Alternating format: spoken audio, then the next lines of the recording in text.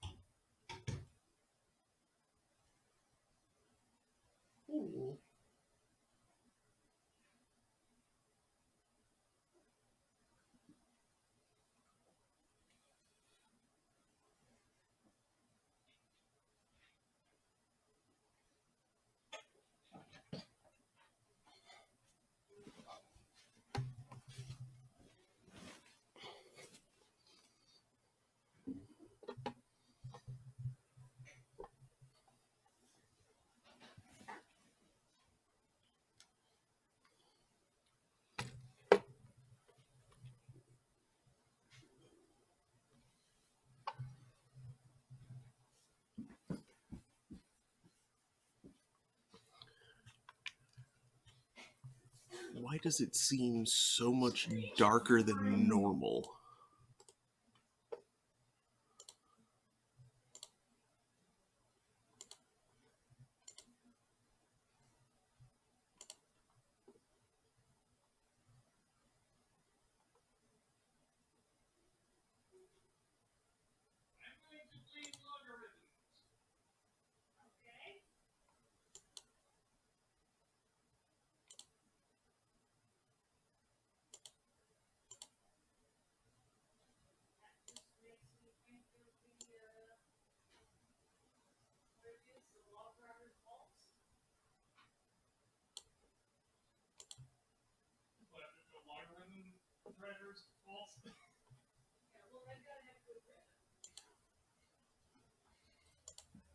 I'm going to assume the rest of your question was why does it seem so dark when the light is not on twice the light that's on right now? No, because it usually looks better lit than this, even. And of course, Remy is immediately. No, just immediately. Remy, why are you like this? Hey, kitty, think fast.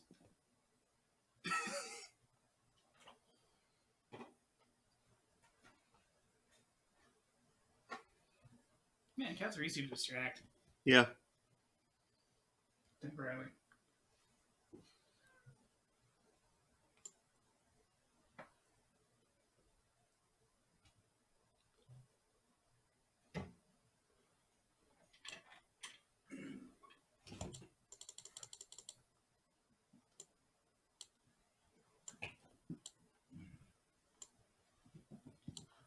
It doesn't appear to be doing anything. It's just in. Yeah. Changing the white balance does something.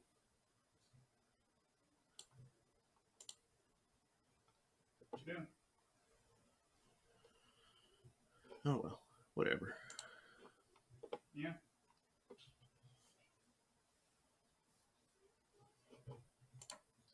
Hey, what was it with the brunch again? I needed it for a thing.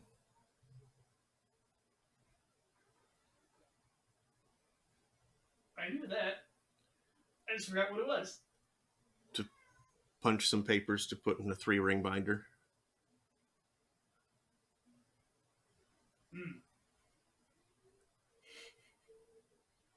I'm just imagining just take some paper, back, slam it in the binder, just take some other paper, bang. Meow. Meow.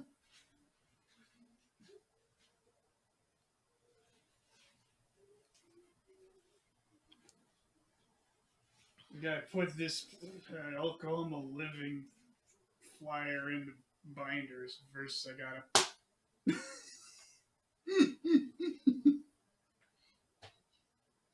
Just punch the paper. Meow. Punch the paper, getting you out at like a lot. By something small. Where are you, APR?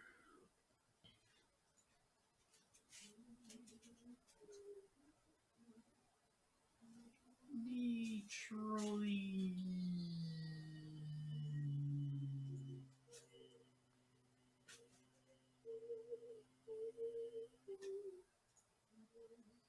Oh, hey, Mom. Let me find it real quick.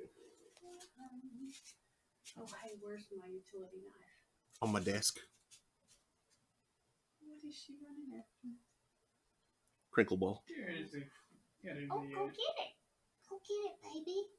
a shiny foil crinkly ball down there. Go get it, baby girl. Which I had. I believe it was yesterday. You're probably Mark. want your glasses. Mark asked me to bug him at about 9. Yeah. And after a brief moment, I was like, how many? How many bugs? Okay. And so I was kind of like stalking around the house, like, okay, what can I simulate a bucket of bugs with?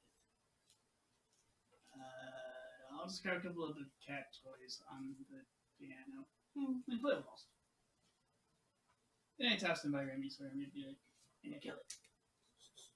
Ooh, good throw or Yeah. good catch, Remy. And a sniff.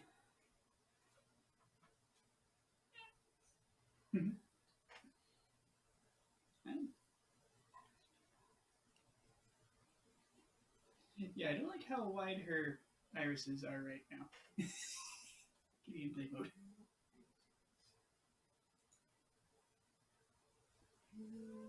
Try to cream them.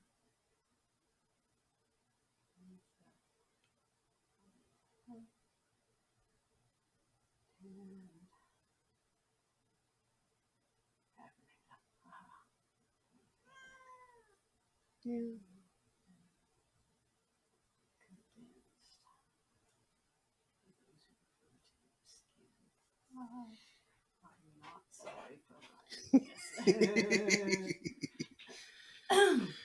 It's a festival That's of fun. cute. Uh-huh.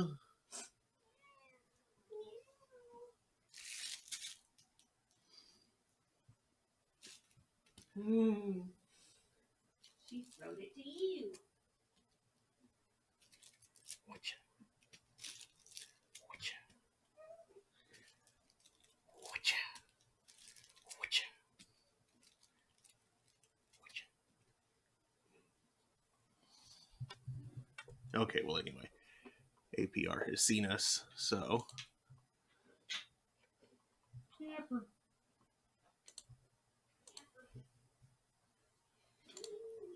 Greetings, Internet. It is 8:11 p.m. on Thursday, October 20th, 2022.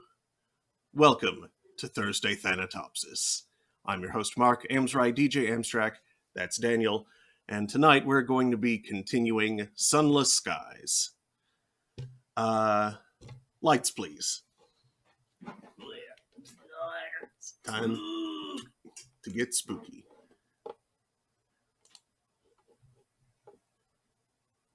Where'd it go?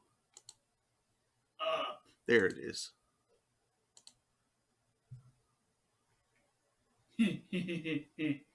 Rails. Mm-hmm. Why is it over there?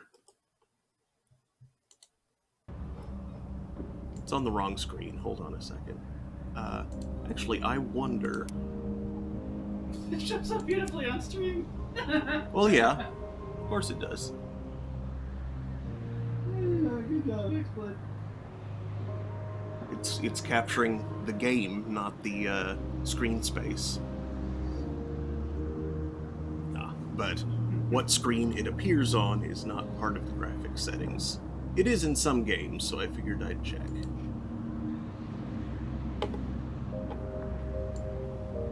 It's capturing wild Pokemon out in the room.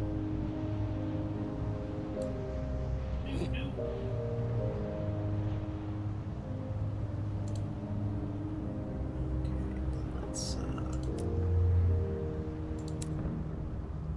turning full screen off and then back on again. No? Okay, well, how about if I do this?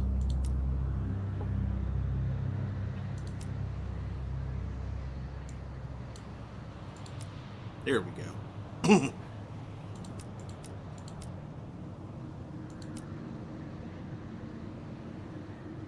What happens if I do it at that resolution?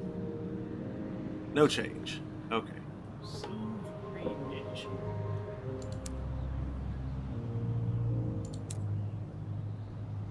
How's this different from Space Train Edition? There is no Space Train Edition.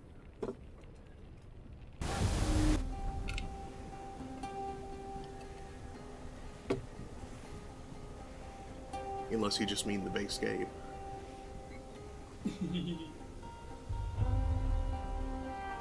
Screen Edition. Ow. Short for Space Train. They should find a better way to shorten that. Okay, what the heck was I up to? I have that data up my nose. That's not a good place for it. Pull it out. Okay, it says get cheap repairs before day one and hit Okay. Right, to deliver ants.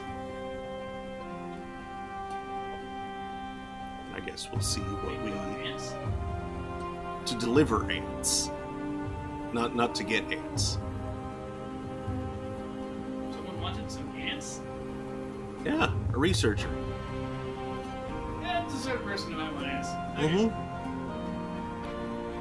Now, we did actually get him ants, not ox, right? Yes. Okay. No. Last time I mixed it up, it was wrong. Yeah. Picnic was craft. No surplus aunts here.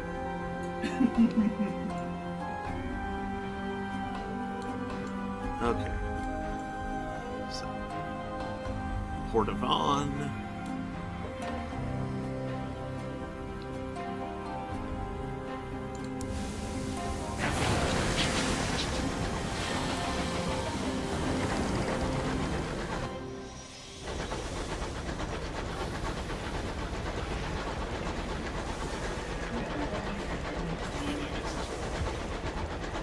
Already did that.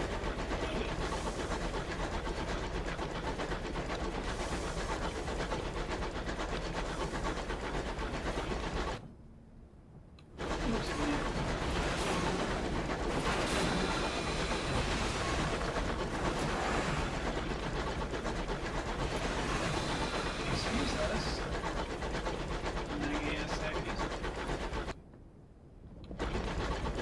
Gas tanks. Well, manganese. I don't like that enormous one. That is so big. I don't wish to think about what food it carries. I'm just horrified that it carries much more than your engine. Okay, so for the first large part of that, my brain was just like porn dialogue out of context.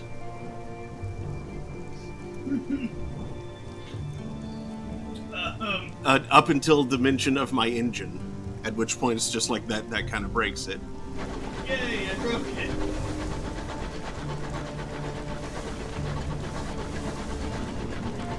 But just the like, I don't like how large that pipe is. I don't want to think about what kind of fluid it carries.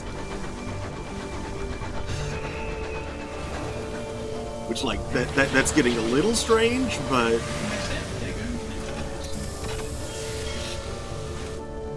peanut butter pipeline. Peanut butter is very viscous, so if you're gonna have a pipeline of peanut butter, you want to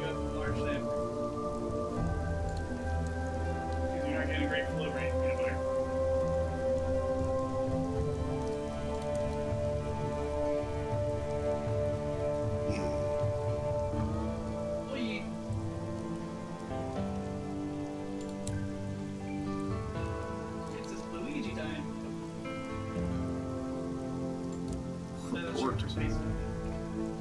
You're a space Luigi.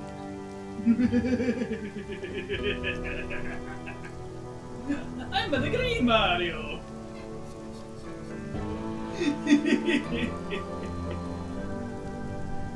Remember that briefly made more sense because they like for a time did not have the same last name. Mm-hmm. I'm not sure they have a last name anymore. There's concepts. Yeah.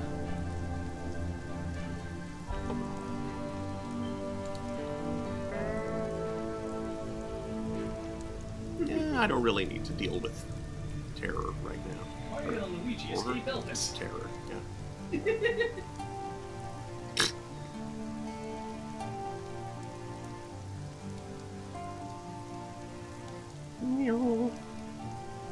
Remy,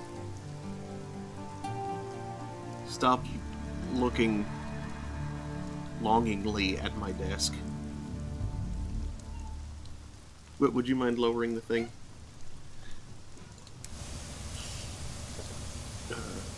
Oh, right.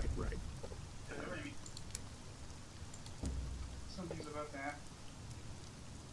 Do you know it? Ooh, munitions. I need those. Do you know about that thing? Yeah? Yeah, it's good. I am. It's so small.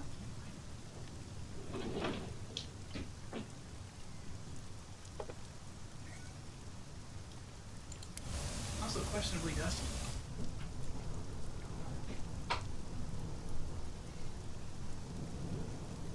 I wonder if there's a different way into the nature reserve. Perhaps I will explore around that direction.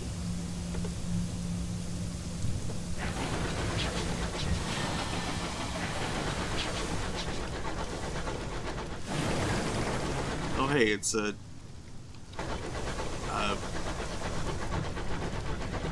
can't think of what they're called. My brain's just going, it's a disgruntled.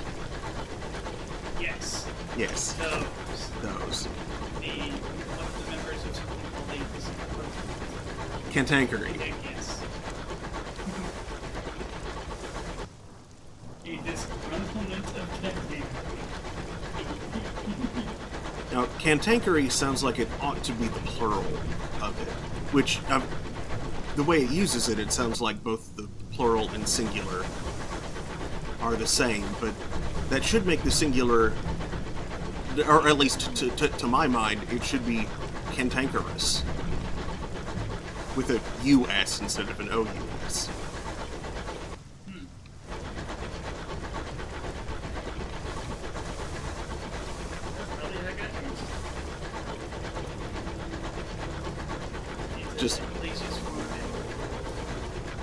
Just autocorrect kept kicking in, and You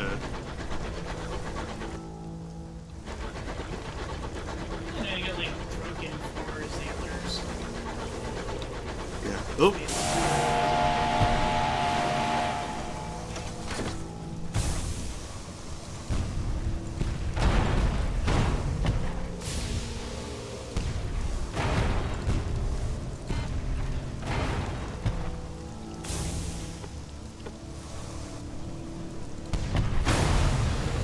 gotcha.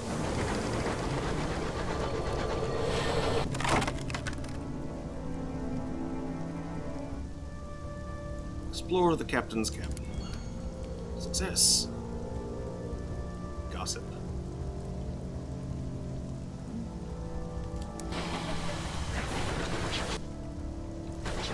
Gossip. Gossip. I think I was firing my new gun. Since I rebound which button did what. Or, reorganized them to have the new gun on primary and the old one on secondary.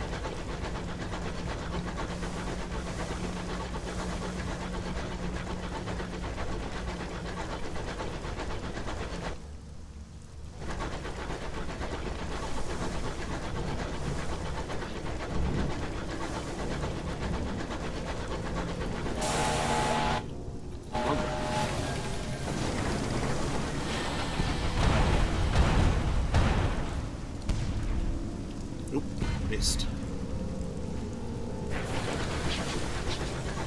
I used to be able to do more careful.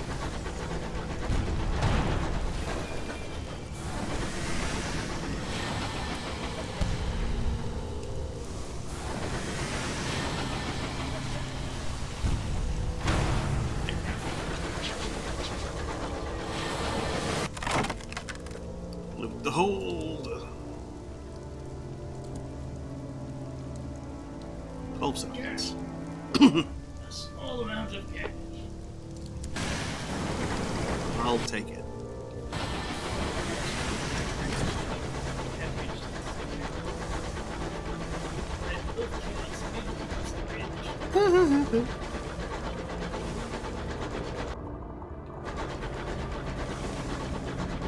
Oh, that looks interesting.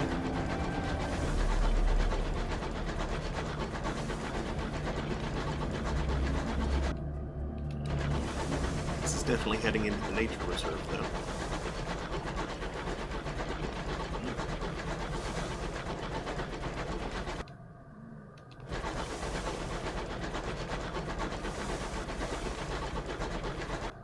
Nature is weird in the beach.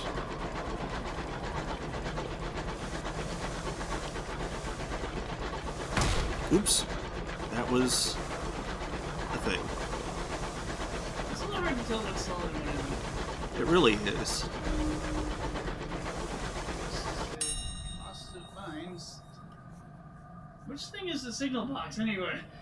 The window frames serve as a trellis for a vine circumnavigating the signal box. The plant's stem resembles a thigh-thick twine, giving the building the appearance of a hurriedly wrapped parcel.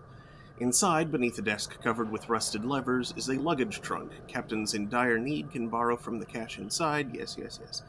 Read the ledger. The handwriting is poor, but legible. Captain Welton withdrew from the cache, citing desperate times. There is a column for miscellaneous notes. The captain describes a field of debris they flew through to reach the signal box. Each rock was bursting with life. Tiny flowers the color of milk jostled in the currents of the engine. The locomotive was overwhelmed with the scent of honey and home.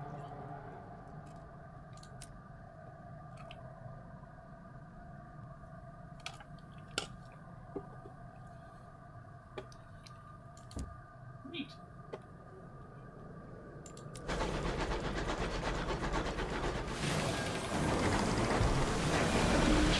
Uh-oh. Oh, no. Nope, nope, nope, nope, nope, nope. You three can fight each other. Yeah. I've had enough uninvited guests, yes. They fire themselves. What? What? Is this a... Okay, maybe further that way, but there's also a thing there that I want to investigate.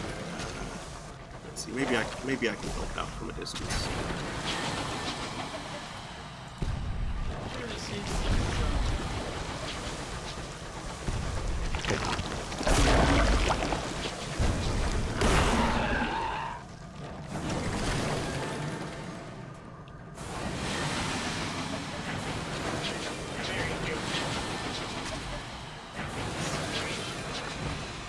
Mm-hmm.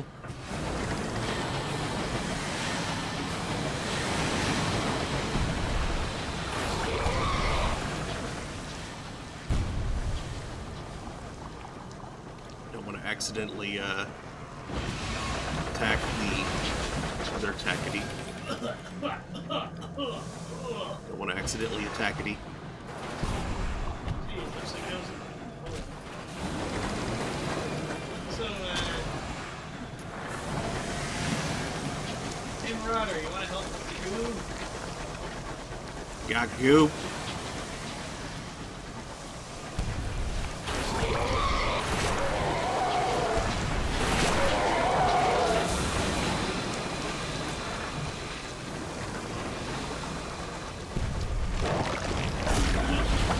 That's fine. That was the Marauder that I hit.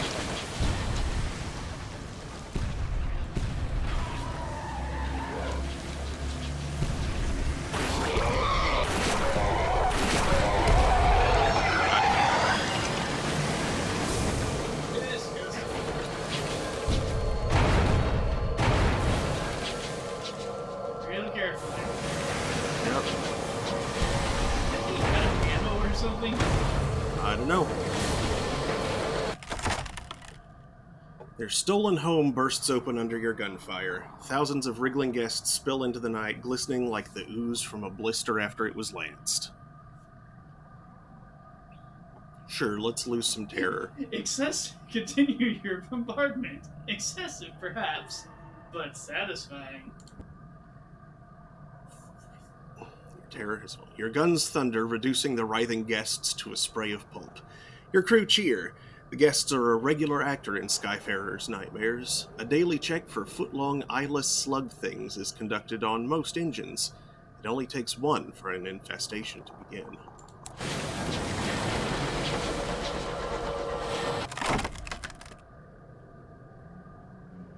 Captain's cabin. Ooh, 2 gossip.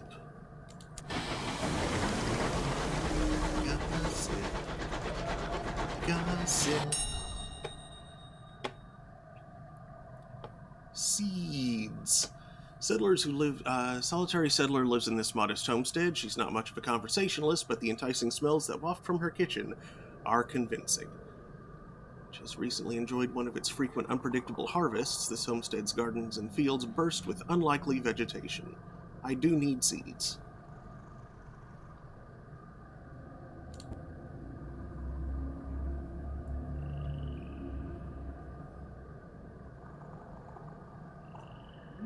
Missions for 5 sacks of seeds. Yeah. 5 sacks of seeds.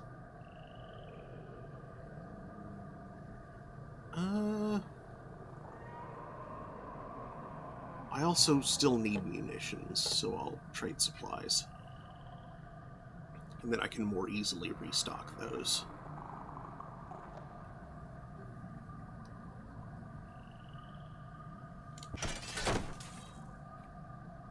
Three supplies! Whoa! It didn't say it would take 3. Mm-mm. Settlers consider your offer carefully. Their steading is swamped with fruiting flora. Indeed, you can make out nothing else amongst their things. The man is on the verge of making a counteroffer when the woman cuts in. If I have to have vegetable soup one more time, you're going to be supper instead. The deal is concluded swiftly. Okay, maybe I should head back to Port Avon. Or maybe I should try and cut through. Because it can't be that much further. Like, this is definitely nature reserve region that I'm in. It's probably a shorter trip to the nature reserve.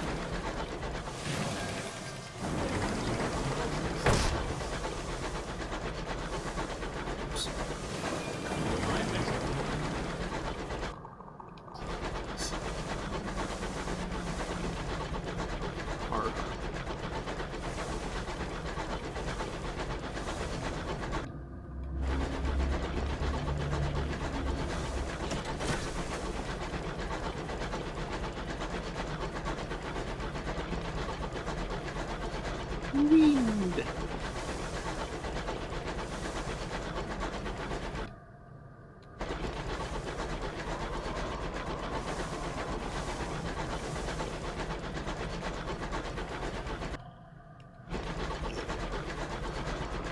Straight.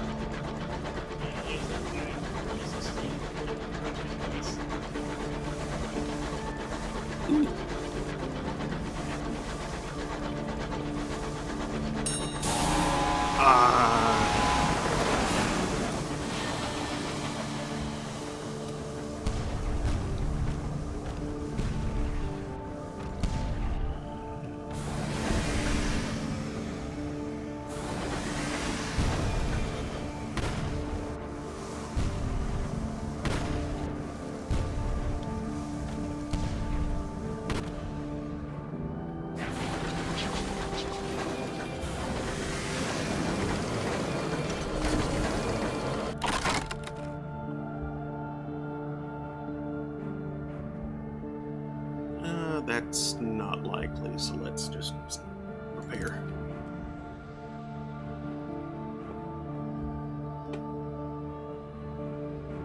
Yup. Okay.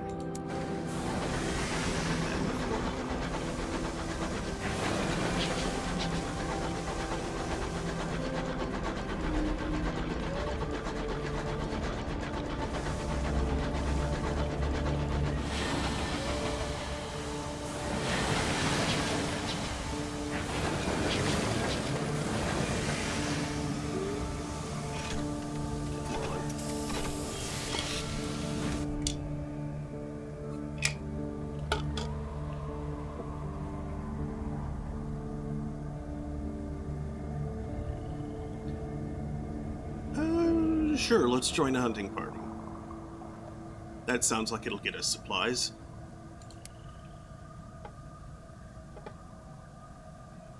An opportunistic ranger smiles a mostly toothless grin and shows off his many scars from the beasts of the nature reserve, all fair in love and war.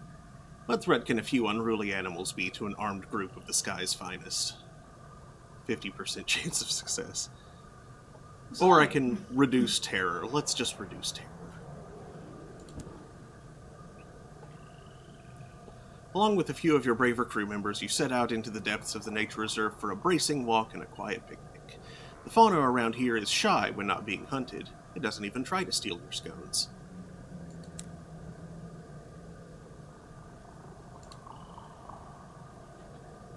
Report. Right.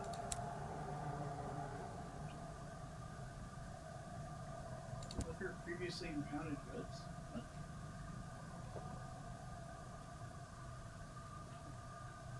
Right, I remember that. Yeah, that's not a thing. You have the goods. You have previously impounded goods. What? Yeah, it's not something that I have, so it's not something I can do. Capabilities and quest.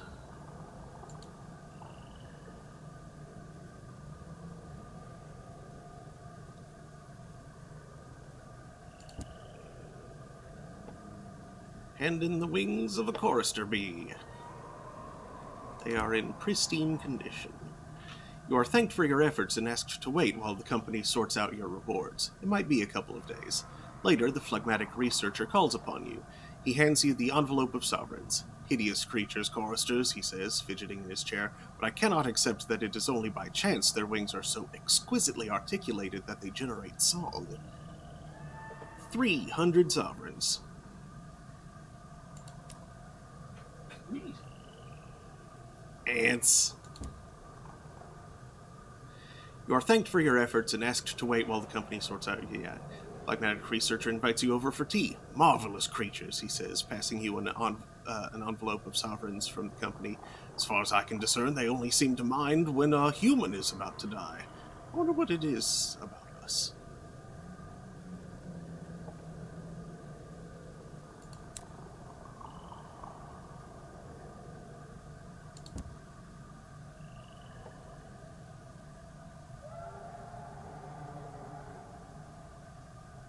Alright, return in 15 days. Yeah.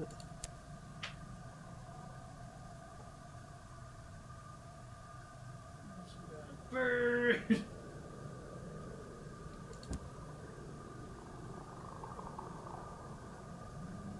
A bird that can grind a mountain down to dust?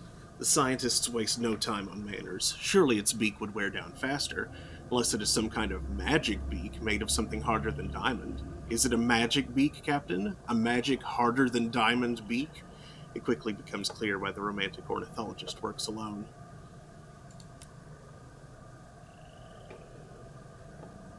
Alright. I mean, it could just, continuously grow its beak. Yeah, it sounds like it's a reference to that one definition of eternity. Hmm. Bird sharpening its beak on a mountaintop till it wears down the whole mountain.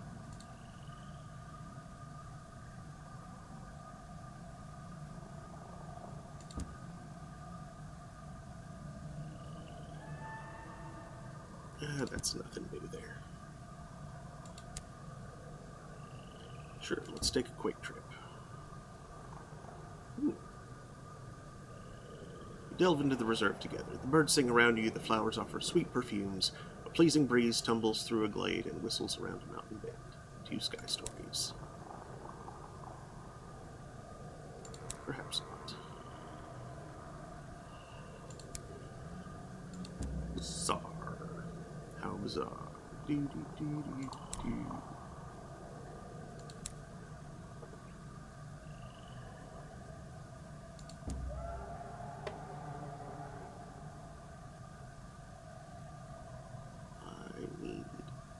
First of all, how many... Okay, I have enough seeds now, so I can just fill up, not on fuel, on supplies.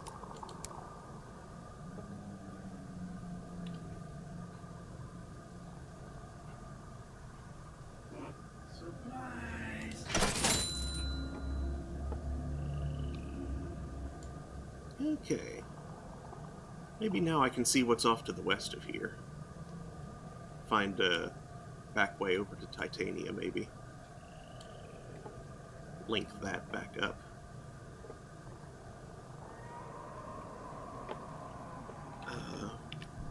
Where are all of the things that I need? It's Fort Prosper, Lustrum, Carillon, and Port Prosper.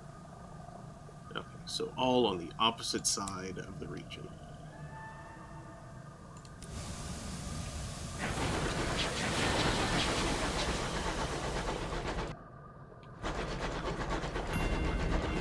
Capabilities captains.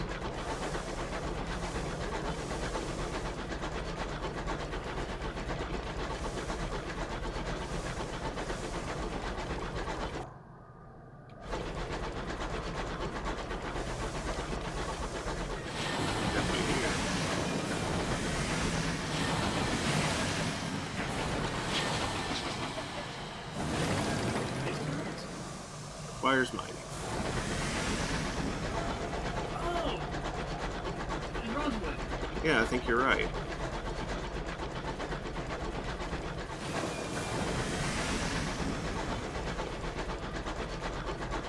Nope.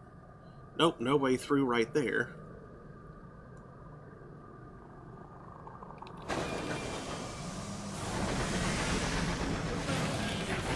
Looks like maybe a bridge that's actually going over everything. Well, yeah, I can go through that way. I'm trying to explore, though. Okay. Or, you know, I was hoping to explore en route.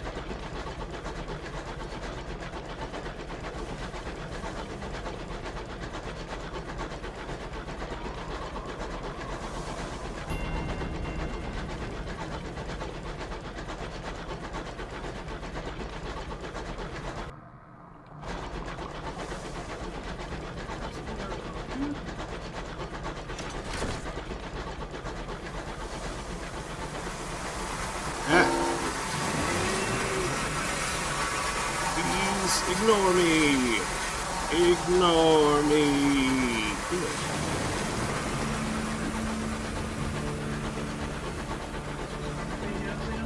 Huh.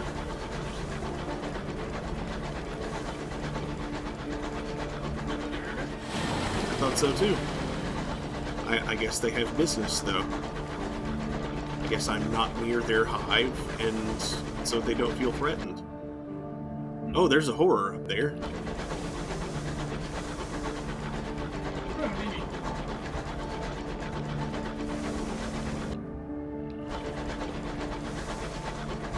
Well, I gotta go somewhere.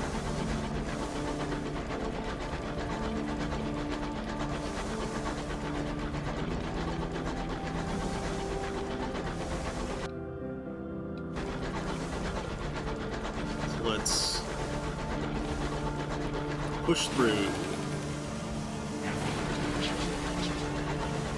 Yeehaw. Tigalar's haunt.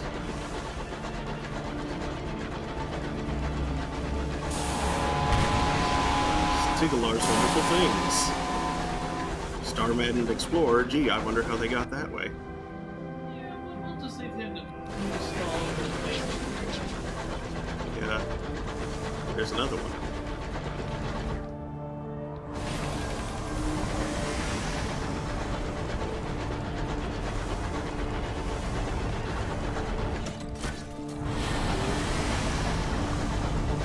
Well, this is their strange ones. Mm-hmm. Things that are mostly being stellar objects. Something ghastly. Not right now, thanks.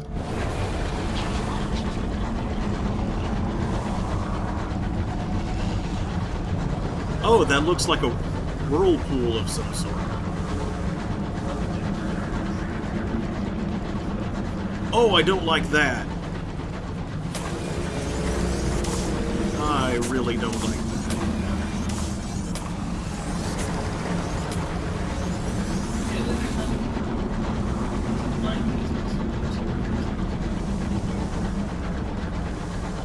Black Widows. That wrong button. Don't have to say anything. This is not where I wanted to wind up.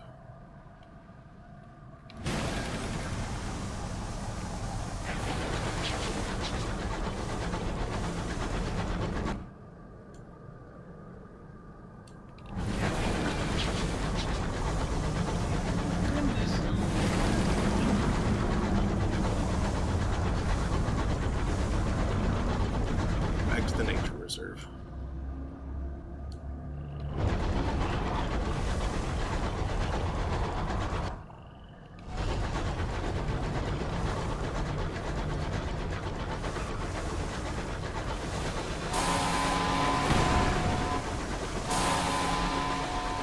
And they just wrecked themselves.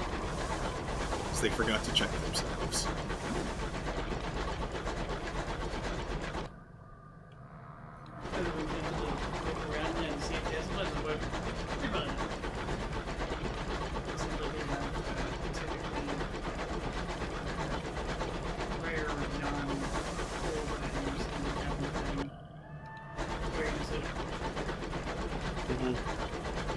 Or repair, but I don't need repairs.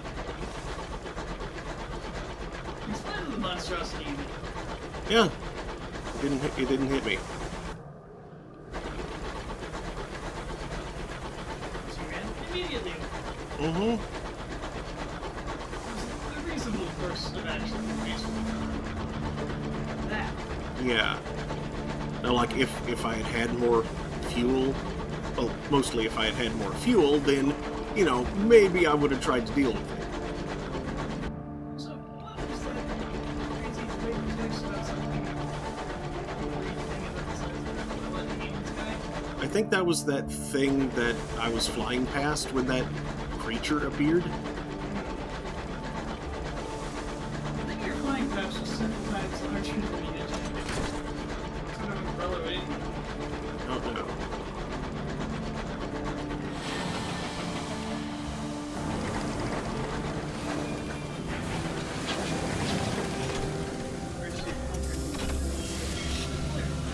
Mm-hmm. 100%! Welcome to England!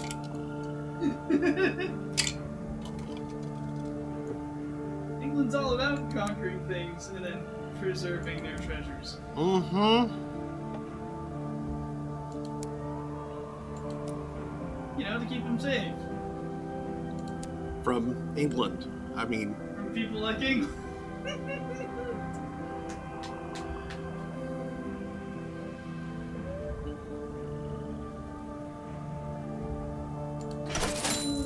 Boy. one more fuel since that one's nearly spent.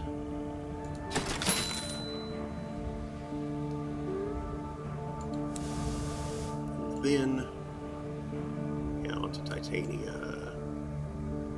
then the Circus, and then back to New Winchester.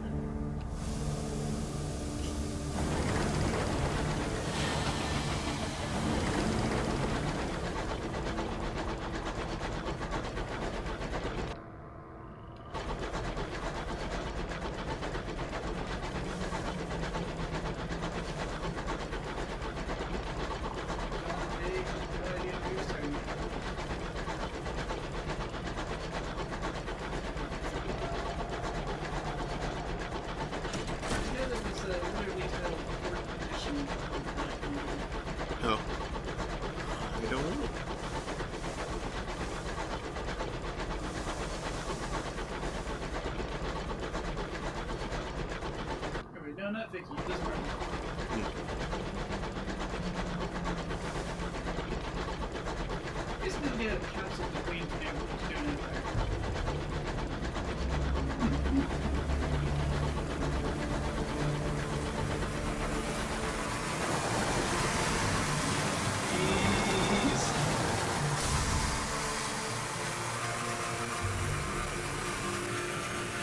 And these guys are blocking my path, so.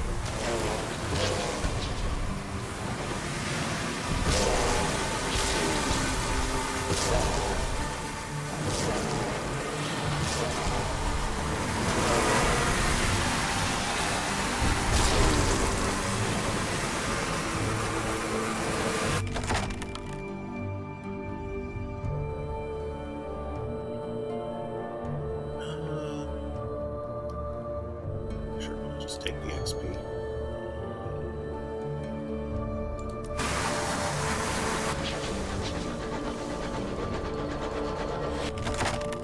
And here as well.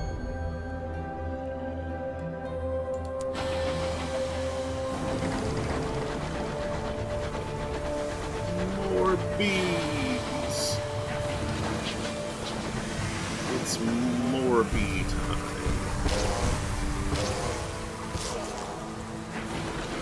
No.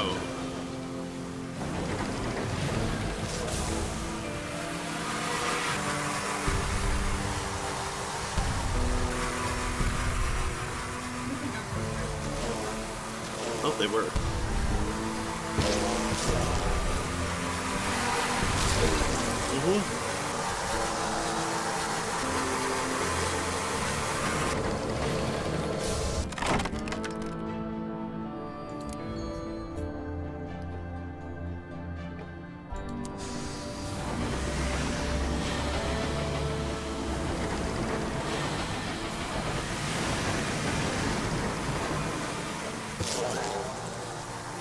There are a lot of bees. Boy, I wonder what happened to it. Yeah. I wonder. Did it have bees?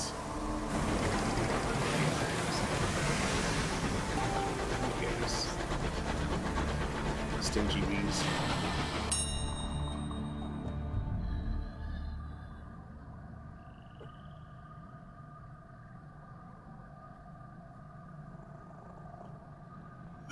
That doesn't look likely, so let's just mourn the dead. It is proper. Terror has There we fallen. go. Good. You did that, actually. The only decency in the skies is that we bring ourselves. Oh, come on. Wait, it was you and not the bees? Holy shit. Some debris or something. You go, Beach Marauder. Beach Marauder?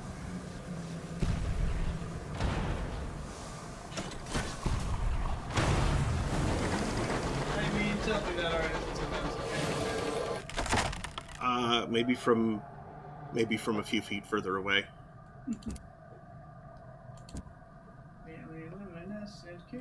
Vision of the heavens. A silver idol rests inside the cage.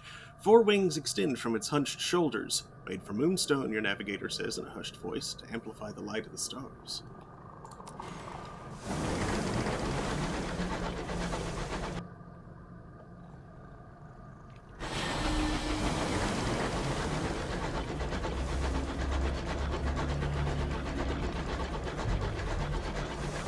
Oh hey, it's more bronze wood.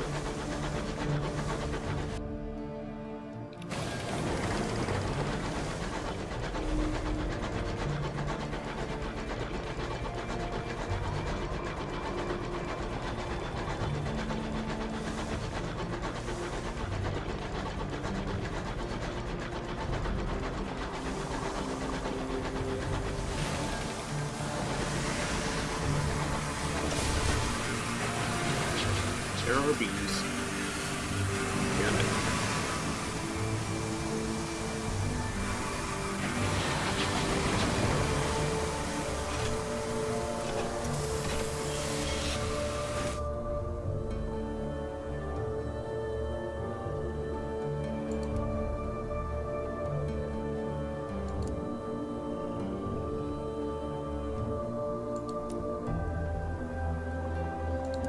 Report.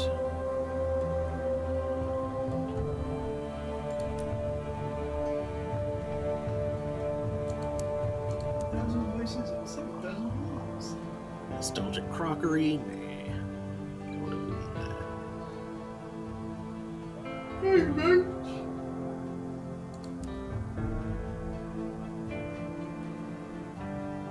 I do need more of this stuff. Gravy boats. Sail the viscous skies.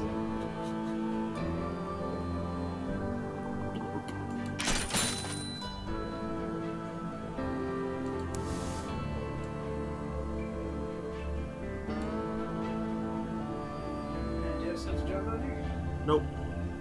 Ah.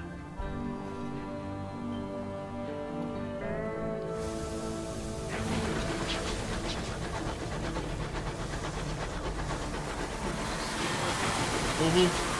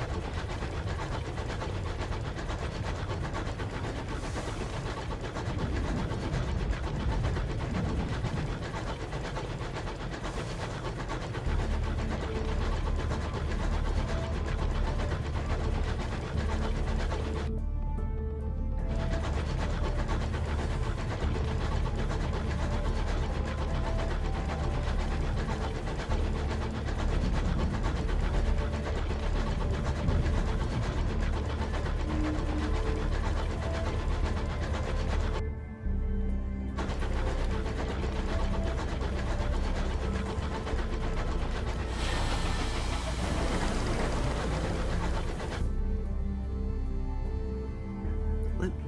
The sky is wrong. This is not where you were meant to be. Was it a trick of the mists? What?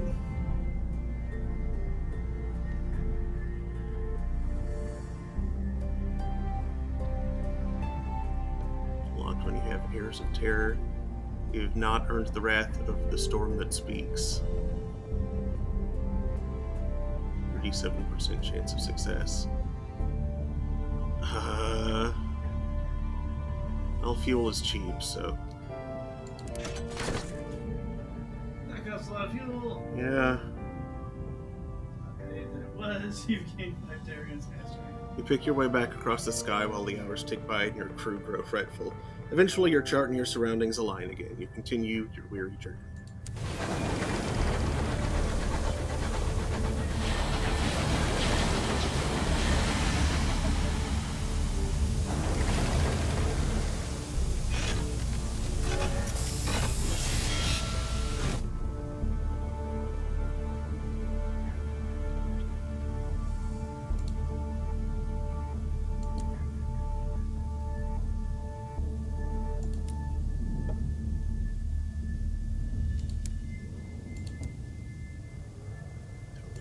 Hours right now. But they don't sell fuel. Oh, that's not good.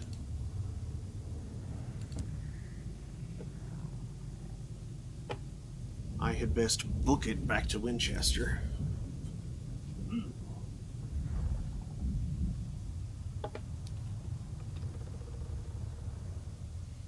Went back to wherever's closest with fuel. That would be New Winchester from here.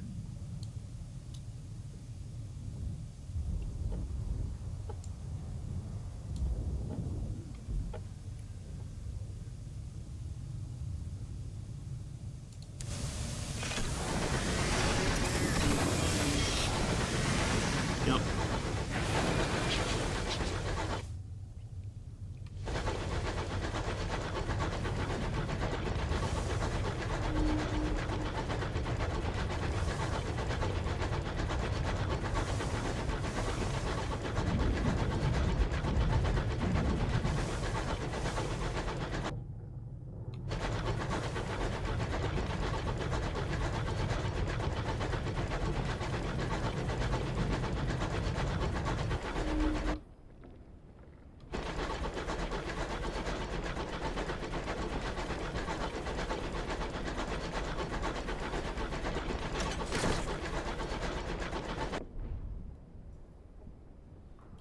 Last of your fuel is gone. The fires of your engine dim and die. Your funnel coughs its last. Already the cold of the high wilderness is crawling frosty fingers across your windows.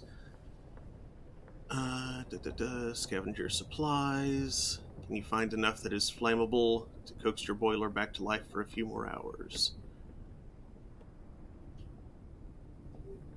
Yeah. You see like it? 50% chance. I'll try it. Ugh. Partial success. That's enough. That is enough. That's... You plunder your supplies for anything that might drag more fire from the engines. Wood, fabric, kerosene. It costs more than half your supplies, but you manage to find enough to keep you moving for a while longer. It'll be a costly journey. Yeah, it will.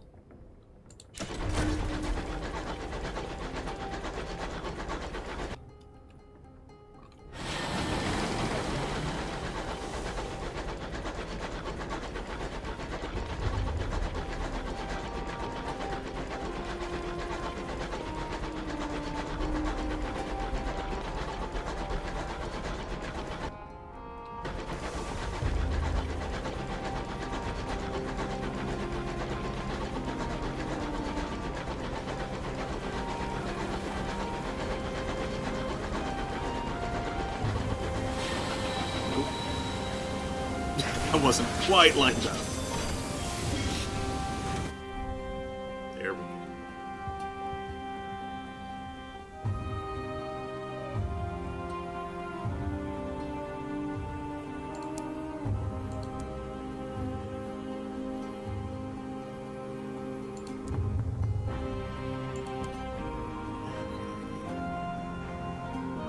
Those are both things that I'm wanting to deliver right now.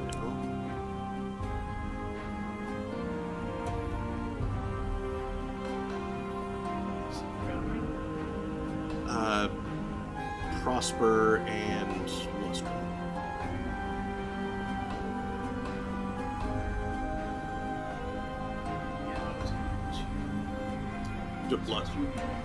The ammo's going to... Actually, no, the ammo's going to Prosper. The seeds are going to Lustrum.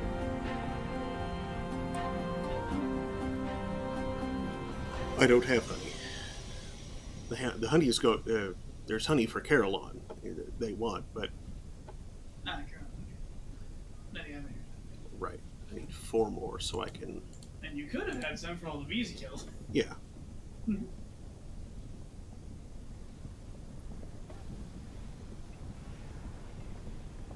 can have a lot of home space available for such things.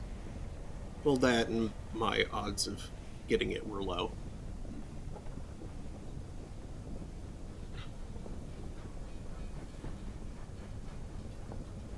So you might drop those things off, then come back for your drill and go after those bronzewood deposits itself. Yeah, that's true.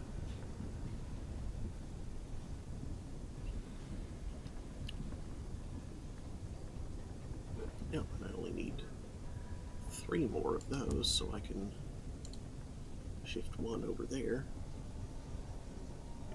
So hold for later. For the next time I need it.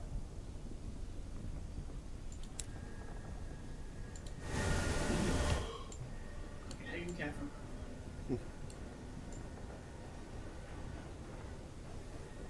Okay.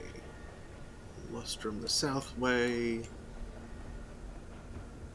Then Port Prosper, then back by Carolon.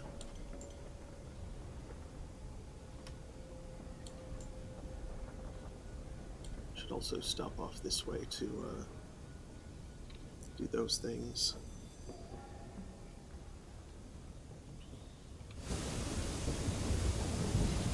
Since the... Oh yeah, that's important. Bad Stevener. You have to talk about any of this. You need a better Stevener. Yep. Someone who's like better at Stevening.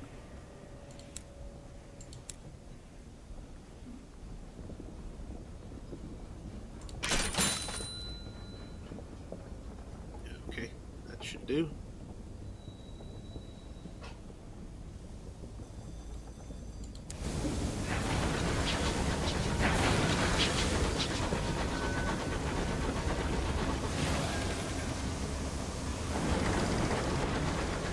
since the ammo I'm delivering is going to the Windward Company, I'm going to deliver my current set of port reports to the Tackers.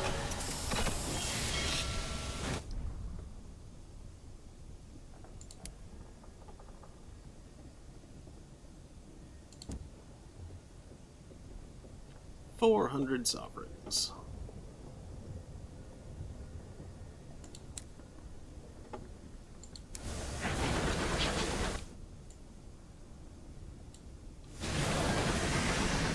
Oops.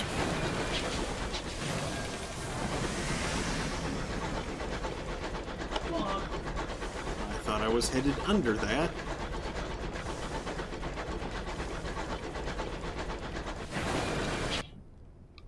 Why so blinky?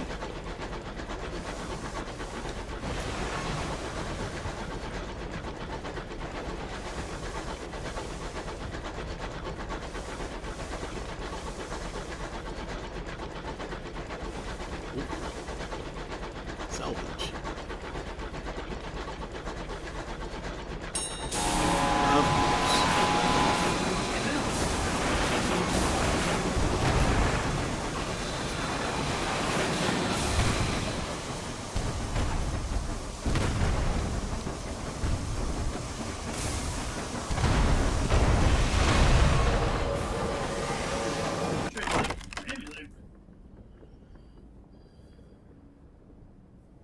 Really? 74% chance of success.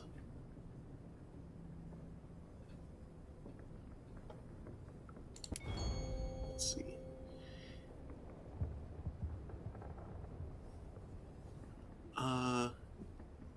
Gain a crew member at the cost of terror or lose terror.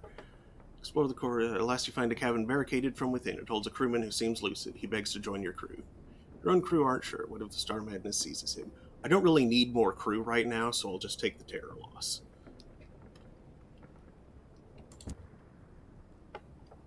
He looks disappointed, but agrees. The crew are happier with him locked away and are cheered by being able to perform this act of sensibly cautious charity.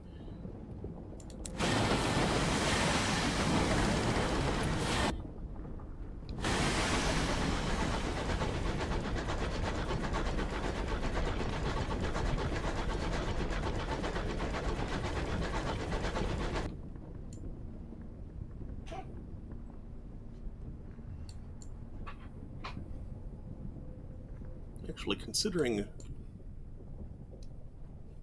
where that placed me, perhaps I should Carillon then Port Prosper first. That might make a little more sense.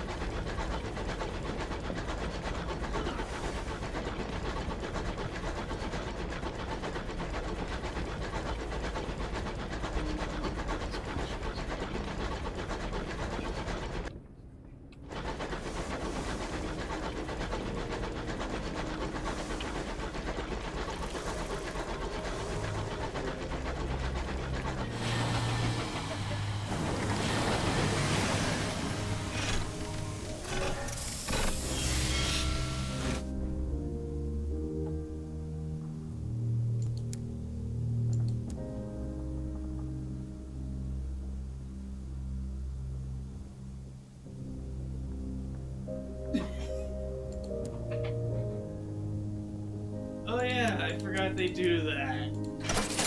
Mm-hmm.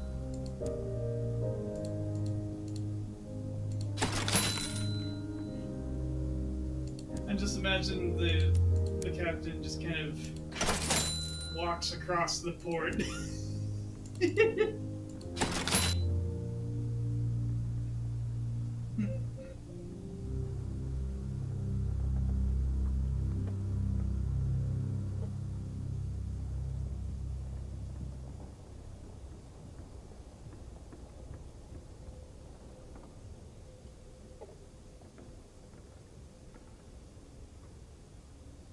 Yeah, why not?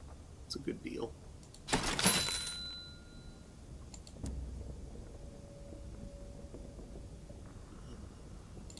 More supplies.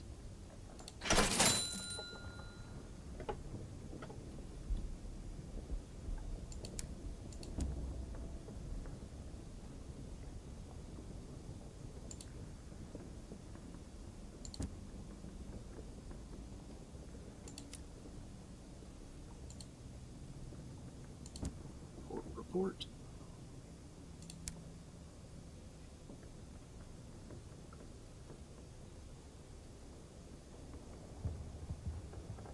I need more drink. I'll be right back.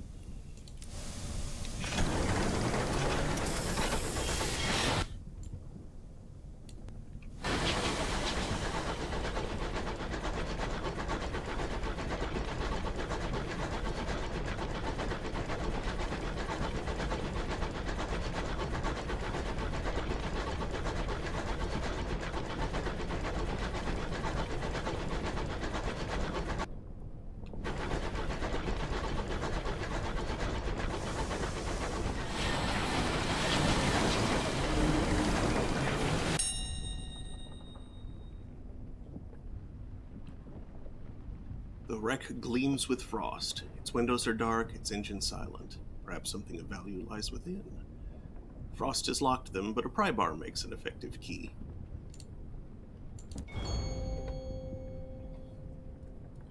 Your driver holds your locomotive steady alongside the wreck as your crew take turns at the pry bar.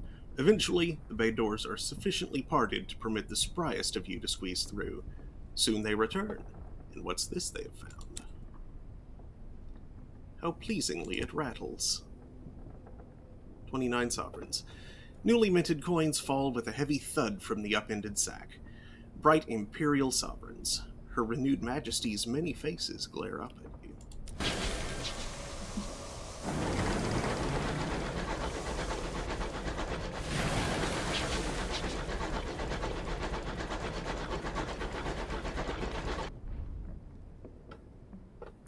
A cryptic stoker wants to hold a memorial service for the crew that have recently died in your service.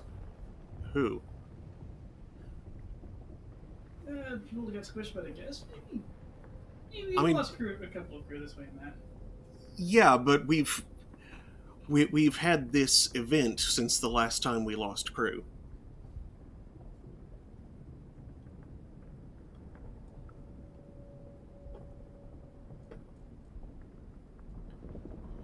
Chance, 51% chance. Slight edge. I'll take it. Success. The crew nod their heads as you speak, punctuating your sentences with solemn, approving grunts. Afterwards, the cryptic stoker steps forward. His face is painted storm gray, and his talismans rattle like distant thunder.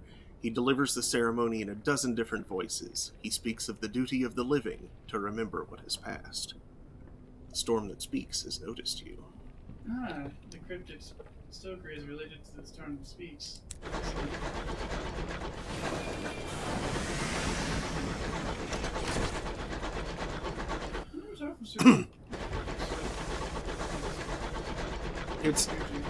It's not one of the officers. No. Okay. Is it just somebody? No, it's just some crew member. You don't have to say that. Oh, You could. yeah, but I don't have the tools. You could have. But I haven't found a place to get the tools. No, they aren't.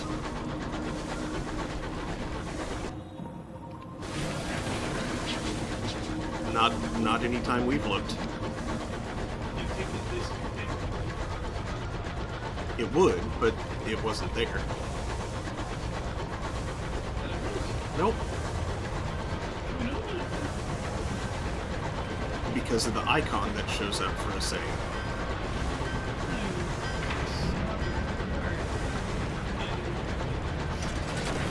We didn't. The thing that you're thinking of, you keep mistaking for it, was in fact a mine.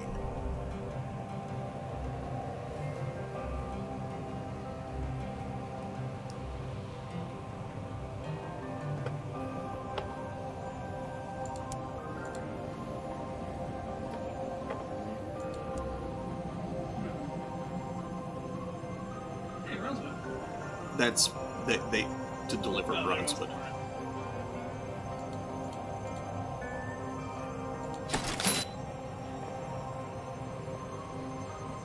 Nice.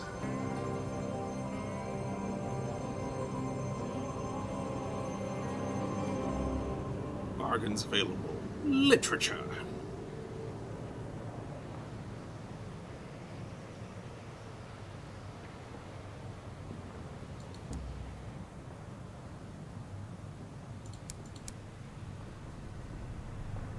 Oh, wait. How much cargo space did I need for...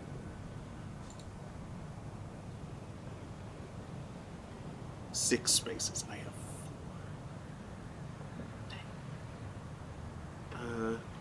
let's see here.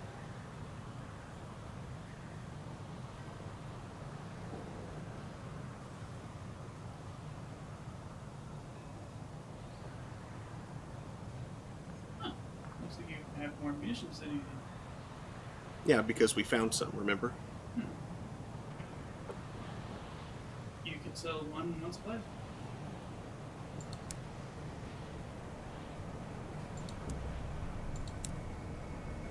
I cannot sell the munitions here. I would have to sell 2 supplies. Which, considering I'm probably getting 3 back...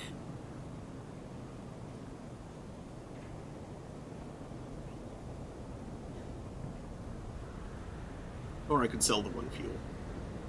And 1 supply. That'd probably be better.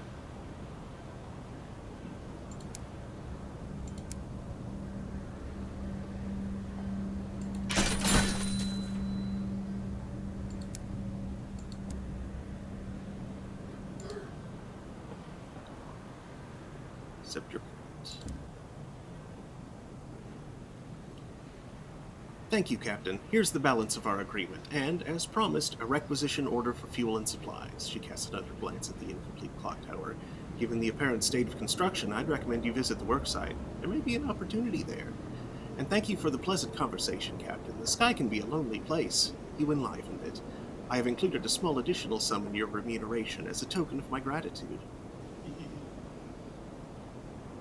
Remuneration.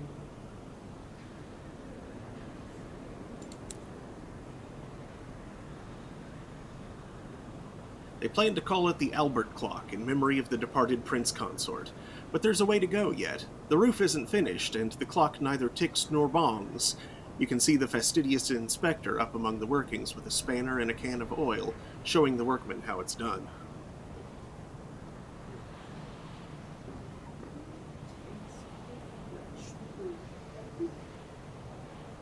I'm not sure how That's super either how audible or visible that was. Well, yeah, probably not visible at all. Sure. Ask the horse foreman. The four horse. Yeah, I immediately wanted to joke about like the horse foreman. Mm-hmm. He's the guy that directs the horses in their work. Mm-hmm. The horseman. The Horseman four. the force horseman. Four horsemen. Four horsemen. Hmm. Apocalypse.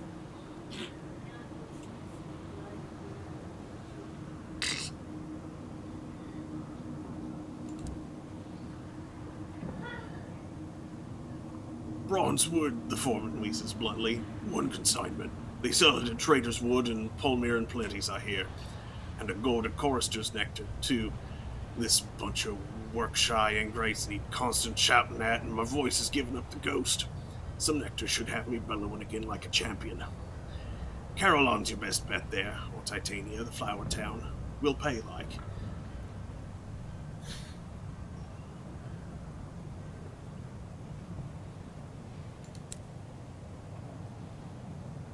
Okay. Is there an indication of how much?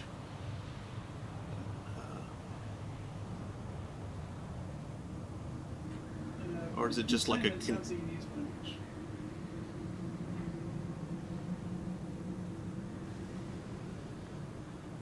Overclock? Okay, yeah. Each.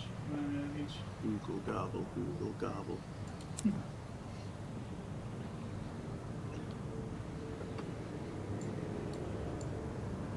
Okay, down to lustrum. I think I need to adjust a thing because wireless mouse is getting blinky. Lustrum adjuster.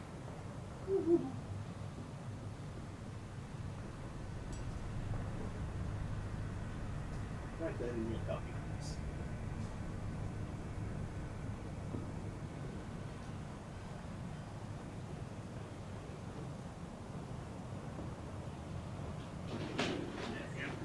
Also, my favorites. Bring bronze wood and nectar to Port Prosper Horse Guy.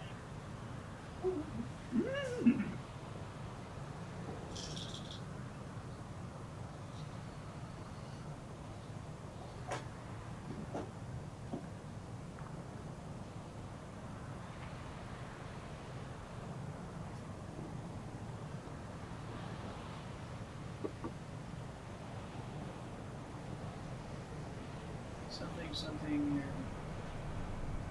your new cut soul. Your new cut soul and centaurs, half men, half horse.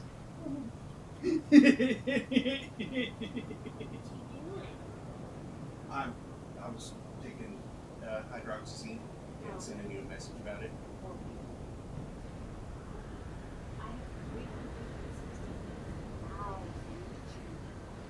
Yeah.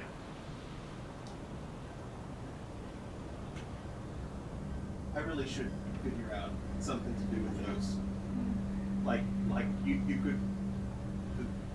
A lot of people have like hydrate. You could remind the person to drink water or stretch or whatever. Drink. And I was like, you could make me drink 5 gallons of water, which is probably a bad idea.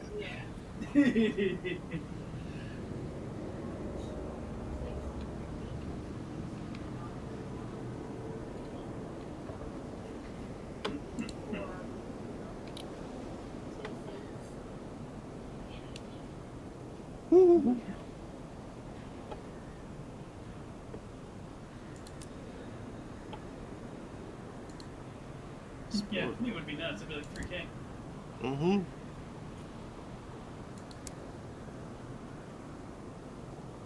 Attend the grand ball. I've got big balls. They've got big balls.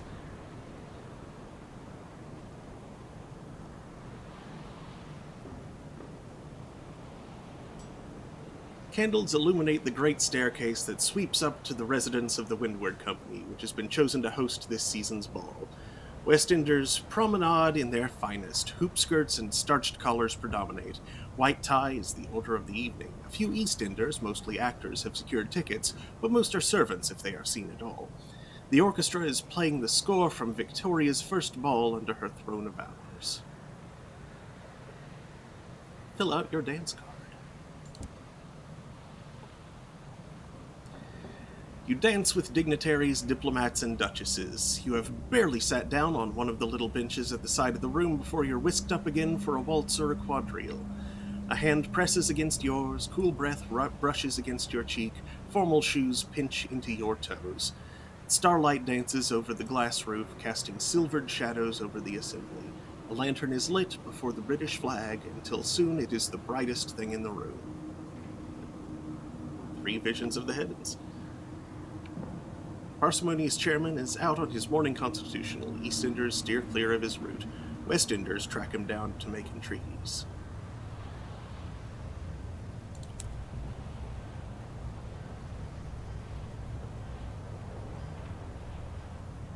The narrow streets huddle in the shadow of a great crag.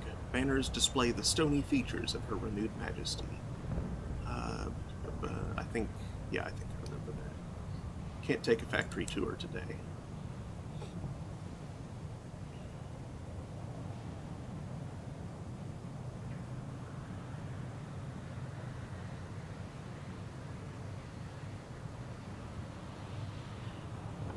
Now how many hours it takes to fill the Albert clock.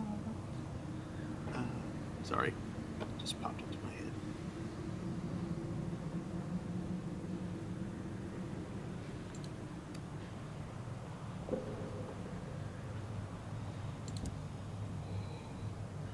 Let's see who I can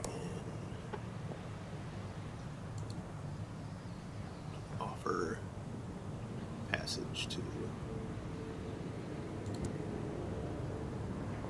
Where are you bound? Titania. All right. Well then, we shall make our way there.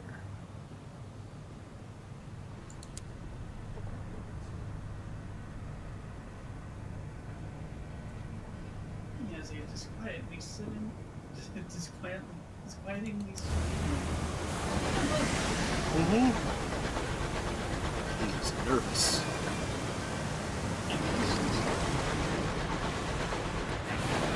That happens.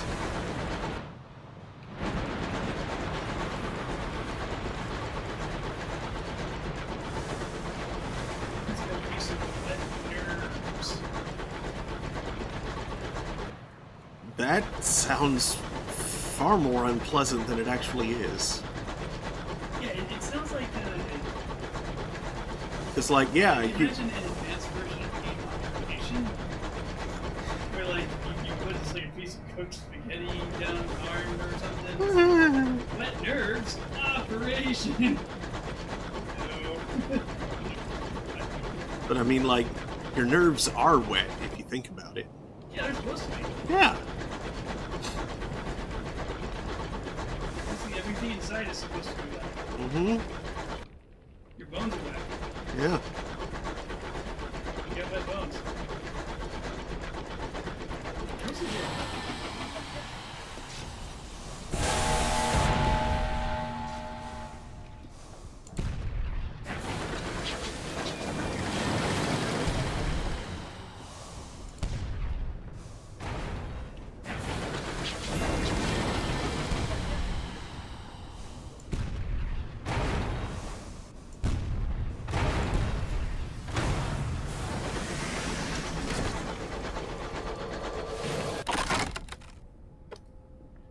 Loot the hold. A distressingly odored barrel. 3 fuel? That's more than I can carry. Oh no! Oh no! What a mild waste. Oh boy! Barrels full of coke! I'm gonna do a train line. The classic cola for the children. Yep, What are you talking about? cola. I mean, it's not cocaine either, but... Unless you're talking about, like, processed oil. Yeah, that's what it is.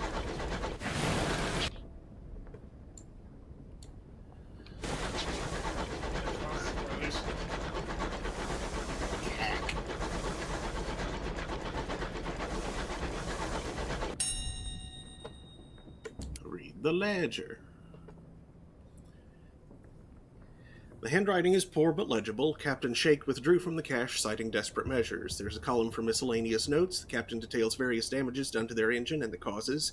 Hull, aggrieved cantankery. Backplate, bad launch off Port Prosper. Front plate, bad landing on Port Prosper. Hull again, Jones. A change in personnel gives the captain optimism for the next leg of the journey.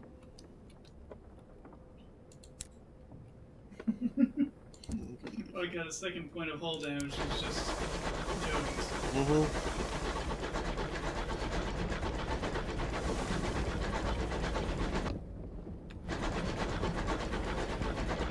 Due to an enemy or piloting error, you just do two vehicles. They know what they did. Oh, hey, so, Speaking of your grave cantankery, yeah. I'm not worried. is it just gonna drift around? Yeah. It looked like it was about to aggro, but it probably got too, or I probably got too far away from it.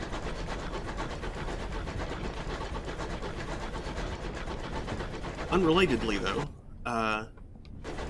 found out yesterday, I think, that the other healer in my raid static, in real life, is a physical therapist. So I mentioned some neck troubles, and he told me some good stretches for it that I... Like, you know, some of them are obvious, but there was like a small component to it that I had never thought of before that made a huge difference. They probably haven't stretched some muscle anymore. Yeah, it was like, oops, dang it. It was like, you know the, doing like that, and stuff like that. Or in, you know, adding a little extra stretch with one hand. The thing that he added was sitting in a chair and like pull on the seat of the chair with your opposite hand, which helps to keep your back straight, and with your back not compensating for the twist like it wants to naturally, it gets at something entirely different there.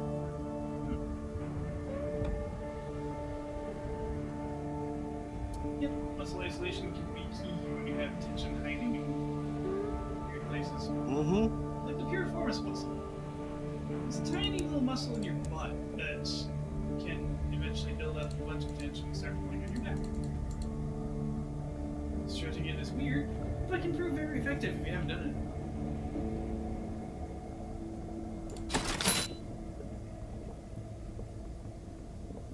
Ten fortunes tackities, 7 reputation tackities. There's also something called the hip capsule. A silvered captain pays your fee and has his crew takes the sacks away. For my retirement. While his crew work, he regales you with war stories about furtive clashes between company engines and tackety scouts. The sky keeps our secrets. More munitions, which I don't really need. But if I'm not going to pick up anything else here, like one extra fuel and what else, you know? They sure are for cheap, right? Yeah.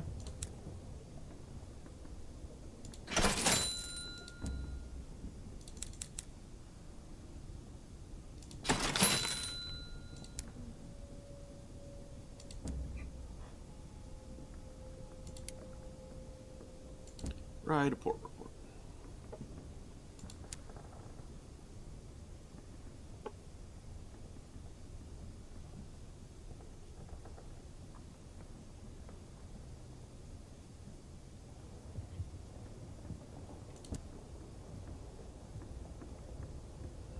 When they first arrived, the prospectors hastily constructed tents and shacks next to the prim houses of the Londoners desiring proximity to the mountain. Now most of those houses are deserted or taken over by squatters. The tents and shacks spread out from the shantytown to anywhere with enough space to raise a roof. Your wandering takes you too far. Foul breath spiced with rum. Something sharp in your back. Just a few sovs, friend, whispers a voice in your ear. Don't act like you can't afford it. You know what? That's fine. He needs the money more than I do right now. You turn slowly, reaching into your pocket for a few loose coins. Behind you is a slight woman in a long, muddy dress. Not one of the miners, but a lady of former class, an original Lustrum pioneer. Sorry, she whispers, taking the money. I have to get out of here. She hitches up the tattered edge of her dress and flees as quickly as she can. Huh. Like that? Yeah. Yeah, I think you usually have the iron for the turn the tables option, but in that case, yeah, $5 for someone who looks like they need to get out of town. Mm-hmm. Good, just asked. Yeah.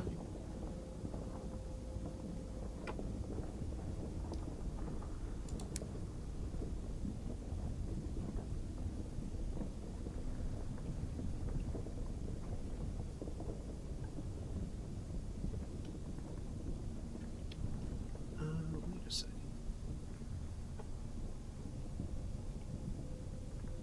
I thought I bought an amount that would fill my hold. Why do I still have one space free? There are only 3 available. Yeah, but I thought I had 4 space, and I got 1.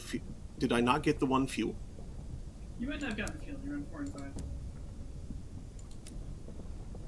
Okay. Well, then I'll get the fuel,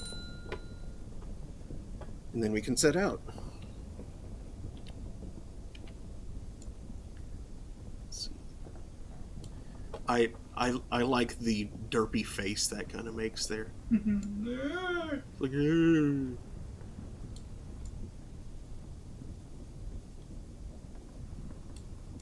make my way to Port Avon.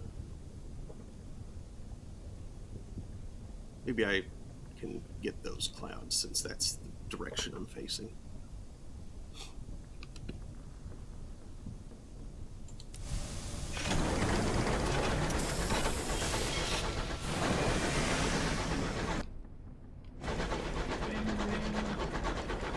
Ding, ding, ding. No, clang. It's clang, clang, clang. Oh, God. It's you. How are you, gentlemen? Ding, ding, ding. Boop-a-doop-a-doop. The settler emerges from his cabin, his suitcase clutched in his hands. They never actually want to go there. Nope. Well, you get room for one. Yeah, okay. Let him sign on. 100 experience.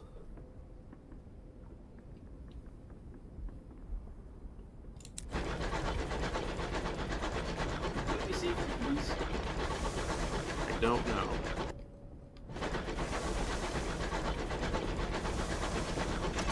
What's the problem with you, Dan? Mm-hmm. Also something about like closer to me.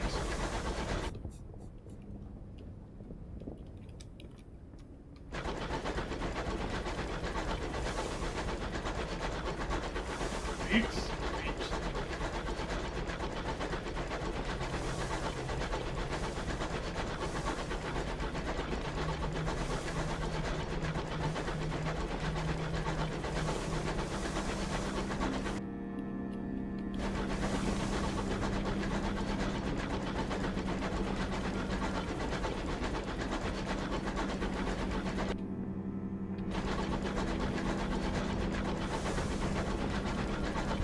One of those things.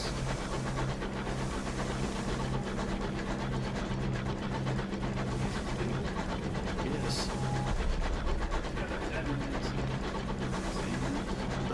Mining, I think.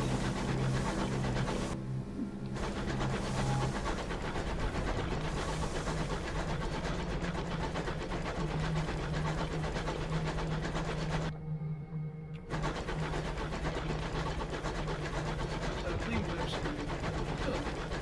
there just happened to be a concierge nearby and the Black Wind's happening. Mm-hmm. As the Black Wind apparently does. That's annoying. Yeah, it's worse than the Peacock. The Peacock Queen is pretty annoying. Mm-hmm. So much terror.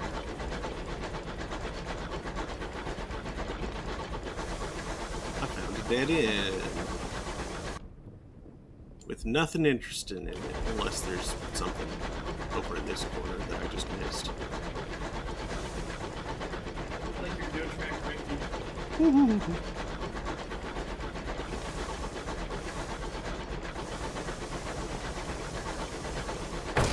Oops. I'm guessing you're thinking the same thing as me now. Is that possible? Yeah. Well, not so much as that passable as the clouds weren't cleared there, so it's like, what the heck is it? What the heck is there?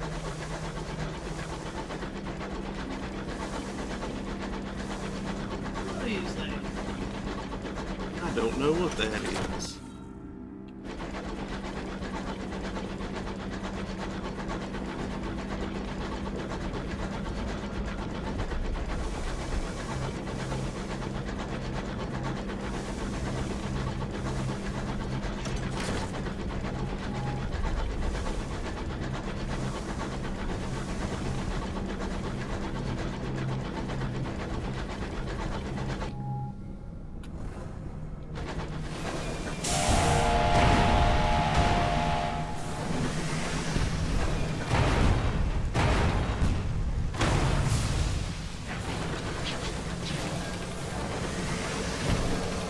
Nope. Ha.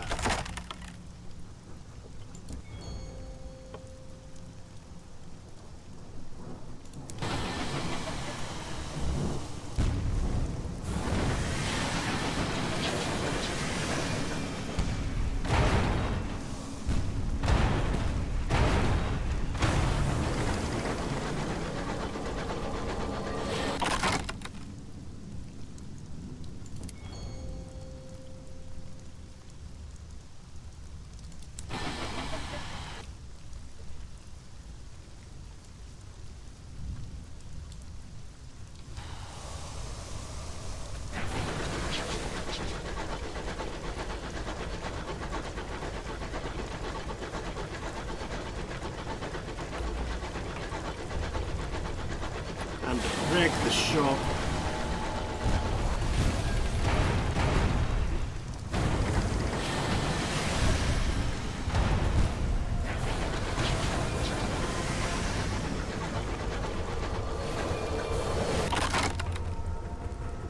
Goofy ass marauders all hiding in the same place. I think Yep.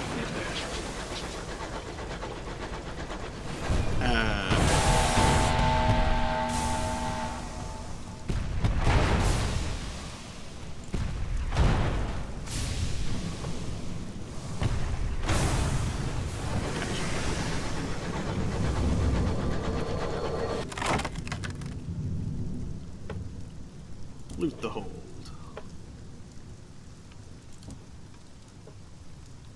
25 seconds.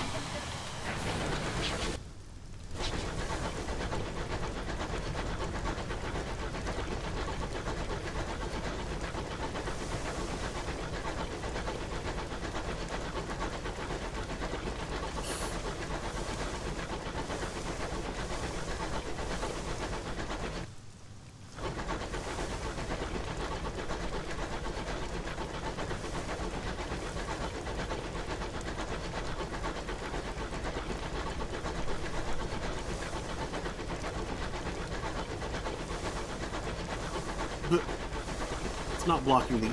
Okay, no, it's not quite blocking the entire...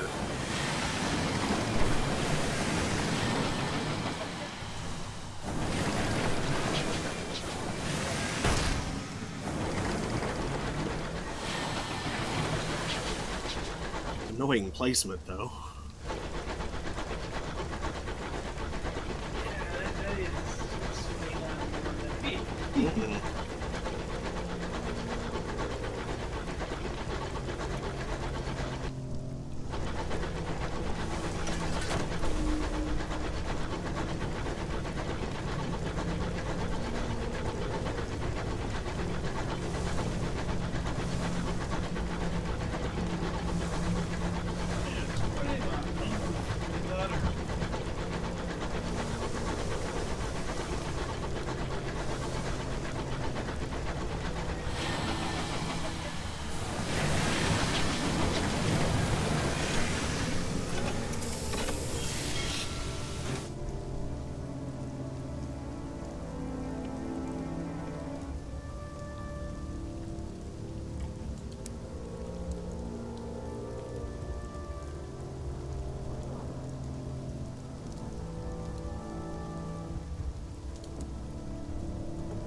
Thirsty Bombazine. Bombazine has worked in the dark, in candleless rooms with boarded windows. A milk-eyed weaver sells rolls of the cloth she has made in her cellar. It is black and splendid, drinking the starlight thirstily. Sure, I haven't had need of it yet, but, I'll take some.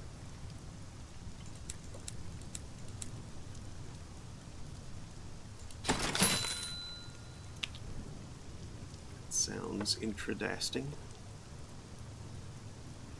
Thirsty Bombazine. This fabric is already on me.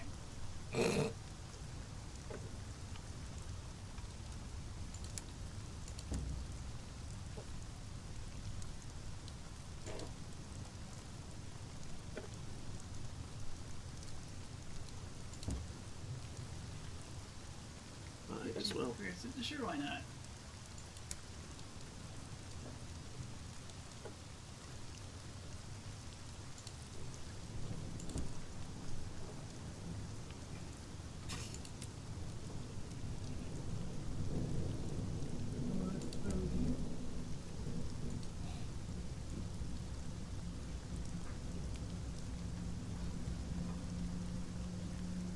Sit with the eel fishers.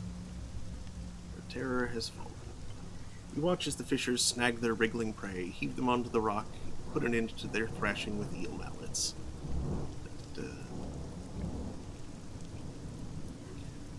Oh, I just remembered something interesting that I heard about eels. That pretty much every species of eel that lives in North America and Europe spawns in the Sargasso Sea. Yep. Like I even... believe you mean off the coast of North America. No. Like there are even landlocked areas where the eels will travel overland to get back to. Eels can do that? Apparently. Like if it's just kind of muddy, they can do that.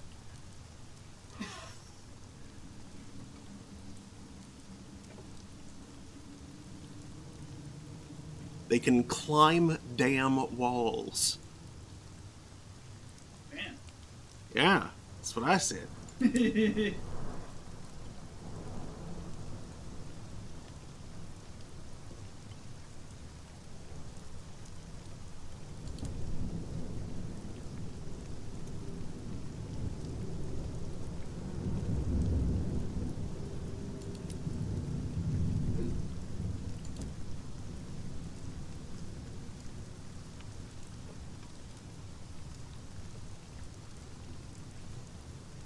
Okay, terror's down to 25%.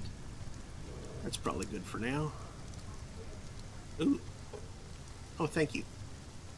Fenced plots across Port Avon, grizzled horticulturalists tame the rampant vegetation of the reach. Actually, I think that gave me some kind of supplies last time I did that, so maybe not. Well, Yep.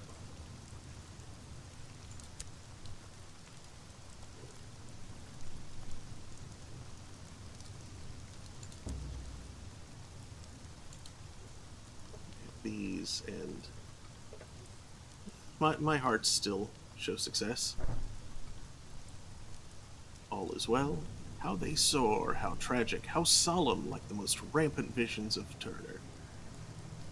why is the waste wave involved here? Partial success! Your piece is interrupted by a whistling, a popular tune appallingly executed. A painter is here. He has set his back to a towering arch and is painting its reflection from a mirror set beside his easel. The mirror's glass is black, dulling the vibrant green of the moss into the scintillating hues of the sky. The truly picturesque requires a certain restraint, he explains, frowning irritably over his shoulder at the splendid view. This is trying rather too hard, don't you think? His presence has ruined the atmosphere, but your walk is not unpleasant.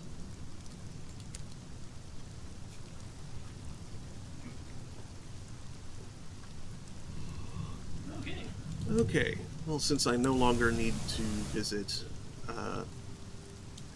Titania, let's just back to New Winchester.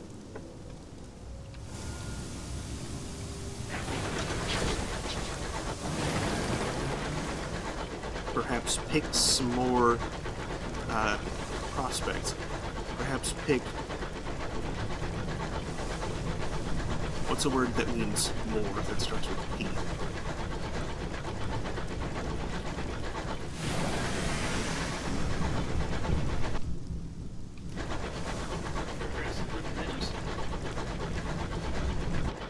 No, that doesn't really...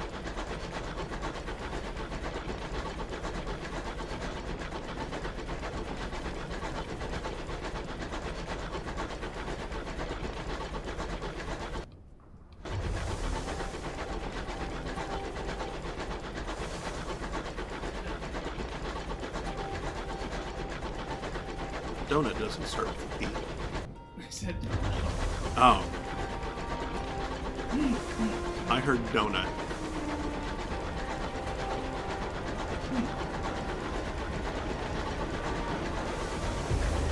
that just makes it hear my entire What do you mean hidden?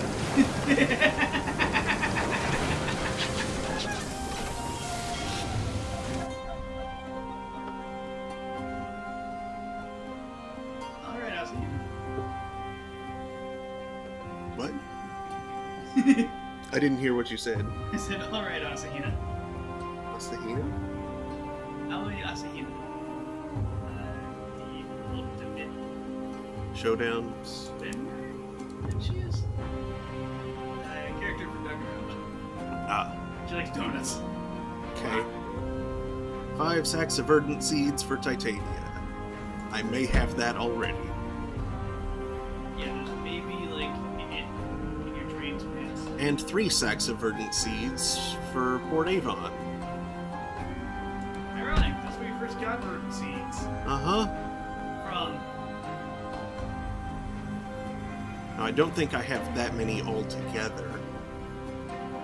But I can get more. I can deliver the first set to Port Avon, pick up the remainder that I need from the nature reserve, and then continue on to Titania.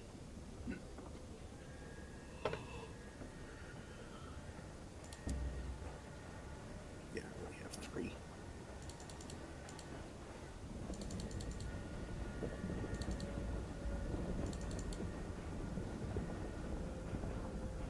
And if you can spare the space, you can switch your cannery for your drill and grab some ample bronze wood that's floating around, apparently. That's true.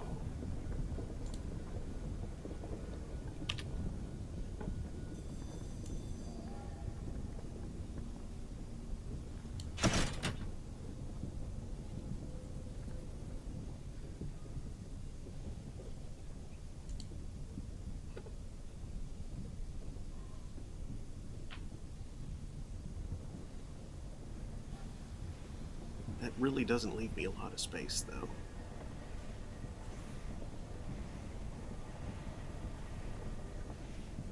But it's not like I'm flying terribly far. I will want to stock up now, though. Actually, can you stop the engineering? Yeah. Spin down a bit.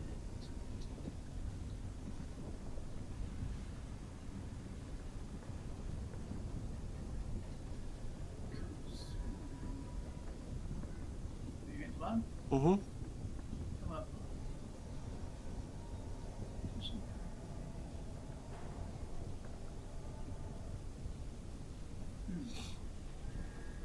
I can swear, there was a component that required you to have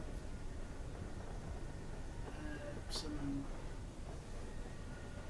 like 25 meters. Maybe it was the winching pole. What was that thing do? Storage. It does require 25 meters. Alright. For 8 holes. Okay then. What the hell gives us saying though? I don't know. There was like a thing.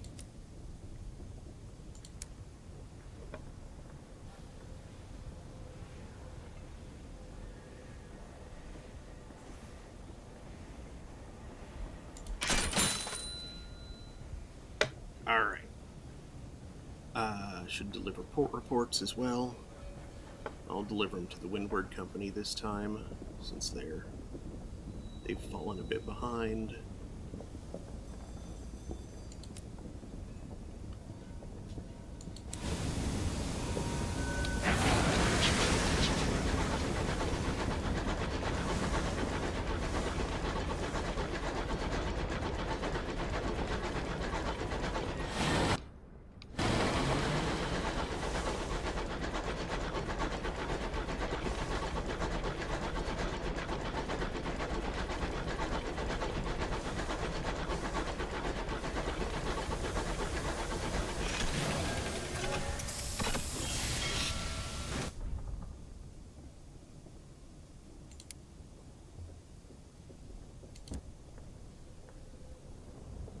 For 100 sovereigns.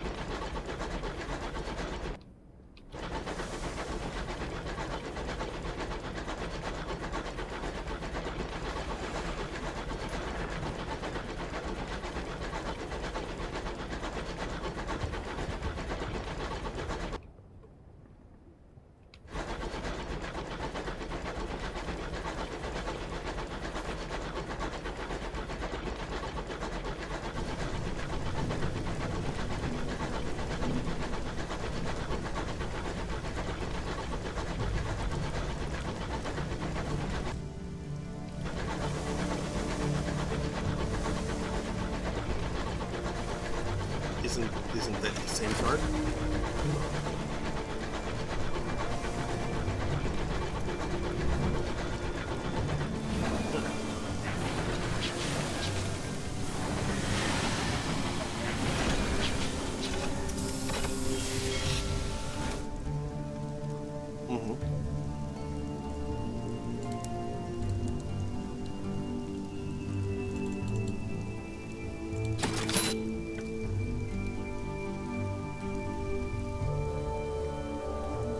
Port Avon Welcome is now 3. It's dropped a bit. I should do something about that.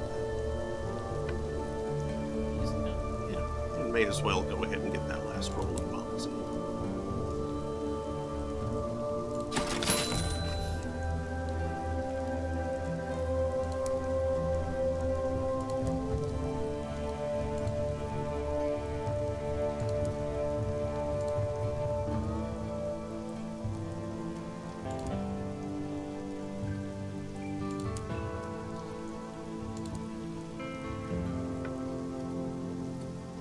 It's 5.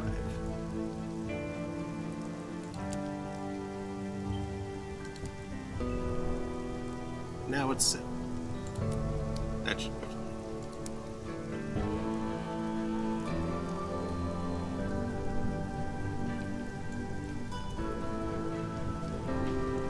Yeah, and to the nature reserve. More seeds.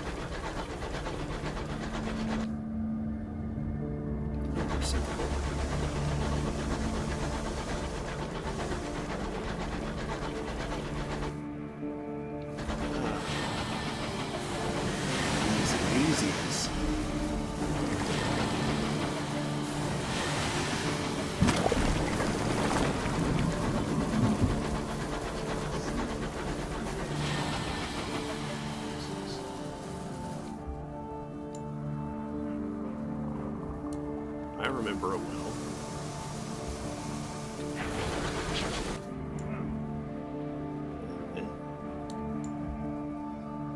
Huh, are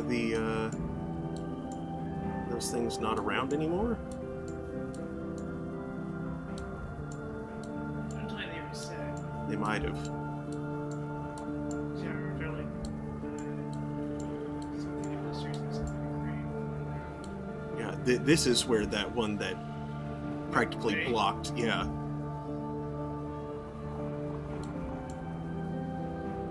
Well, that's inconvenient. Mm-hmm. Maybe there'll be more.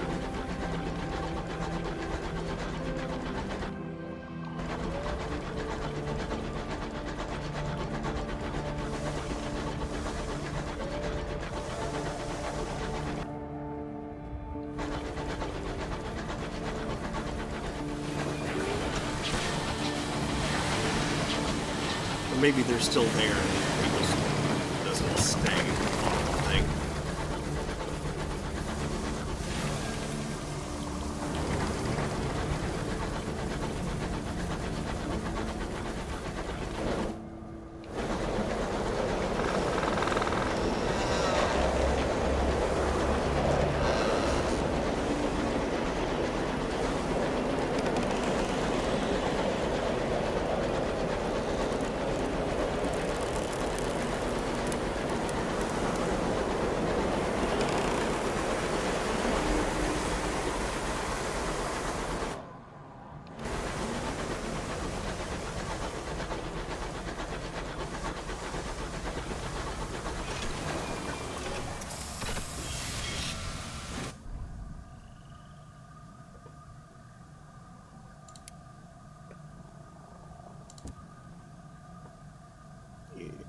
almost no terror.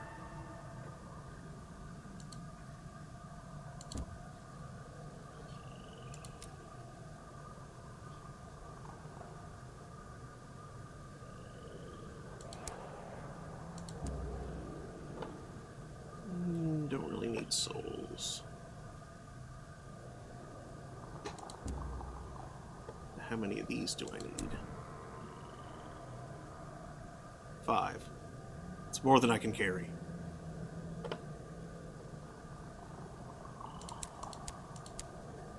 Oh well.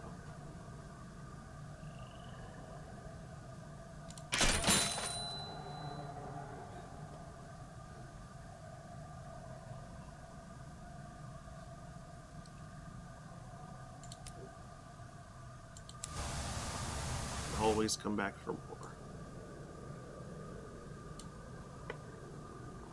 Oh, and there's probably one of those things. Can't carry it.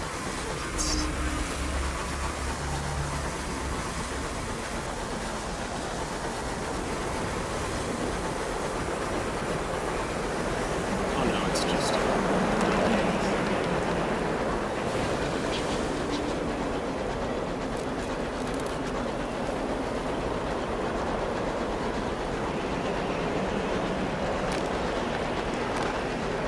Oh! Check that out.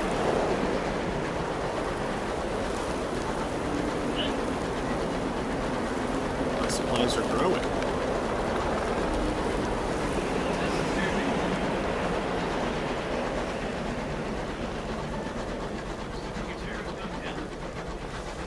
No, I was going slightly up, but very slowly.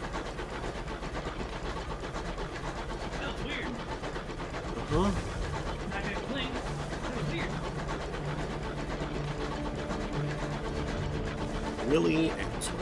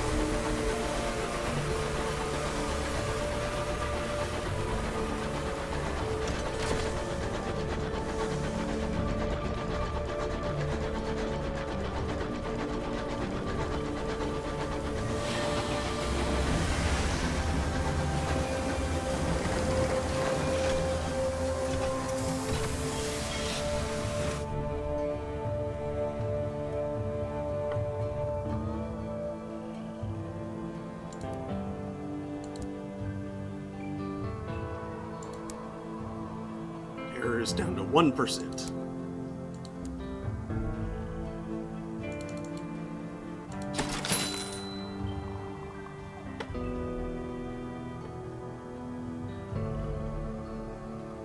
No, I don't think I need to buy nectar right now.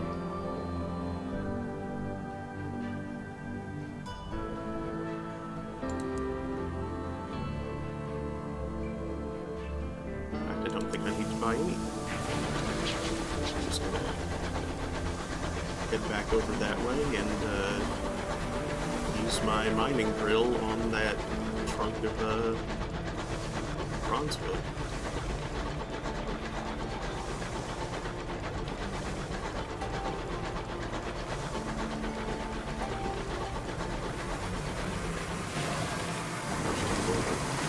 Deal with these beads because they are magical.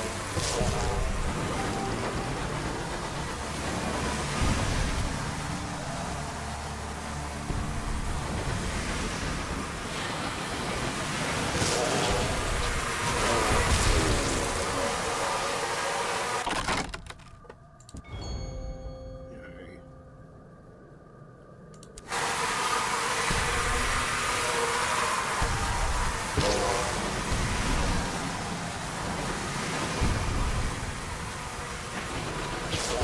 What? That thing is already gone.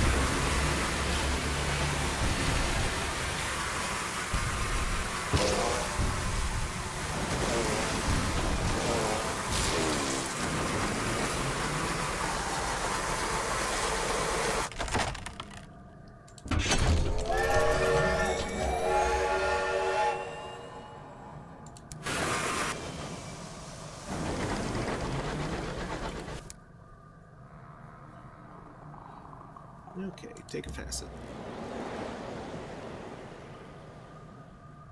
That looks interesting. Once London crawled with agents of Paris, Vienna, Istanbul. Now in the heavens, the old players must find a new purpose and new enemies.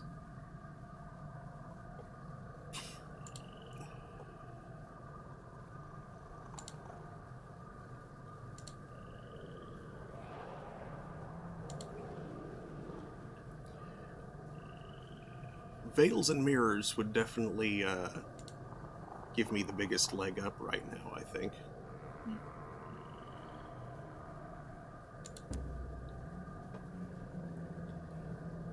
Much espionage was amateur, or at best semi-professional.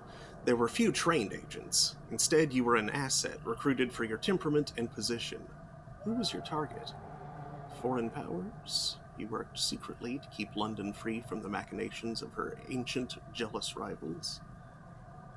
Or the state was increasingly concerned with ideological threats, revolutionaries with their hidden printing presses and their homemade bombs. Definitely foreign powers. Homemade printing presses and bombs. Oh, look, more pages.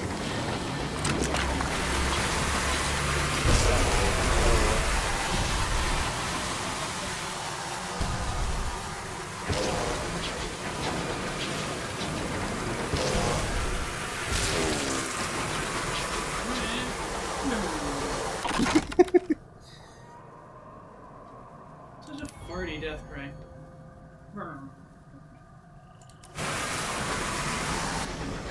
Like that of a black hole. You mean two black holes colliding? Yes. Yep.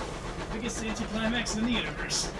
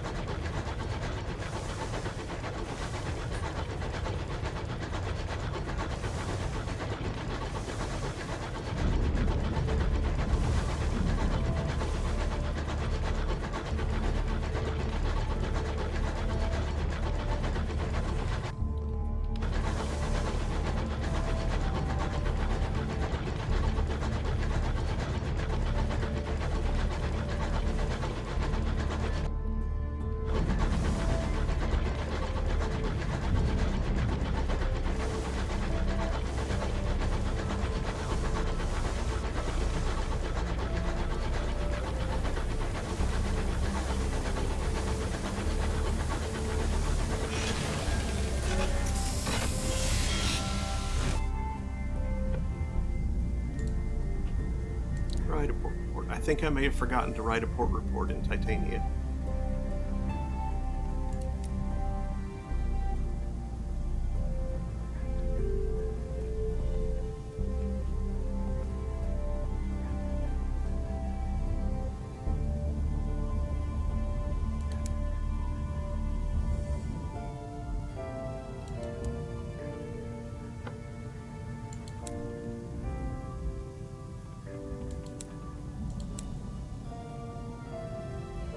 Two more seeds for that. Maybe I'll find more bronzewood while I'm out.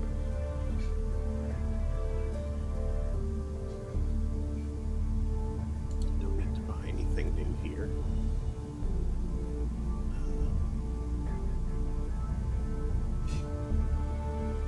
Wait a second. What was the current bargain? Since I'm headed straight for London, I may as well pick those up.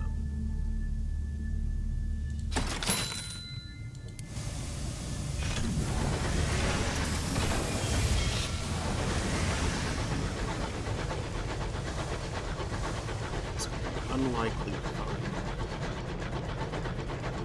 stray bronzewood in this area.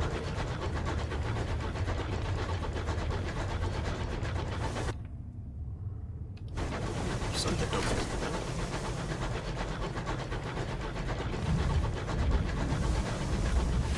Almost.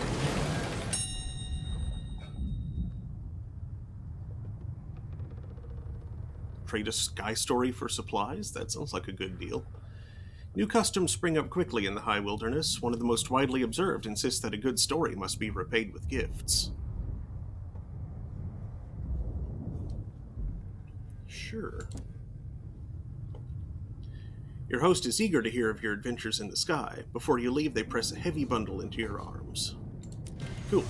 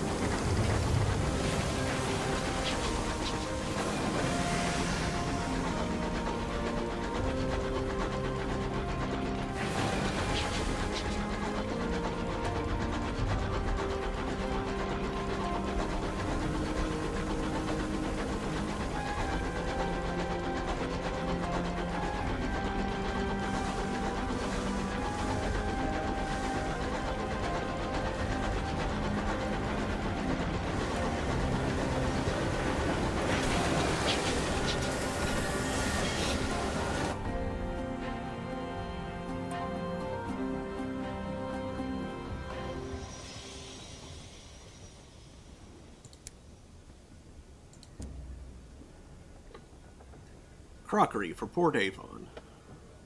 5 crates of nostalgic crockery. Why does it say... Oh, okay, but... What?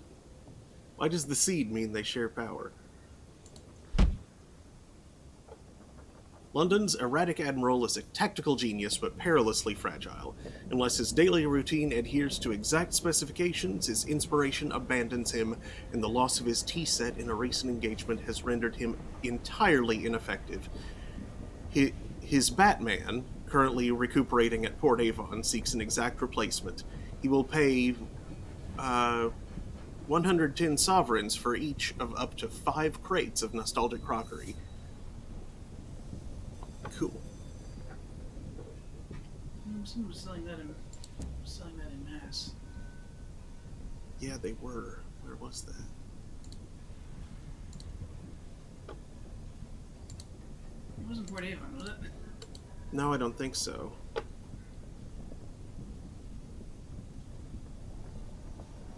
Possibly It was... Prosper. I don't think it was Prosper. I think it was somewhere on our southwest arc. But I don't remember for sure. Also, I want to do the thing with the devil. But first I need to go record my life. I'm just stating that for why I'm pulling out the tea and depositing only 2 of the honey that I acquired. I shall return.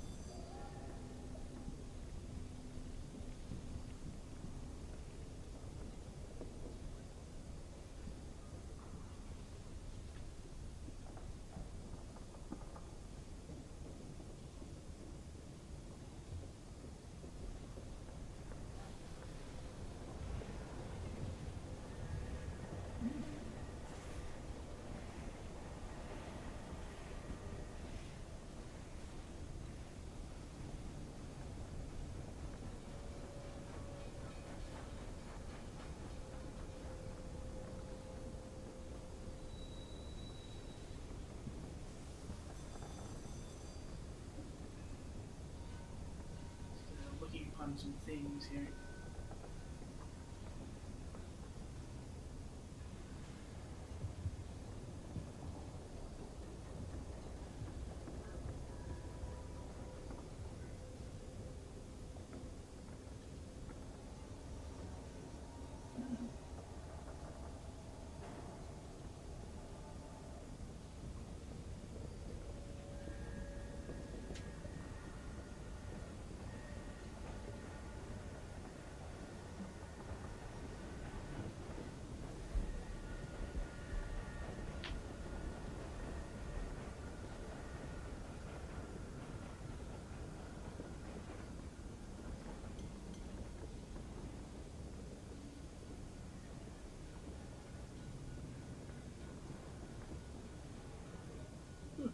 Why don't we simply do that, JTG?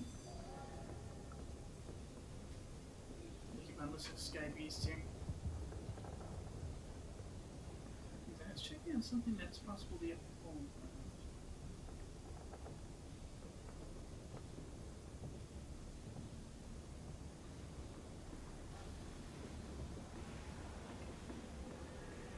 Ah, those aren't even to be found right now. Heh.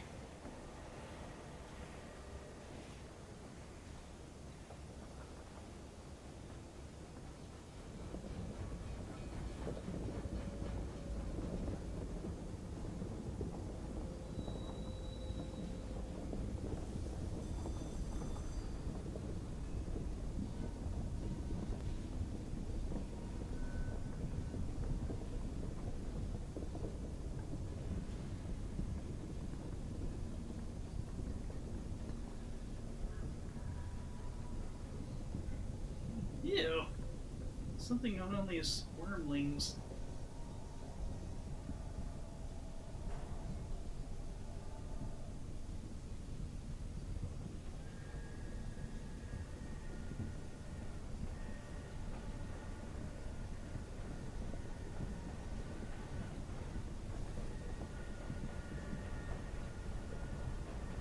That is what happens, guys, but not great.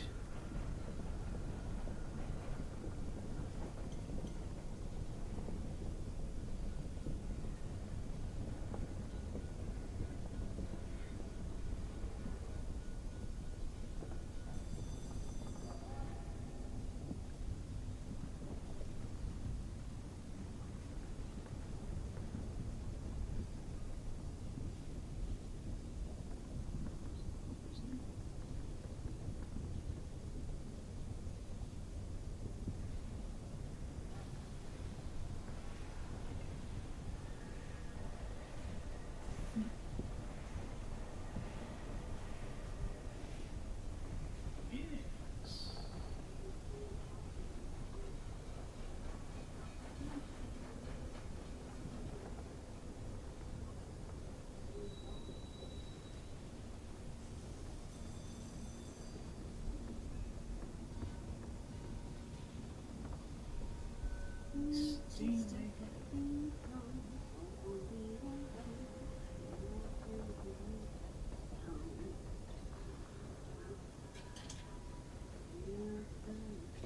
What?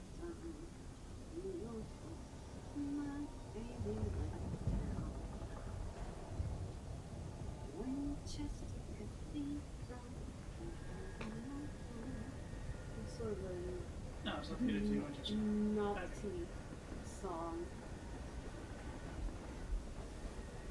in the 60s, I think. Mid-60s. Yeah, I heard well after the fact.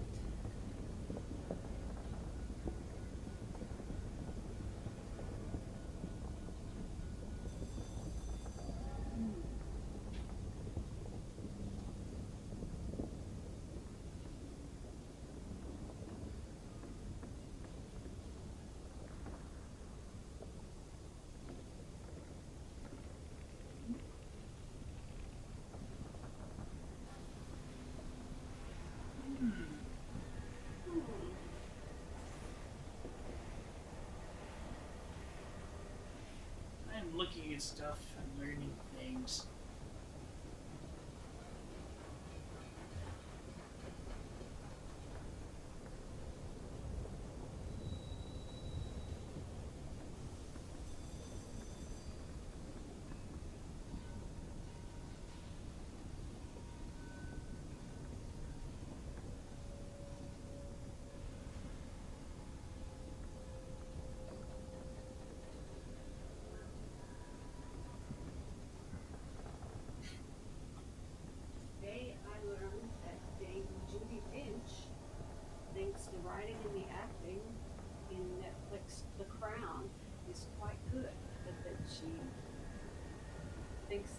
definitely have a disclaimer on it that it is fictionalized. It is not an accurate representation. Well, why not?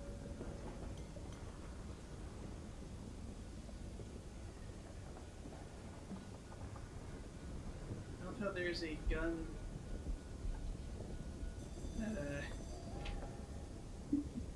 Is a gargantuan device that launches correspondence engraved rocks to express your displeasure. Correspondence with a capital C, being those sun runes that catch fire if more than 3 of them next to each other at any time.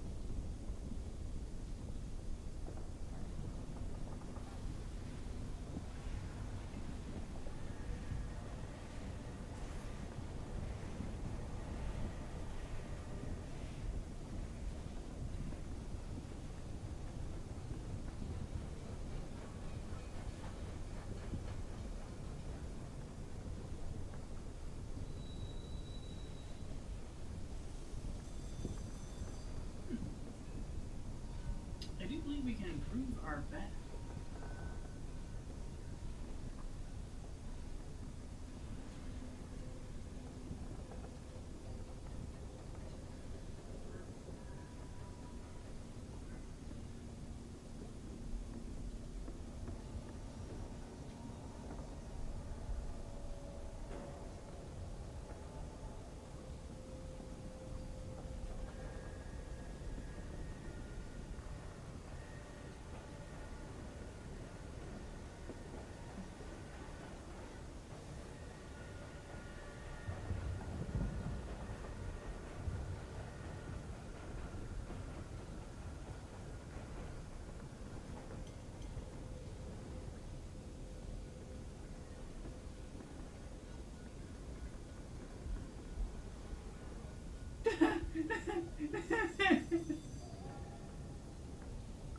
Oh, I love that.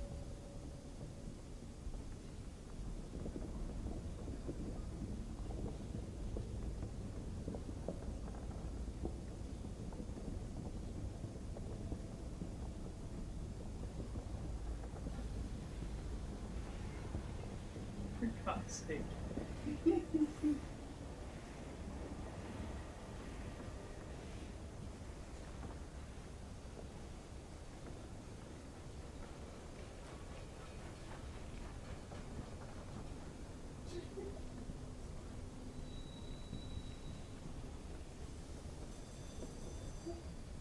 Okay, this is hilarious. Yeah. Yeah.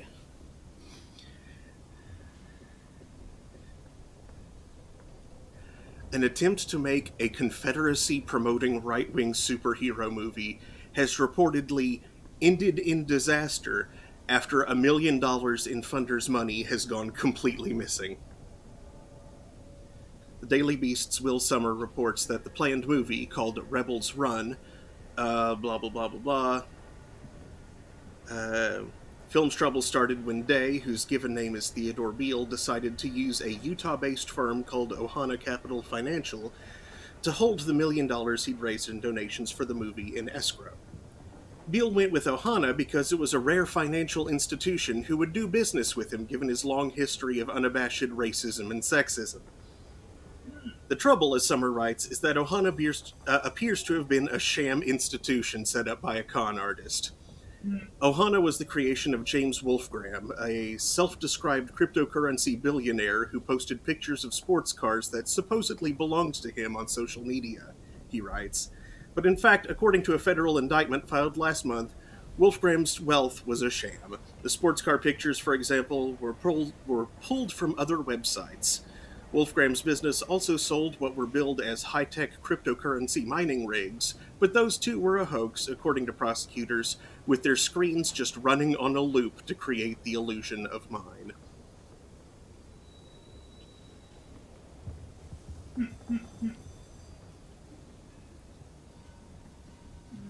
That's silly. He got bilked.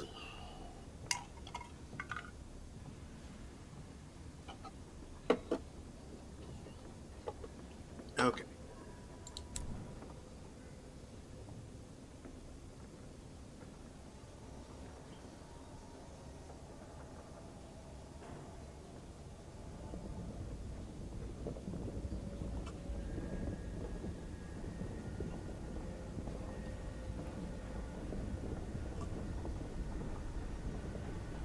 Let's see. Right. Officers. Repentant Devil. 2 gourds of Chorister Nectar. Oh, okay. Well, then I have that. Big. There.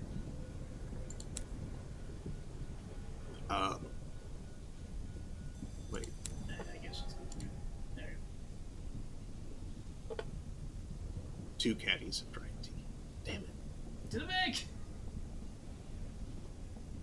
I don't have another one. Oh, I thought you too.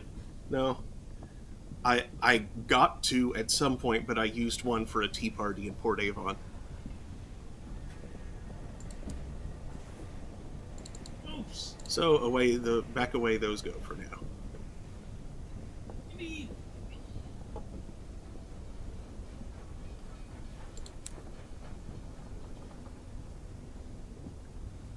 And let's see.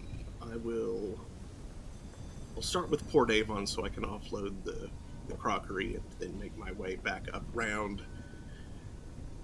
And possibly double back or just on the next loop. Deliver the remainder.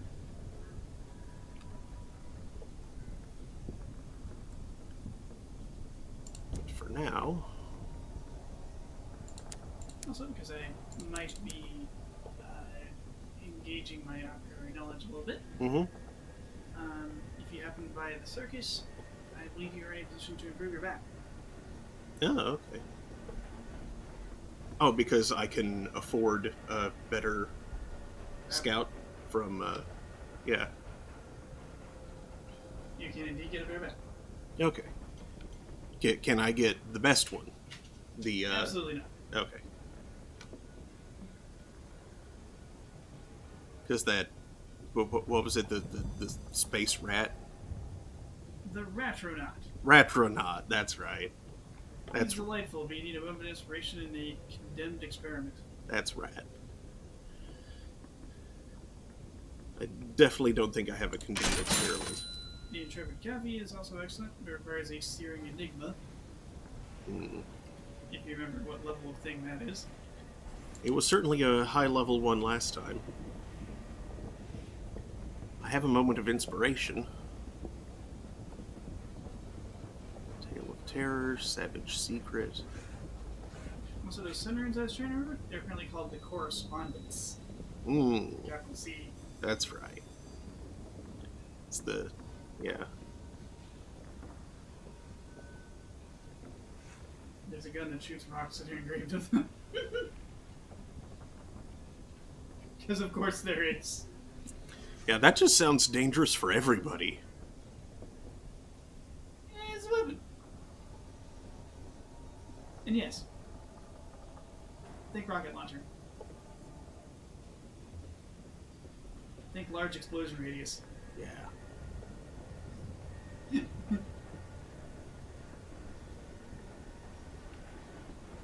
Think secondary weapon for AoE, for like ranged AoE attacks. Mm-hmm. Something more precise and less dangerous as a primary.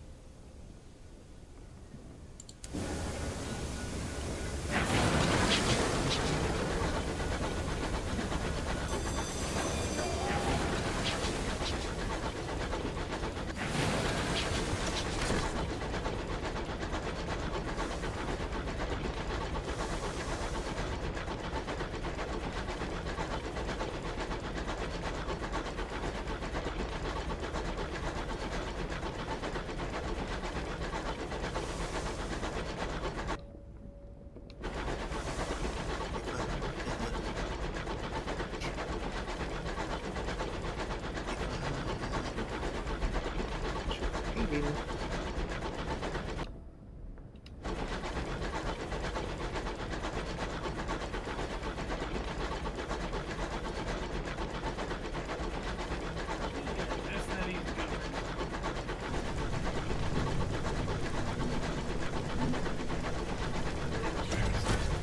I'm sorry.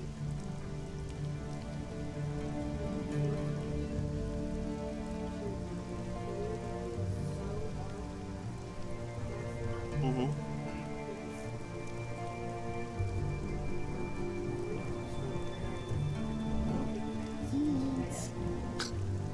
For the sake of recycling your moisture like a friend.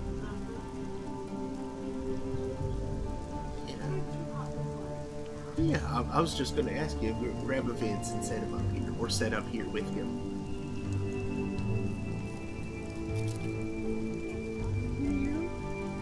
Vince.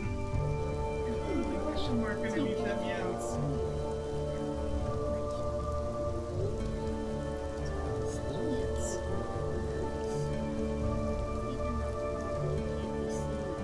You can really see the light on him, but that's not much.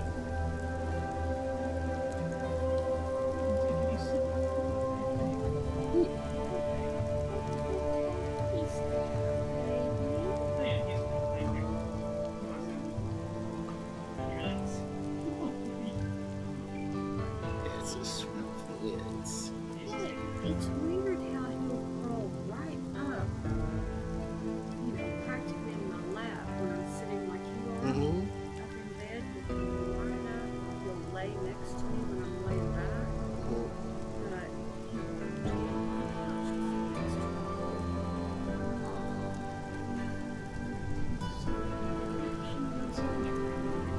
A mysterious outbreak of nostalgia is spreading through your crew. Frequently, they stop work to stare away into misty remembrance. They gather during the evenings to meditate on times gone by and debate the ways in which the past was superior to the present. The air is full of sighs. Hold a compulsory knees up. Break out the Sounds brandy, kinda string the weird. fiddles. Dancing. Yeah, I mean, I certainly with that, I realize what that means, but it still sounds very strange. Sick Listen to their tales of times past. It won't help, but you might learn something. I think that's a good idea. Yeah. It won't cost supplies at the very least. Succumb and write. Nostalgia is the fuel of melancholy, and melancholy is a fruitful muse. Perhaps you will be inspired, but only 40% chance of success.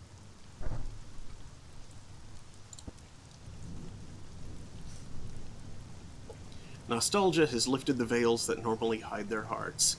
They speak of the things they left behind, the things they regret, and the things they wish they'd done differently. Sometimes, as they wander amidst the mists of the past, they speak of things they should not. There's a call on this new day itself.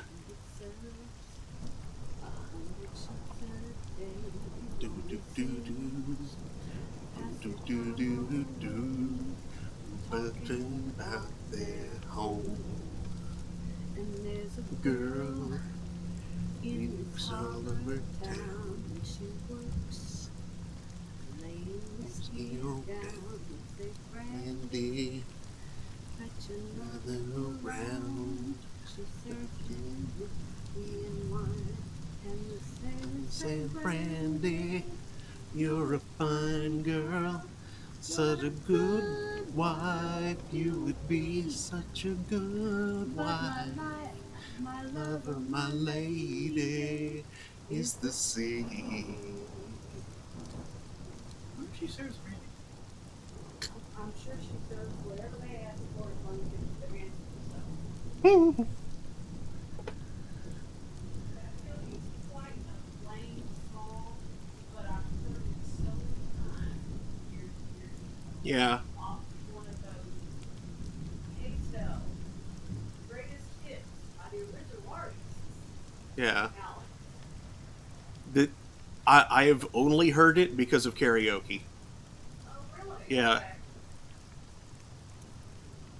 Sammy would sing it like every couple weeks or so.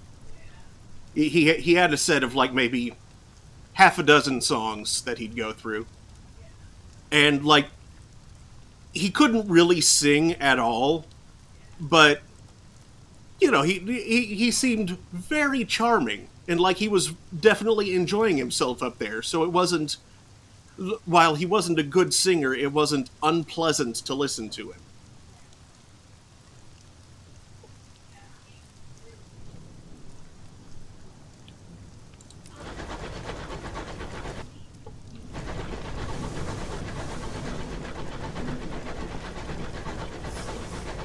Mm-hmm.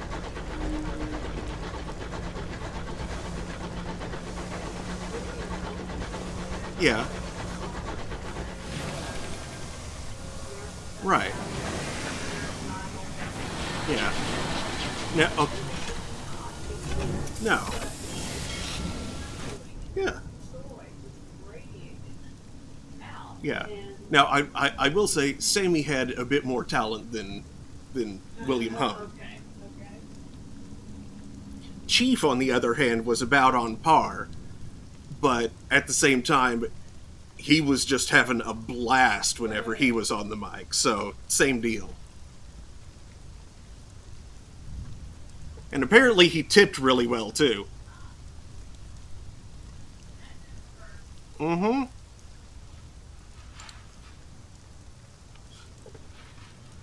All right. Cheap fuel. Yes, please.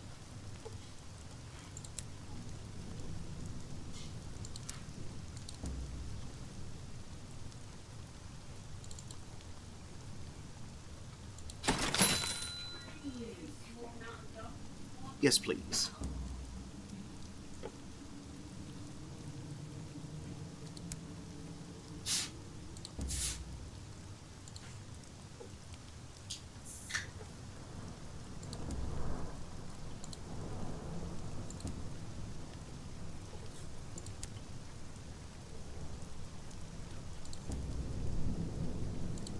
See, it wasn't just the Sunless sea, the skeleton.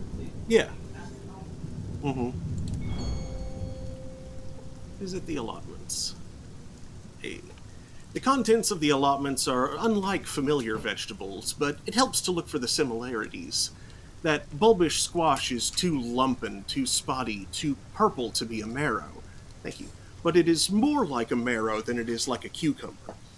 The little fruits clumped on the serpentine vines are certainly not cherries. Cherries are not hairy, but they are closer to cherries than they are to, say, kiwi fruit or otters. Call it a marrow.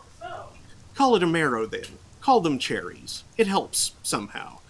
The gardener, mistaking your cognitive reshuffle for hunger, offers you a handful of freshly dug, tapered, tiger-striped roots. Let's call them carrots. That is a very British thing to do. Mm-hmm. Meanwhile, the Germans are like, is it a pig? Are you sure?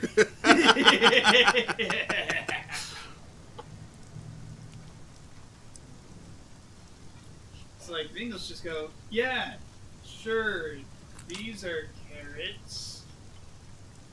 Whereas, German would be more like tiger carrot. It's like a carrot, but different in this way.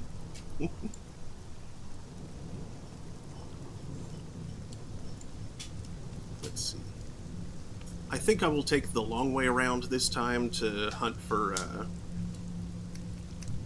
stuff. Thanks to mine. Yes. That stuff. Mining hole.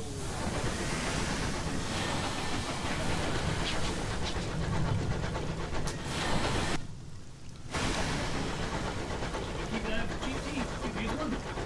Mm-hmm.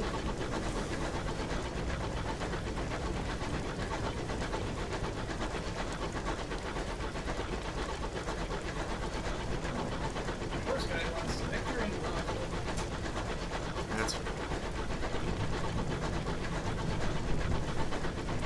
And the rest of my bronzewood is bound for Port Prosper anyway, so... Horse guy. Horse guy.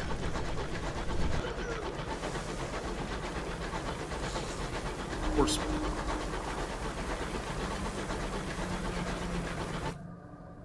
Ooh.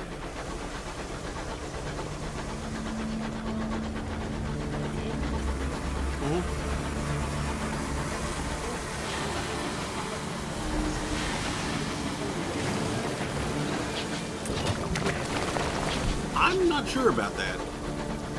I mean, he might be closer to my age than he is to your age. But he's... Yeah. He's probably about at least 10 years, basically. Uh-huh. Yeah.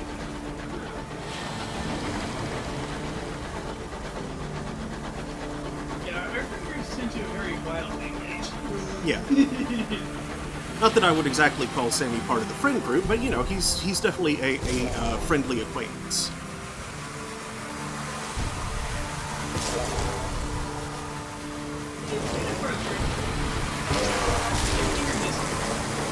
Oh, not that Sammy. Oh, someone else? Yes. Of similar age, apparently? Yes. Okay. Yeah, I was imagining that Sammy scene. No. Some karaoke. I was like, really? Fascinating. Okay, I'll have to throw that concept out of my head. Okay, poor honey.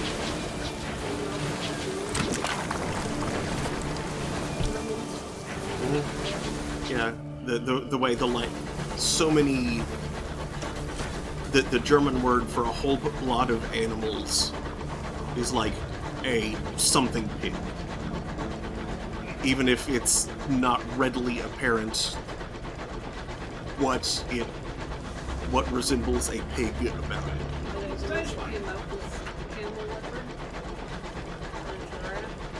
I don't know. That smells like it. Also, Mark probably should be the one. What did you say? Steinschwein. Stone pigs. Yeah. Yeah, those aren't good. No. You don't want those.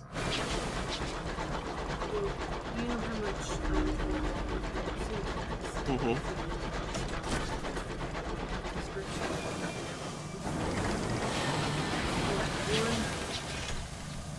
trip that your dad and I made to Germany while I was pregnant with you.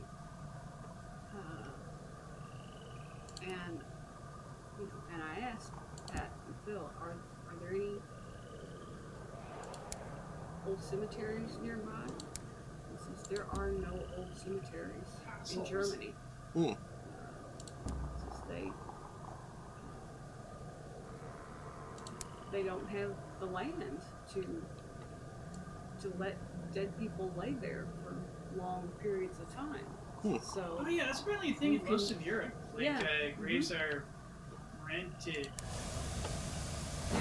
So in North America, we live We expect people to stay there all the time. Actually, never. perpetuity is kind of Yeah. there's even a term for it. It's like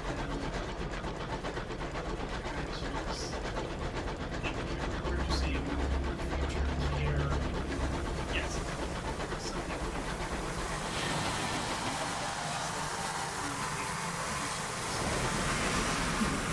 But yeah, that's pretty much true in all of the world.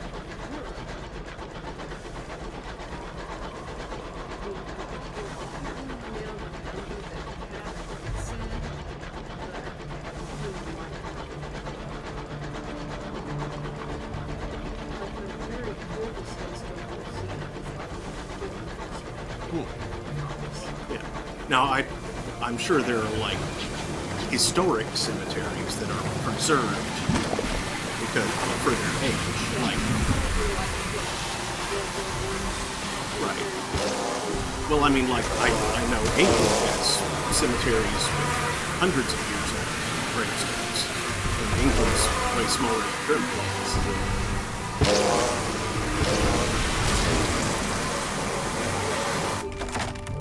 Royalty buried there, Zoom royalty, that kind of thing. Or people of historic import. people just buried in and just released Yeah, I mean, like that's excuse me. That's kind of what I mean. Like the places that have those Buried in your own. yeah, right. places that have those kind of people in them, and just whoever else happens to be buried. They're like they're preserved because of famous / important people. But they're there, so the preservation includes them. Yeah.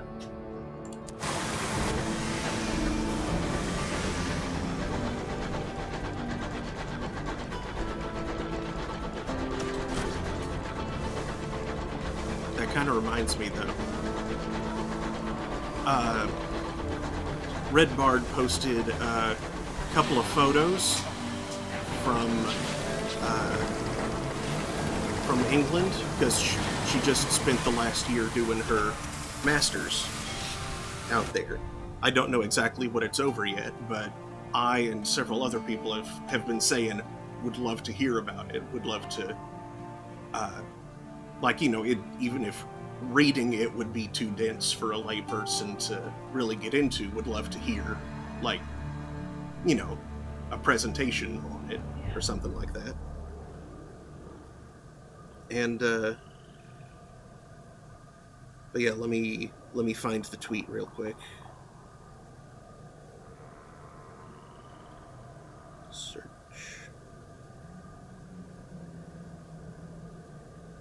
Red Bard. I'll note that I don't much like how the port at Titania looks a lot like a bee, complete with eyes and wings. Jeez. Oh, kid. Pardon me. Here it is. Okay. It says, "Help me out, y'all. Which photo says I'm good at medieval history more? Me dabbing at the Devonshire hunting tapestries, or me dabbing with Bede's tomb?" So, two separate photos there. One, and swipe for the other. Very silly. Uh-huh. What they dabbing thing in I can't swipe. Britain?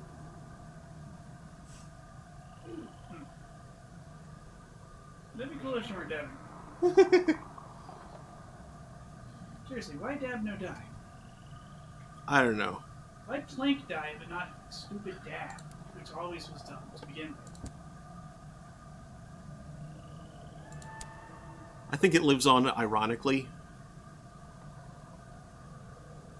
Partially. Typically, when a politician does something publicly, it dies in a hole. Yeah. At the very least, it dies its earnest existence dies in a hole. I do feel like irony would continue to carry it. Could continue to carry it. I blame Portland. Ooh.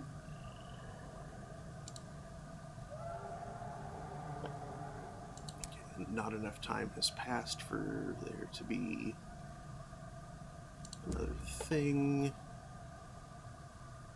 Oh, they still need more verdant seeds. Do you have some? Forester nectar. No, I don't. Oh. I don't think I do. Yeah, I think I had a couple of prospects that saw some seeds there. Just the one. Oh, just some. I don't remember encountering. I don't think there were.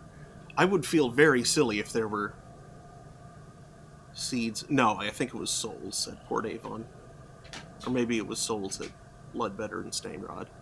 Yeah, someone had souls. I was like, souls doing that.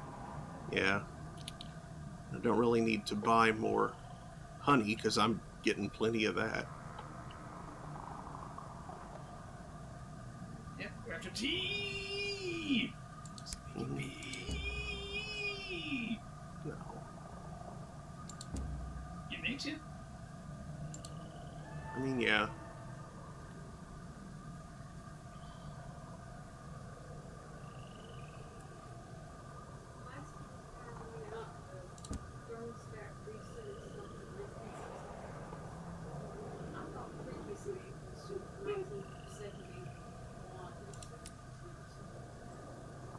What? 71 made more sense. That's the Unity bug, right?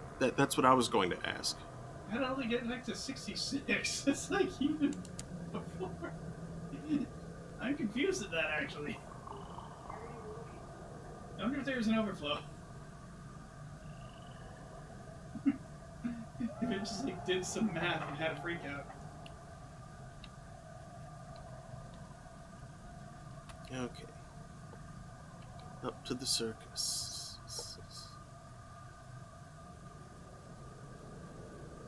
Monty Python's flying circus. Yeah, leave a bee. Do you see it? Yeah, I kind of do. Oh my goodness. Or possibly an ant. It's a bee. I mean, that would make more sense, but I can also kind of see, like, the ant shape. These guys are aggressive. They made the actors. Yep.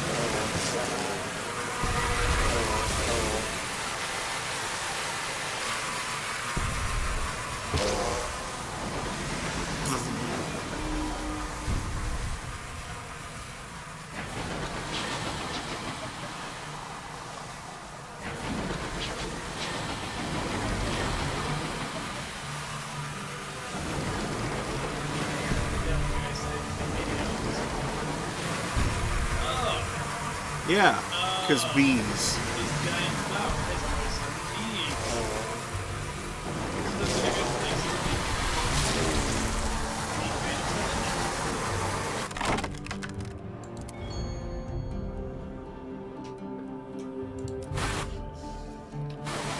Hey, there we go. You idiots. Phew! Phew!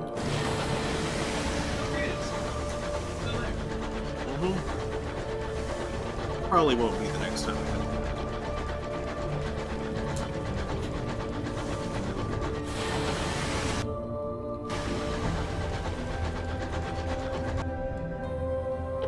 Again.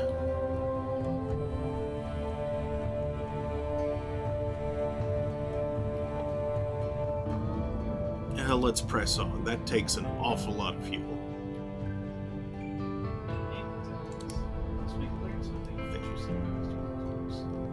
Lost 3 crew? Balls. The mist is soft at the windows, the stars have gone awry. You crawl onward. There's an outbreak of violent star madness among the crew. In time, you find your way back to a stretch of sky you can locate on your chart. Your journey continues. Okay, that was worse. Sure, but two kills of Yeah, they may strike you outright. an engineer cries out, her voice hoarse as a professional mourner. It's gone! She points through one of the stained glass windows. A star, it winked out! You look through the glass. Stars burn upon the firmament. The specific patch of sky she's pointing to is indeed empty, but you couldn't say if a star had been there before.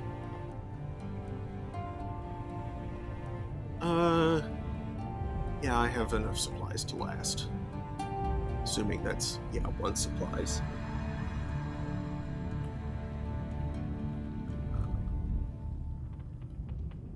Stats aren't high enough for those other things.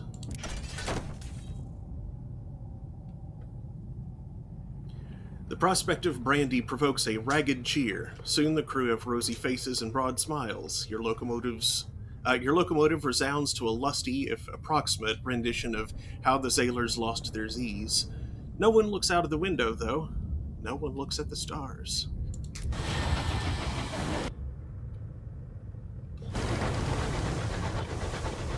Sands back on you losersies.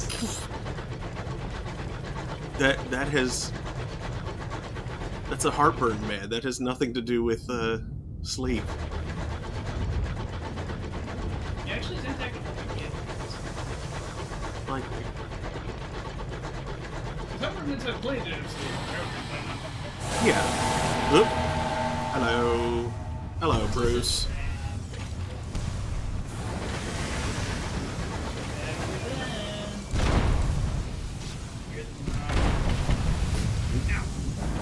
There wasn't any debating that.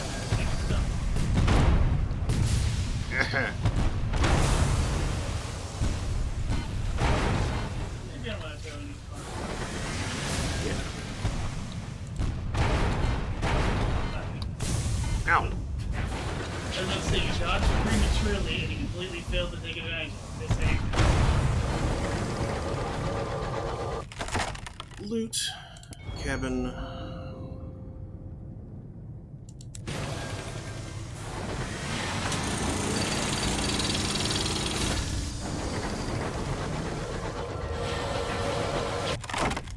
Loot. Not an option, sadly.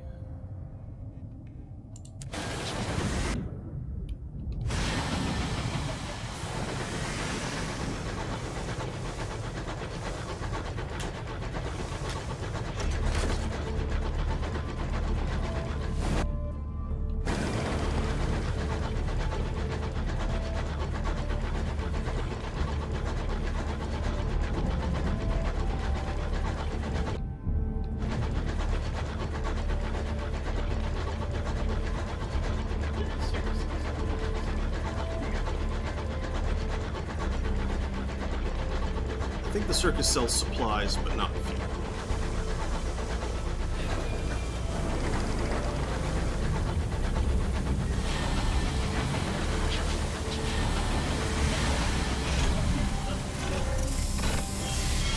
It's flapping around.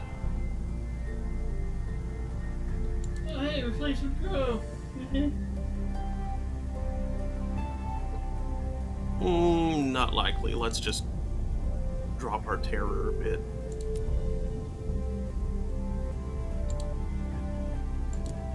Port.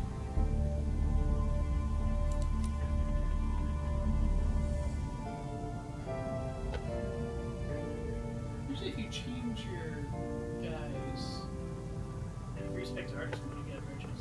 That's true.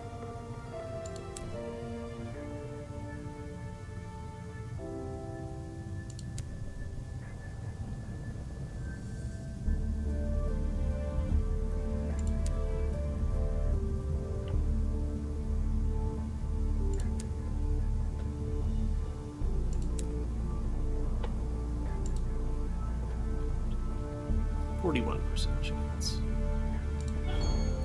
I got one. Your new crew member stares back, first at the big top, then at the vast carved obelisk. With difficulty, they turn away, ready for service, Captain.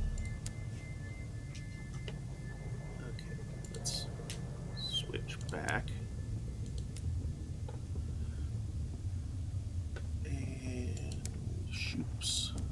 are seeds. I need how many more of those? So, oops. No, no. 2.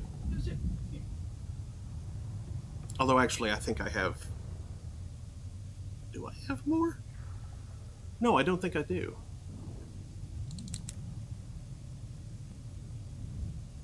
Seems.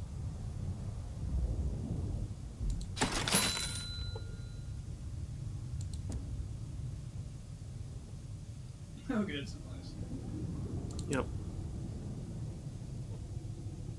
And as much bronze wood as I need. I may as well just go ahead and purchase one. Yeah, but Although actually first.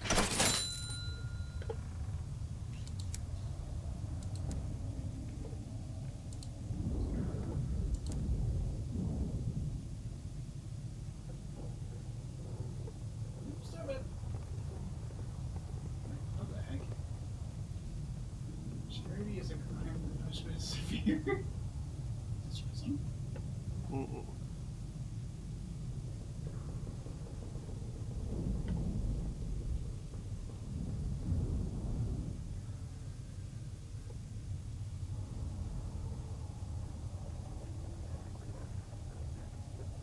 Yeah, that is an improved scout that you can actually afford. Okay, cool.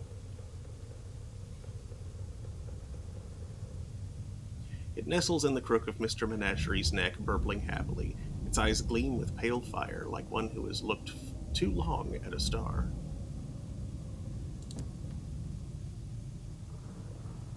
Mr. Menagerie runs its gloved hand along its shoulder, attempting to encourage the bat to climb on. Eventually, Mr. Menagerie is forced to perform an undignified shimmy to roll the bat onto its hand.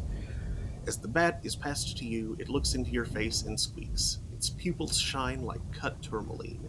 You're forced to break your gaze after a moment or two. Its eyes are uncomfortably bright.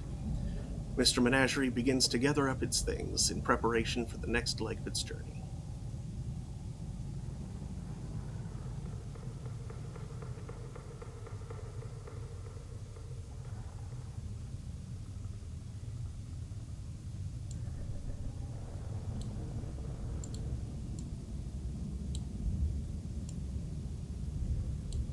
Can't I equip it? How about that? Game. How did that? How? Maybe it's just because... There we go.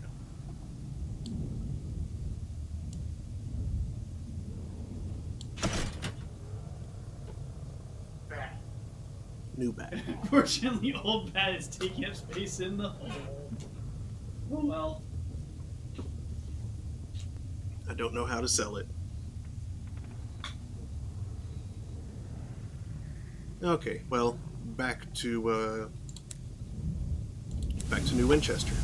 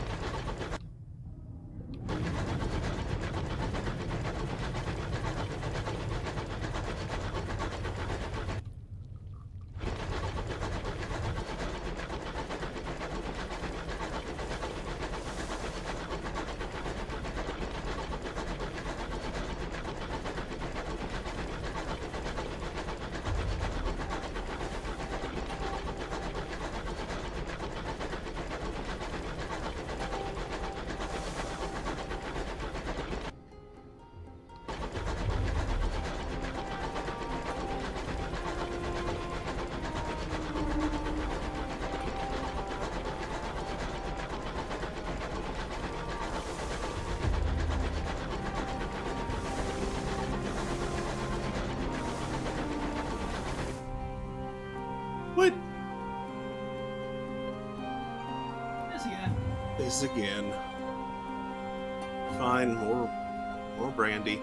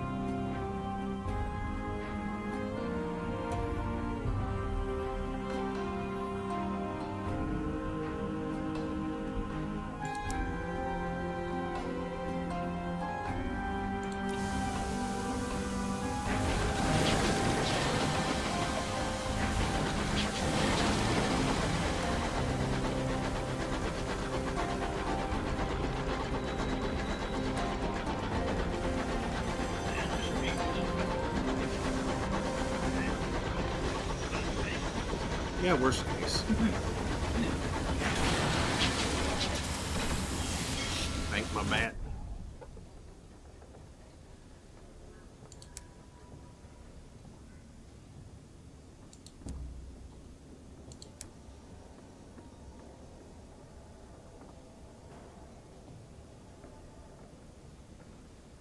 Yeah, can't sell it there.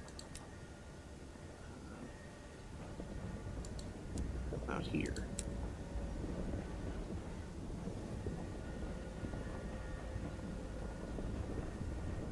Nope. You can sell it anywhere, I think, but Mr. Menagerie.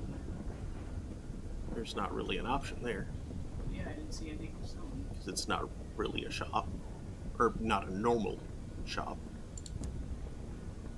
So, deposit.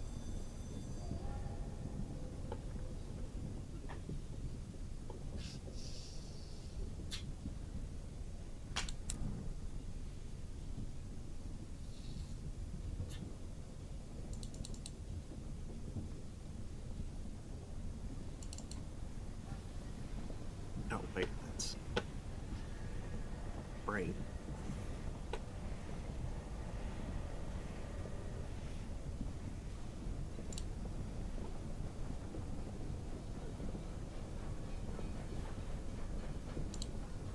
Yeah, that came to mind because your mirrors were 25, and I knew you had at least 2 Vision of the Heavens and a bunch of Savage Secrets. You would find them on. Mm-hmm.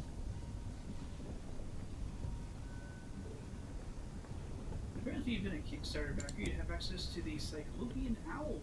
Mm. It would hoot scornfully at your suggestions and would eventually do as you ask, but only because you clearly couldn't manage on your own. It has limited range like the Dividend Bat, but it finds 3 discoveries Ooh. and conveys extra information about what it finds. Oh, stretch fins.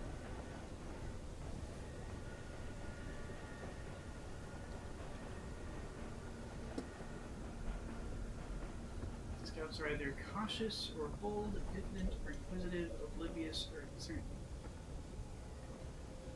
And bat, yeah, the diffident bat just kind of like sucks. It's cautious, diffident, and oblivious. Yeah.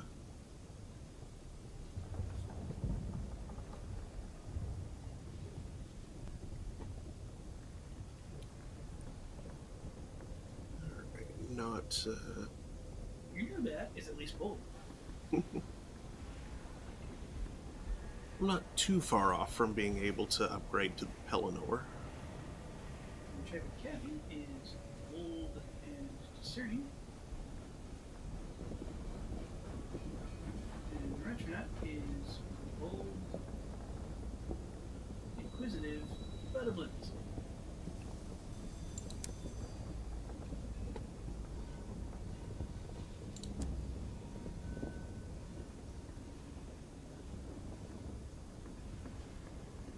Real festival of trade-offs there. Mm-hmm. See, it probably hasn't been long enough since I put in at Port Avon to get another free repair job, so I'll just...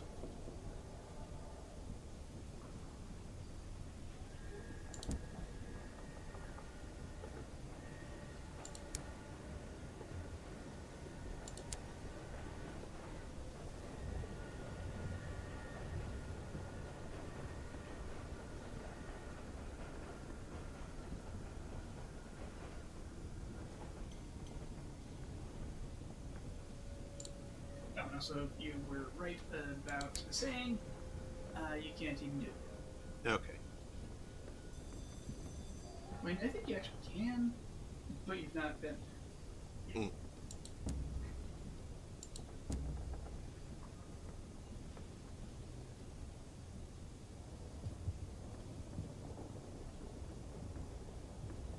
A new store in another place, so basic.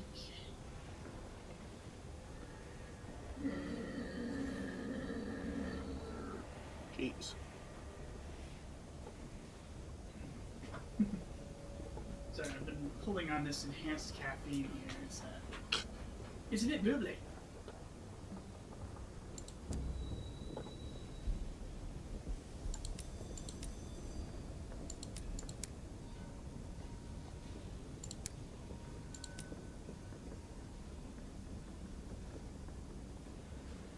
Causing me to recite the occasional devastation.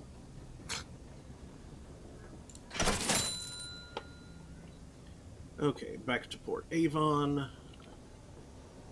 But I can assure you, such was scarcely many times.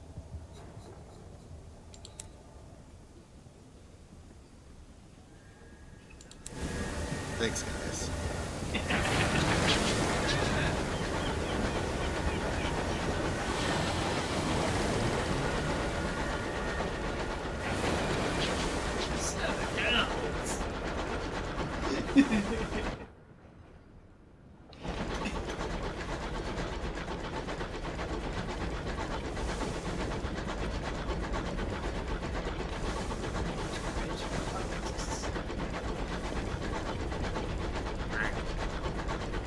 I carefully enunciated the F out of that, so I know.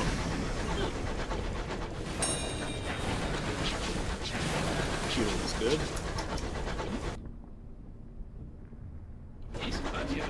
Interesting. Yeah. I mean, I keep on going either this way or this way. Or this way. It'd be really funny if it was There's probably not. There's probably not, but I have lots of fuel. I may as well. You just pick up all around it. Mm-hmm.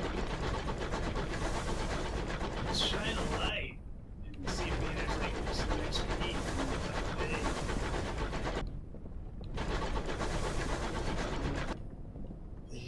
Sure. Oh, sure, exactly. Don't know. I'm not sure. I'm not sure if that'd be sure. Not sure. It'd be a pretty good place to sell specials.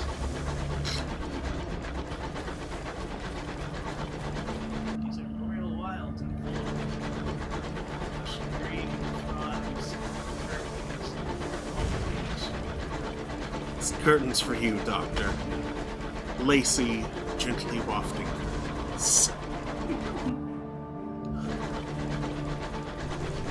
That is far superior to me just kind of piling together that thing about lolling like giants' tongues into lolly tongues. Immediately after I said that, I was like, no, that's not good. Why are you aggressive? It actually had an aggro in it. It had, actually. It does. Once it goes, expels its little claws. That's aggro. Mostly, it was just, I think it was just mooning around irresponsibly.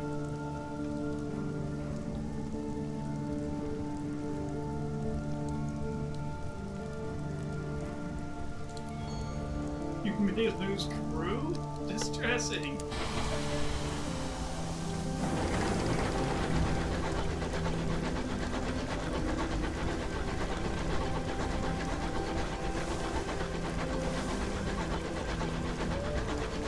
Village B. They only have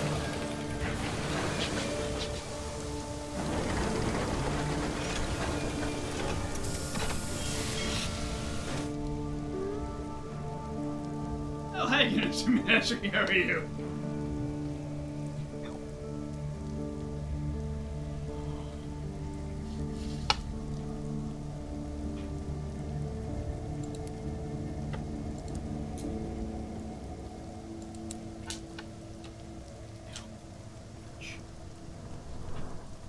Hey, Port Avon, you guys have tea?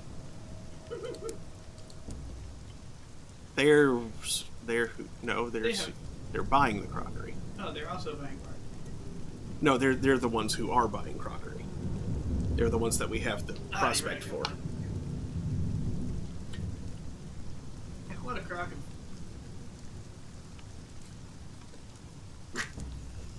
Yeah,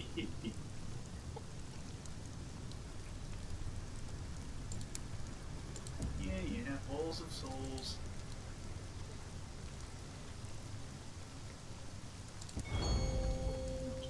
village bean.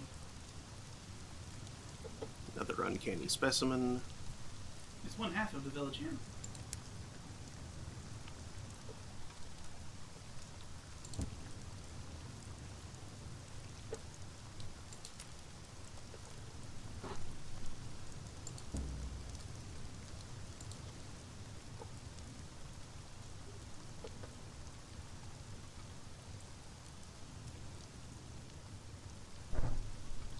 The New Somerset Hunting Club has exclusive rights to the rooms above the pub, as well as its finest brandies.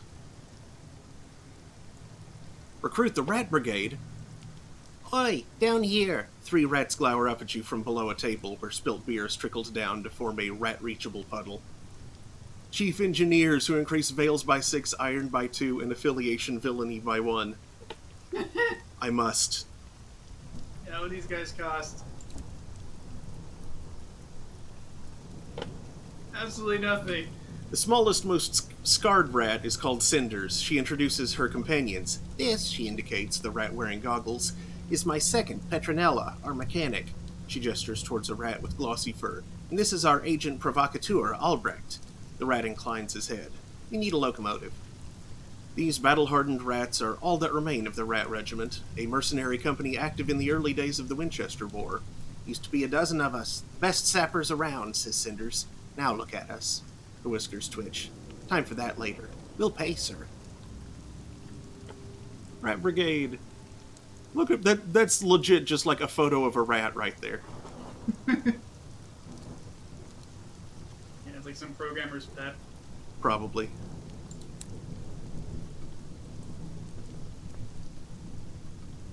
Okay, head upstairs. Thick cigar smoke curls through the air, filling this private chamber with premium-grade fog. Bloated gentlemen in well-worn military uniforms sit at mahogany tables sipping port. They chunter of the old days and how very much better they were. I carefully enunciated that because I knew what you would do to it. Ah, yes, remember the old... I remember the goiter sound. Request membership. It was a famous club in Old London, home to not just nobles and distinguished soldiers, but ex-ministers, royal courtiers, and other members of high society.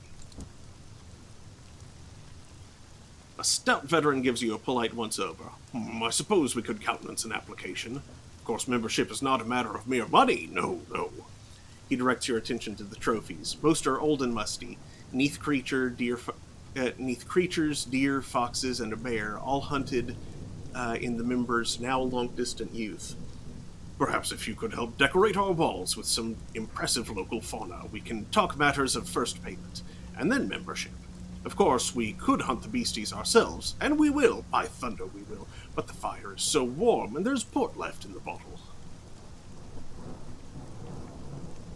Cantankery Trophy, Chorister Trophy, Scribe Spinster Trophy.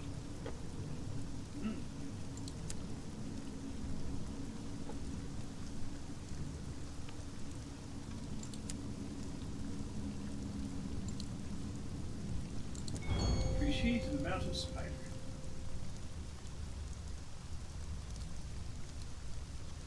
Ah, nice paragraph. Yeah. Apples! Apples. I need a snack. 1 sec. They recommend strange Oreos. Okay. I assume they're weird.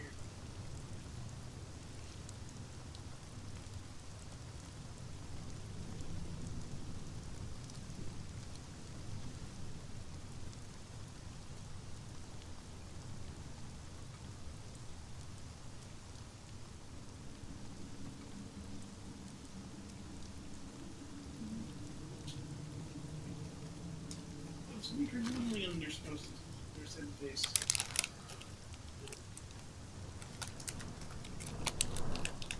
Don't these usually have one of those peel? There it is. I It think. just sometimes takes like.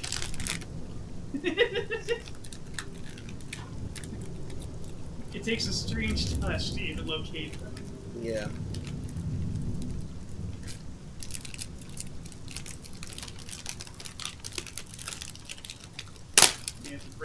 tentacles, and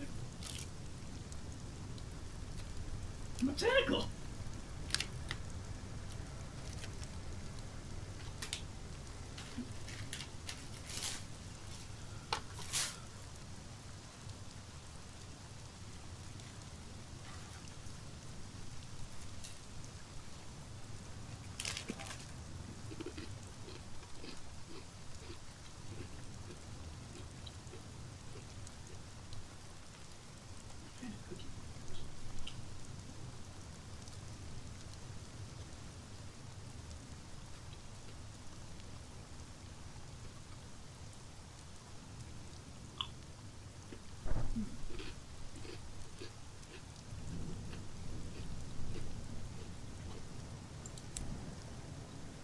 The graham cracker. Specifically the same one we used for the apple pie.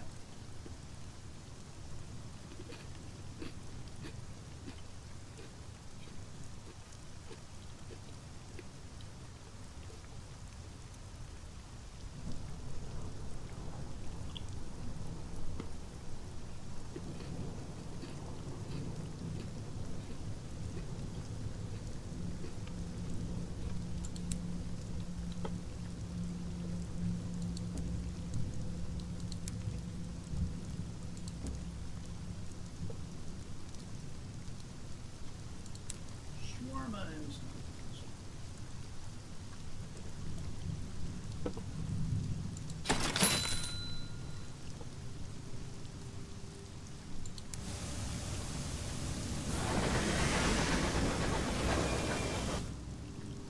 Okay, onward to the nature reserve to deliver those seeds.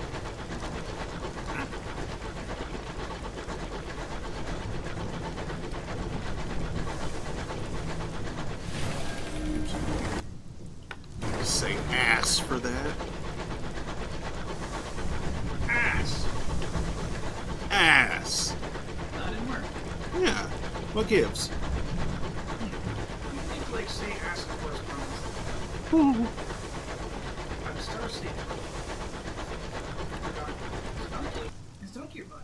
That might be a butt. Ah.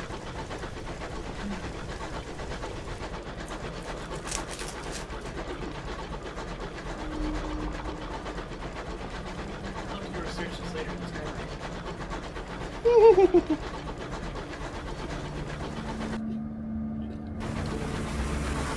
Hmm?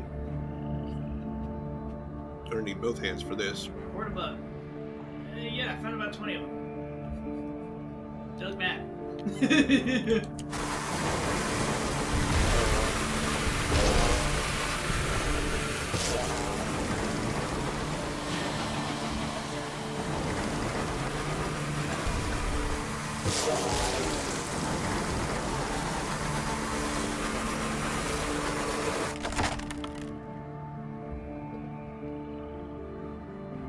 Trophy. The crew set about the creature with hacksaws while the quartermaster prepares a board. Once the entrails are dried, they nail it firmly there. The hunting club will no doubt wish to replace it with something in mahogany or bronzewood once you deliver it, but this will do for the moment.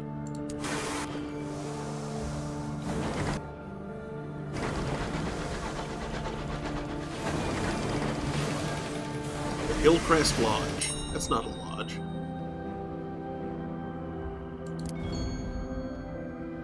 That's a train. Solid crate. Munitions.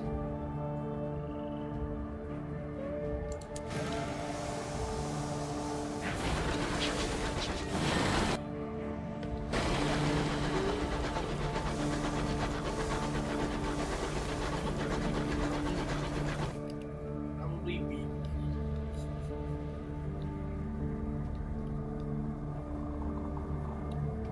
Oh, there's something. On the wing. There's Oh. something. What do you bet it's honey? Honeycomb. I was right.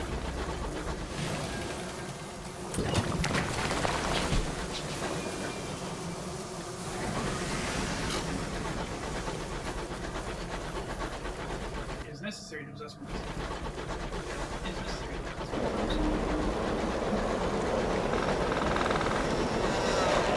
Peacock Really wings. delicious growth. Fruit ripens in your hold.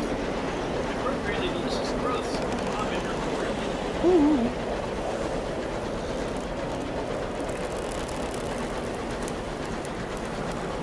Supplies grow as this grows. That's a reasonable trade-off.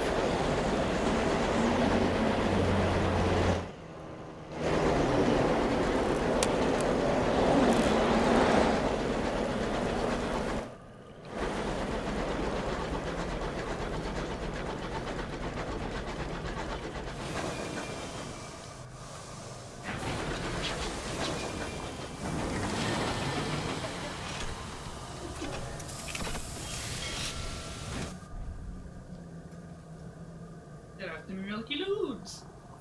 Very inappropriately delicious.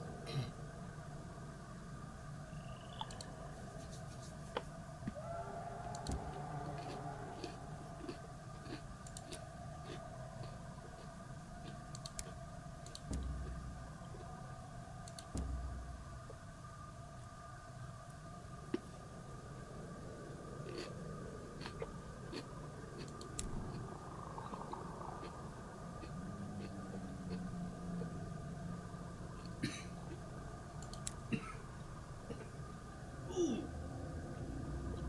Ah, hard crystals on the throat. Ouchie. Careful.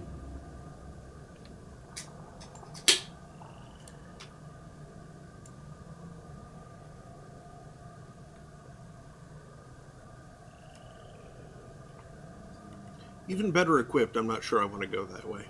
No worries, I'll just use the. I use the vein to clean my eyes.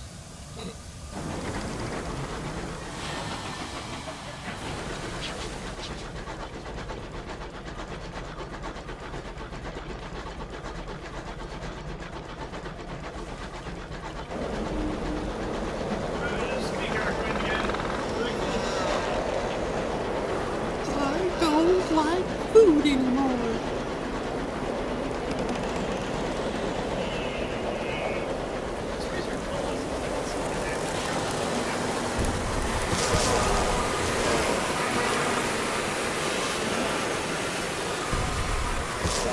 Ants are my friends. Ants are blowing.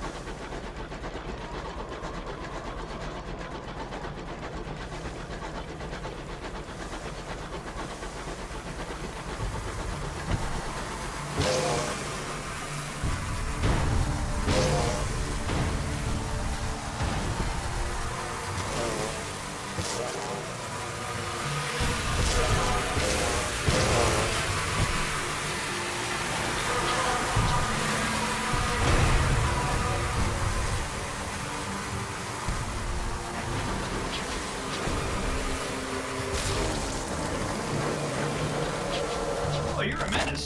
You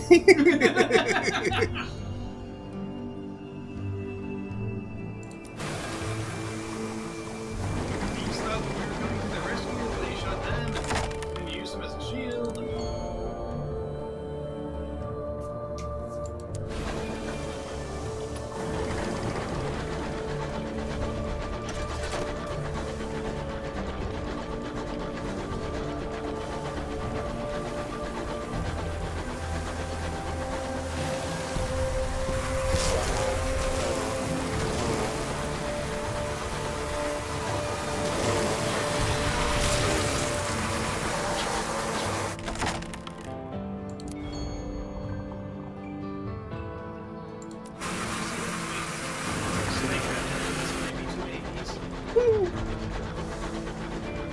I need to see that one. The one that you're referring to.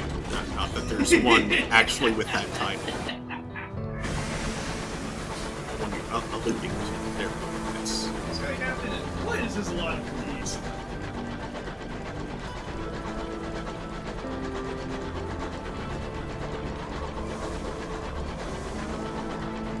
Cinder's familiar Titania, is she?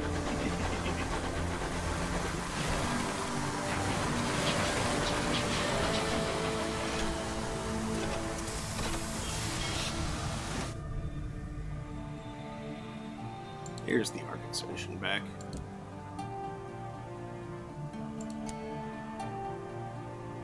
Right aboard.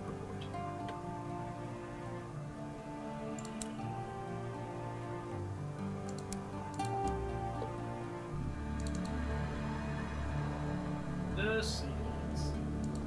Selling cheap nectar. You don't really need No, I don't. that.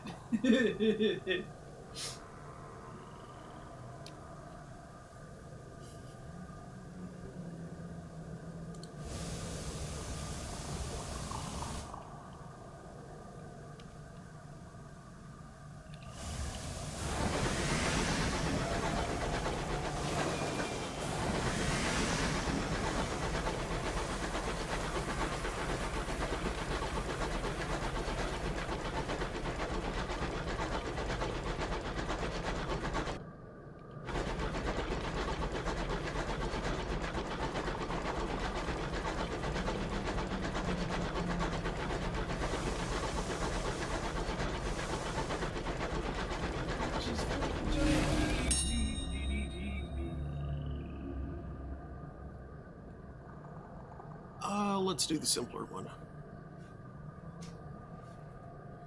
Just because there's... Okay, that's better than even odds, but I'm a little below max repair. So let's go ahead and do that. Oh, geez. No. No.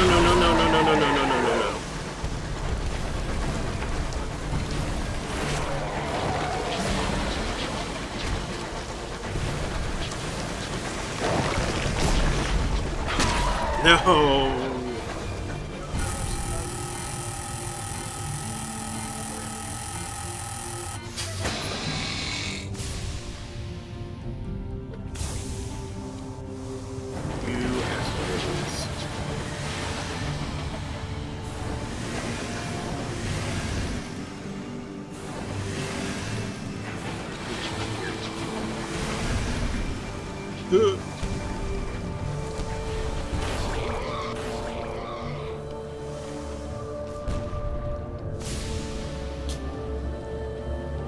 What? That was a hit.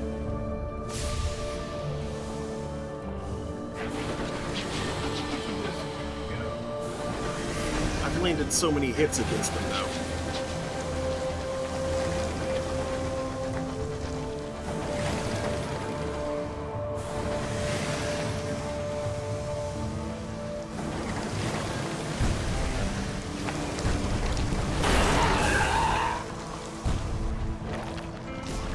Dodged.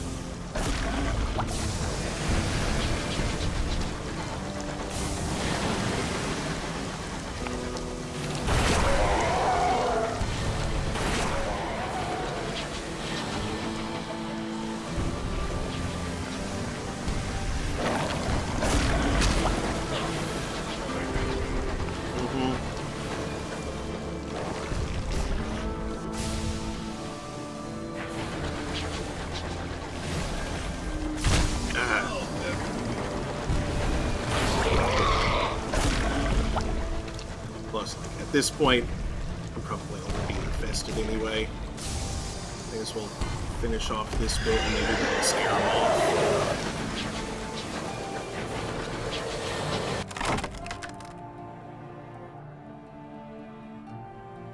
Trap and collect some of the guests?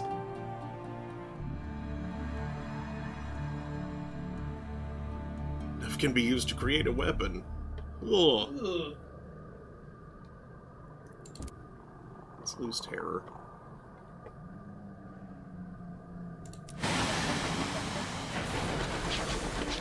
Well, they wound up on board because you did the Mirror's challenge.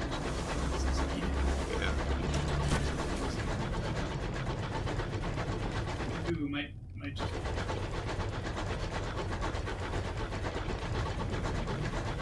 Sometimes goop is just goop.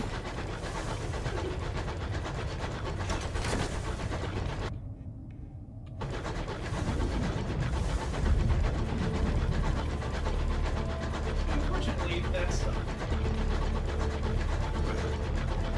Beat up, long build. Wrong button. Uninvited No. guest.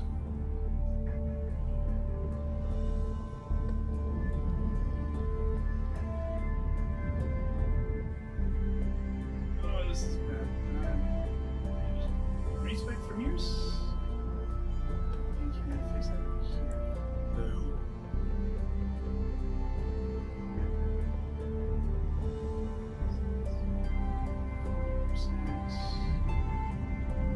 It's a thorough search. Yeah. Let's go ahead and do that. We're right by a port that is itself not far from New Winchester.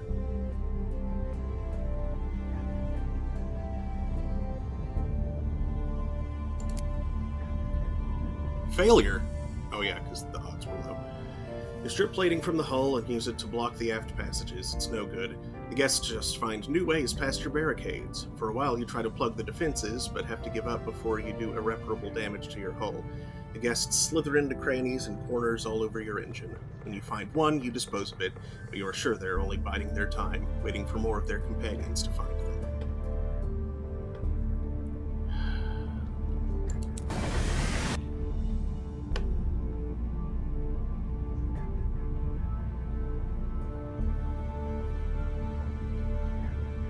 Oh, that way switching up. Yeah, but it's red.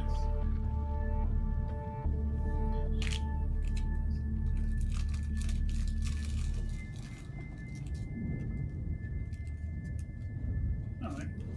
Wait, so you don't have its attention? Or? I think it's because I have her attention that I can't.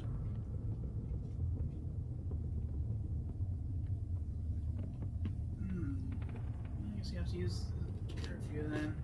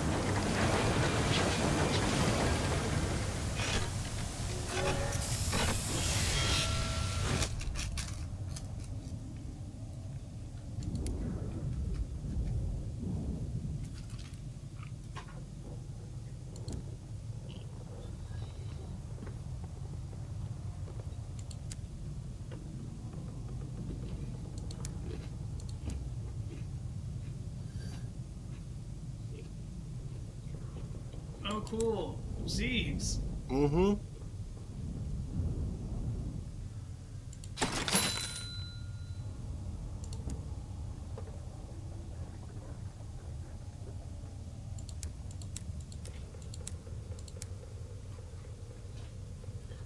Since they can tear through supplies quickly, I'm going to stock up. Eh.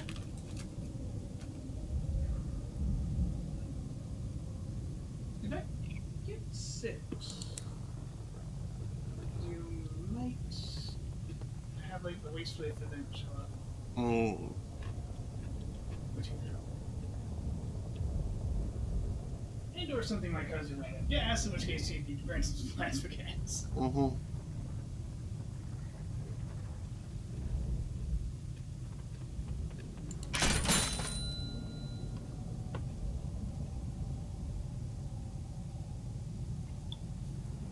boy. How far away from repairs? Not that far.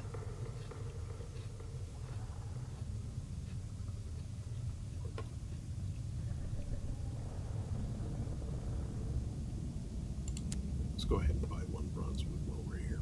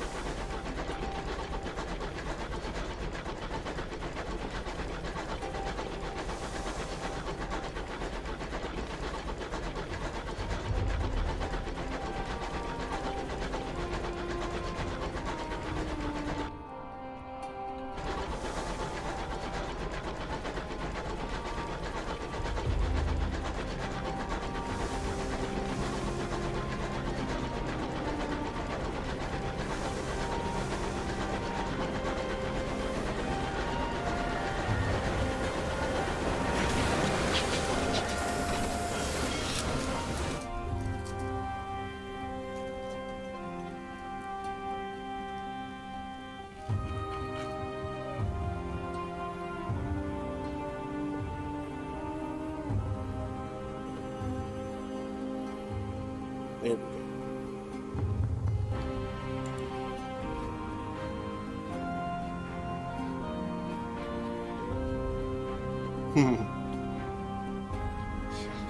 Amateur brass.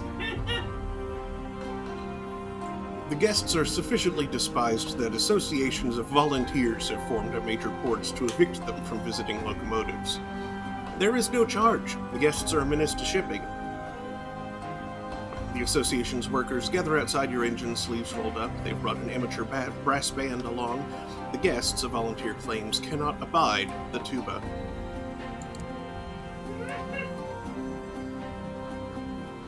Once the volunteers have stripped your engine bare and piled its contents on the platform, the band strikes up in your galley.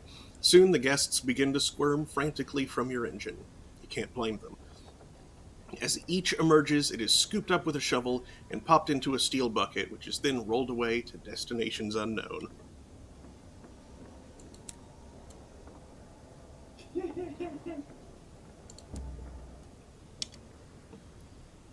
Well, I'm glad that was easy as it.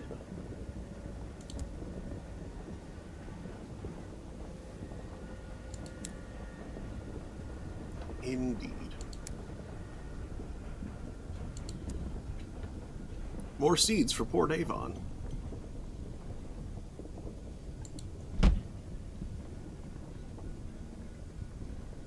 Guess the closest we can come to a game over has been with the freaking guests. Mm-hmm.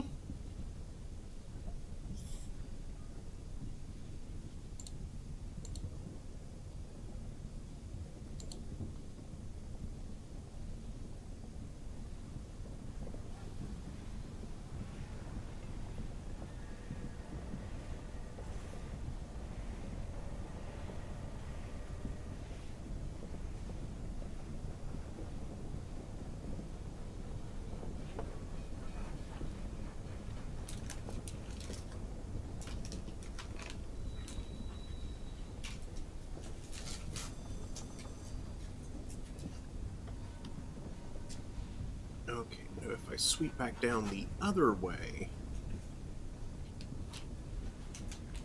I can be sure I have all the seeds I need before I get to Port Avon.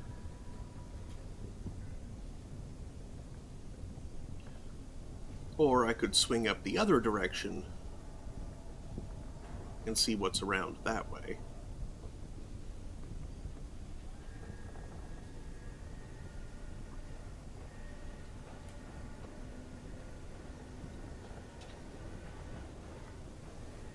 Avians.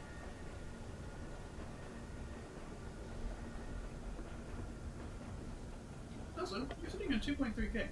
Mm-hmm. How many have you upgraded? I'm kind of saving up for the Pelennor here.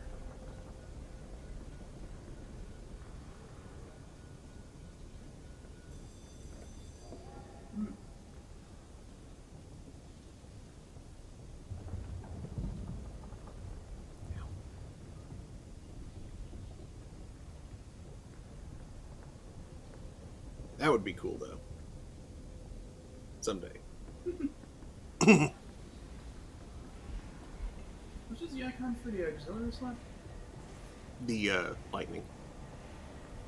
Oh, excellent. 2 excellence is excellent. Mm-hmm. Makes her flexible. Training. Yep. I keep wanting to say boat, because these are basically spaceships, except they're like green engines? That's so weird. Yeah.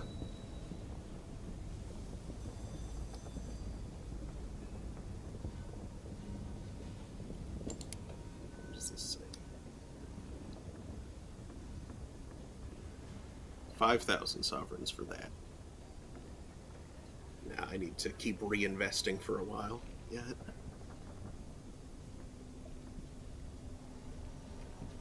You must become powerful to become rich, and you must be rich to become powerful. Mm-hmm.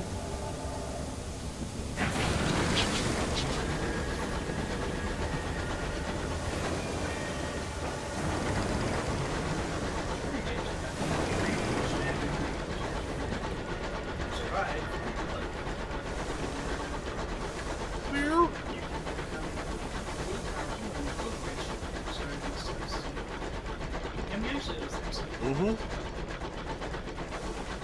It's like an RPG full of space trains.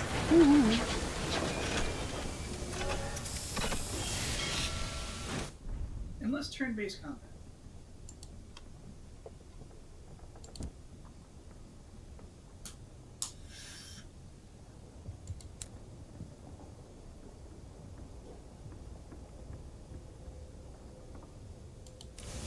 So, I was heading to Port Avon, but I did intend to pick up at least one more thing of fuel before heading that way. Real quick. Yeah, they do sell fuel. oh, nice, nice. So yeah, I think I have enough to get there at least. Just right there. Yeah, that's Just let it take. Mm-hmm. No, it's some silly event, right? We get blood. Yeah. Everybody didn't want many fights.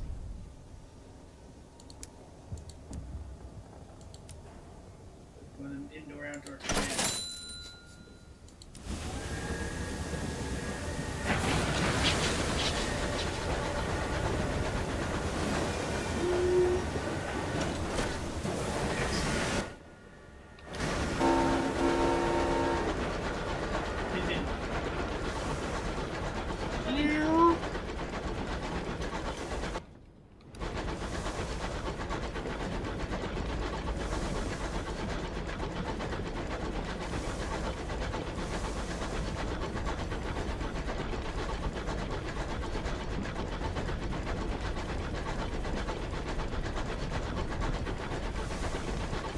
And of course, you got your indoor-only house that has this little Mm-hmm.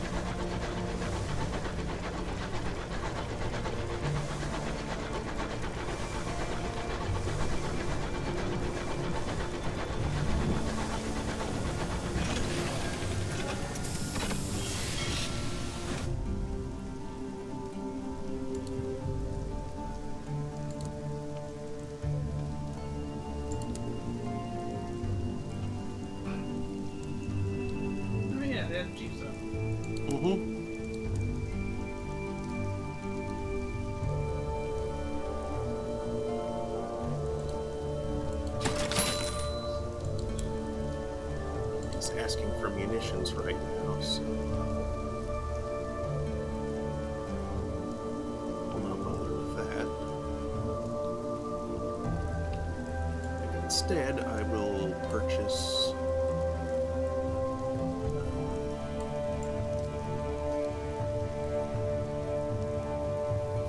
fuel. In fact, I'll purchase fuel and explore south a bit, I think.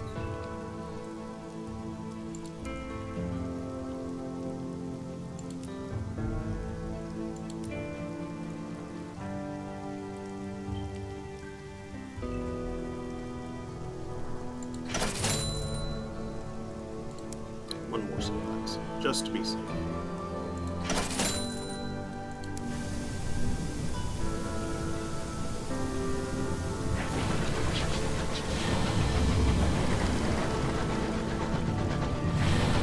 I forgot to get the report.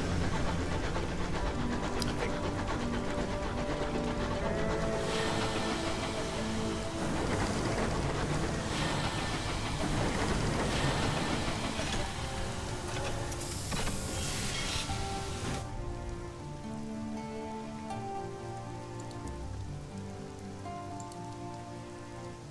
Yep, I did forget.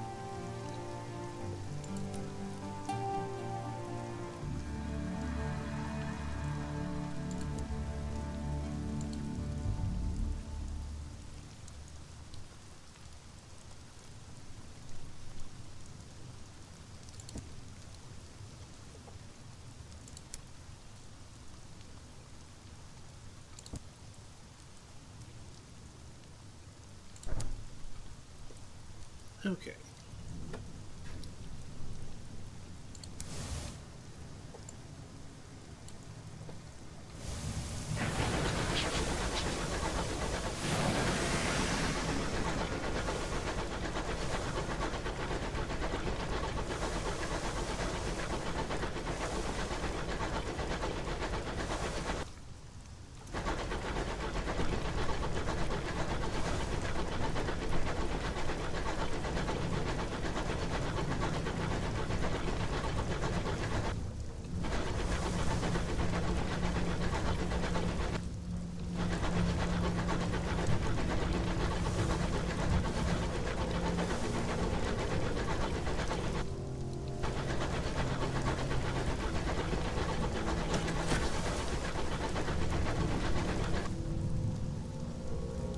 An argument breaks out between two crewmen. One owes the other money but cannot repay it. Unfortunately, the debt was sworn on the name of the Burrower below, a roving god of the deep skies and a keeper of compacts. The Burrower has a low opinion of oathbreakers. Your crew mutter darkly. They fear that this will bring them bad luck.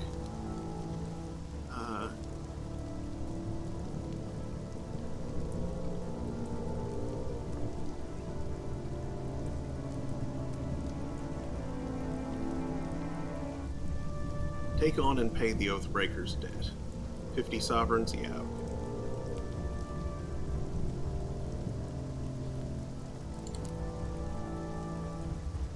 One of your crew, tattooed with dragons, acts as an occasional mediator with the Burrower. She conducts a simple midnight ceremony in which you recite the promise that was made and immediately pay the amount owed. Your purse is lighter, but the debtor, the dettee, and the mediator seem happy. Outside, the sky's fogs are thick as soup. 100 experience, and the Burrower below is watching.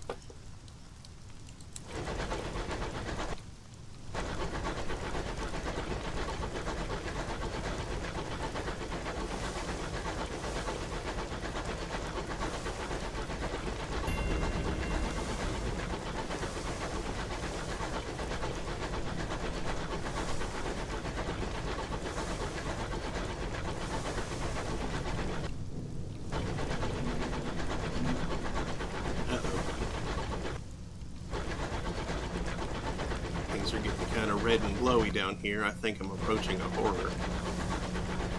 Possibly.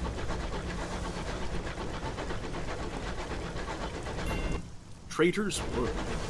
512 experience. Princess looks concerned. Why would you name a wood after a traitor? Sura, maybe.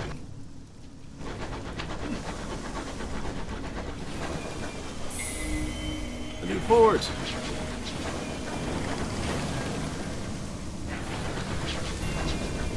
Somerset. Haven't even heard of this place yet. Trader's Wood is a sprawling, secluded forest on the edge of the Reach. Few venture beneath its gloomy boughs, and legend speaks of a king who sleeps under the barrow at the wood's heart.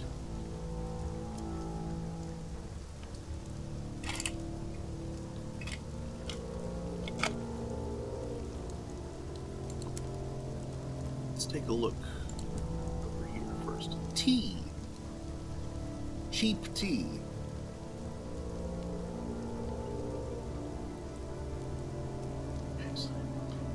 A disheveled research associate has briefly docked while on an arduous research expedition. She sells caddies of dried tea from an oak chest. Due to an unfortunate but entirely understandable administrative error, the professor's entire research budget has been spent on tea, she explains, shuffling her feet awkwardly. Please buy some. I'll buy one for now.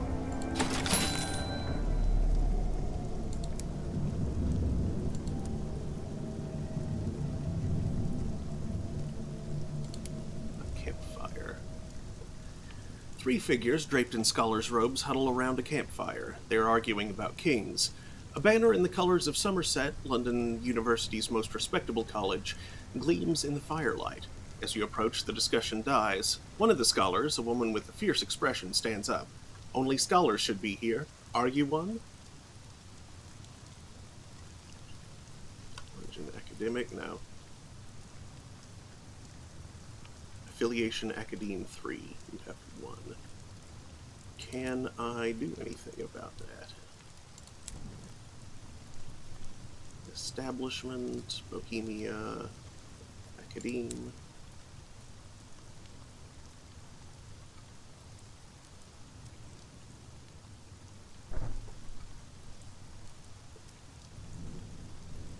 Okay.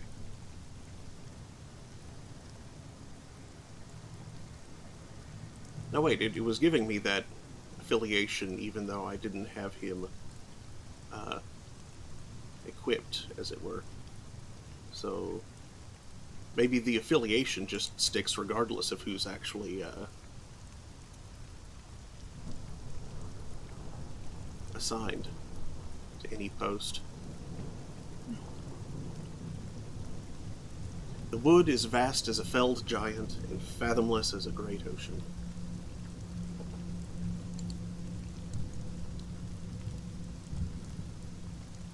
Like the ocean, much of it is hidden from view. Careful expeditions are required to go deeper into the wood. The forest is rich and wild in the verdant species of the Reach. Exploring the starlight-dappled edges of the wood could be profitable.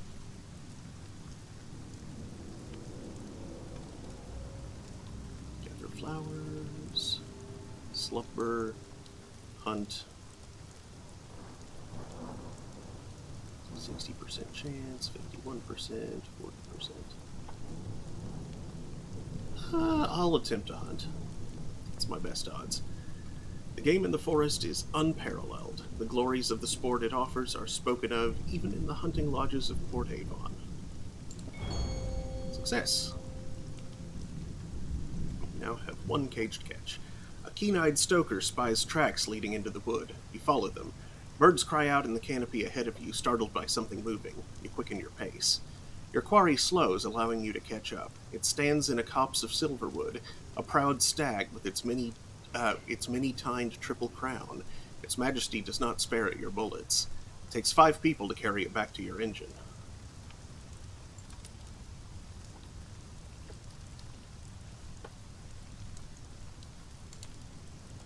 Parting glade. Write a port report. There's no one here, but perhaps someone will take an interest in how the wood fares.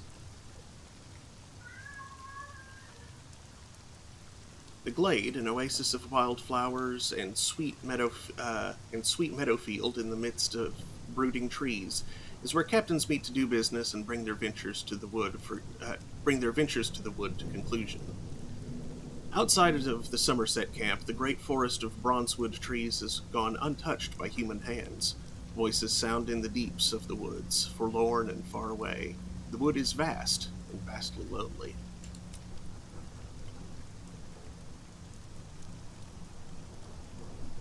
A group of sad-looking tents huddle together on the edge of the wood. Figures sit around a campfire bickering.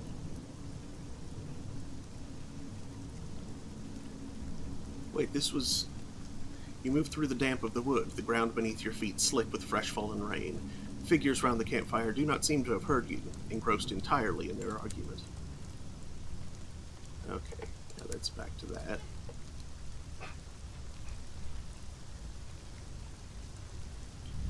Somerset College has until recently funded expeditions into the forest. Those who returned speak of voices on the wind, of murmurs in uninhabited groves.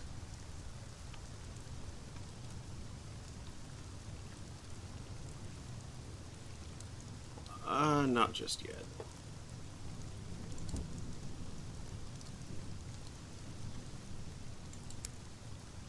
Badly concealed relief.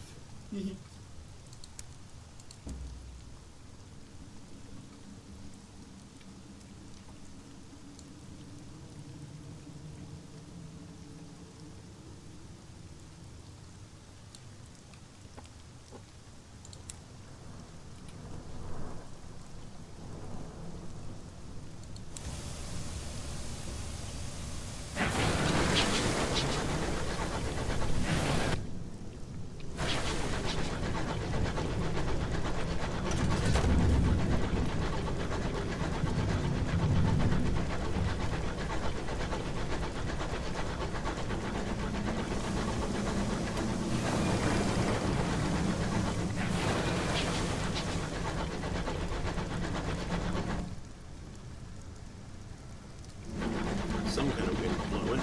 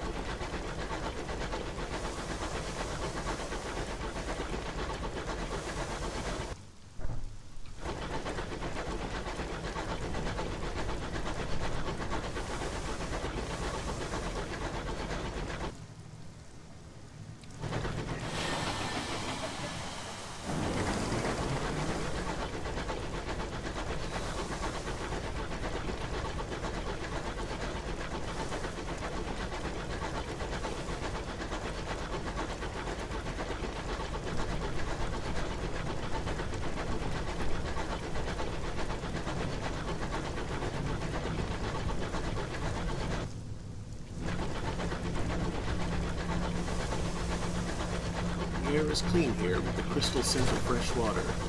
You're near the Regent's Tears.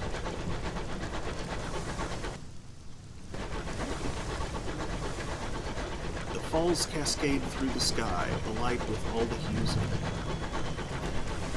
Regent's Tears.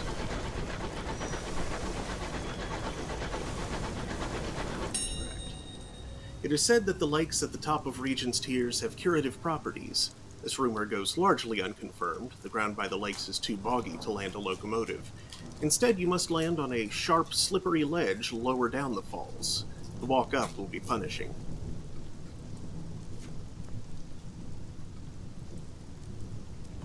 Sure. 100% chance of success. A hooded woman, half concealed in the spray, waits by the waterfall. You are here for the Regent's Lakes? She has a thick London accent. The woman leaps from ledge to foothold. She is sure-footed, apparently oblivious to the thundering roar of the waterfalls. It is treacherous work to keep up with her. When you finally reach the top, you help each other over the edge. Only now can you see that she is crying. She has wept endlessly for years. The tears run down grooves in her cheeks that have been worn there by the constant weeping. She gestures towards the water. Welcome. May the Regent's Lakes nourish you.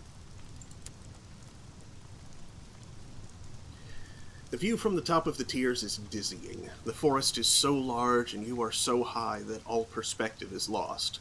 Only your locomotive, small as a matchbox, breaks the illusion of a mossy meadow inches from your feet. You step back from the drop and turn to the lake. It is huge. You cannot make out any details of its far shore. Steam rises sluggishly from the surface. The water is warm. 40% chance of success. The warmth is sure to ease your muscles. Failure. The water is hot as a freshly drawn bath. You must ease yourself in slowly. You settle on a flat rock, rest your head against the bank, while knots in your neck dissolve. The constant drum of the rushing waters drowns out even your thoughts.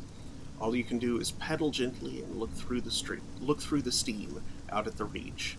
Emerald green, cathedraled with branches soaring like buttresses. In this moment, there is only beauty. Savage, exquisite. And you needn't worry about the descent. It'll be easier than the way up.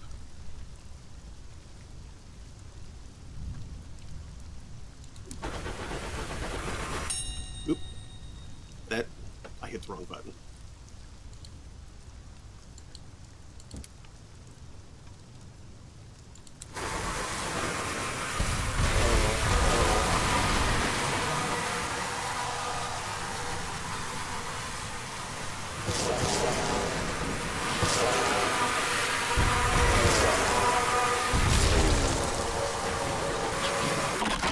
Against the wall. I think so. Silly monstrosities.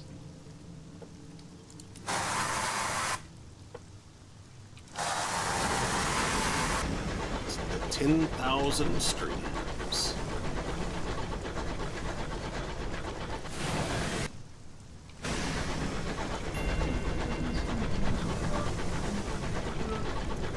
Four sides flipped.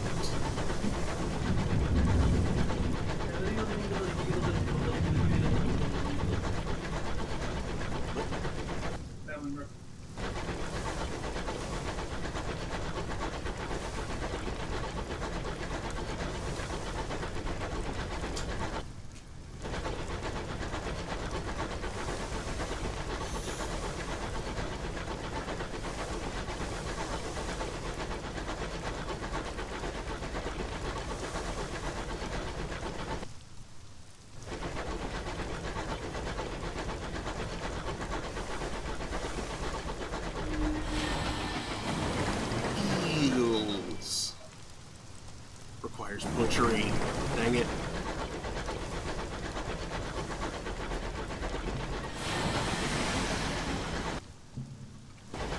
Here we go, drills. Mm-hmm.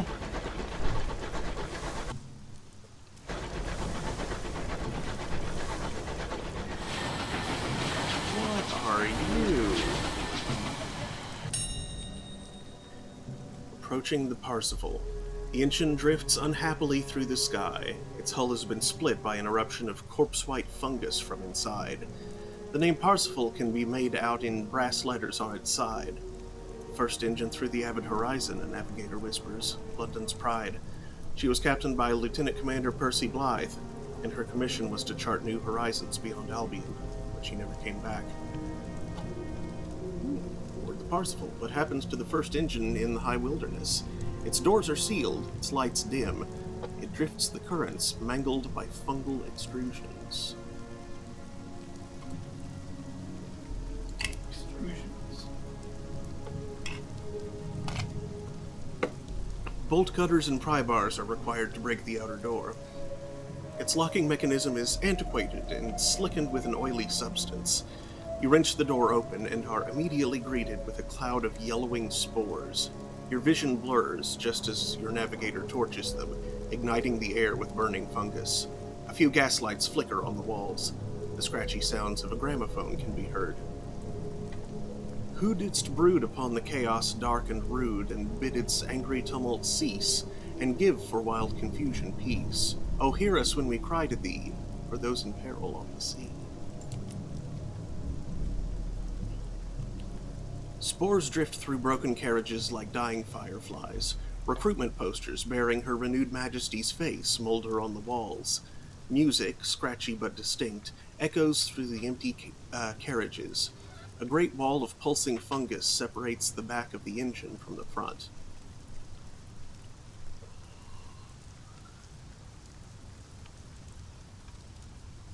In the first designs for London's engines, the captain always roomed towards the back of the train for their protection.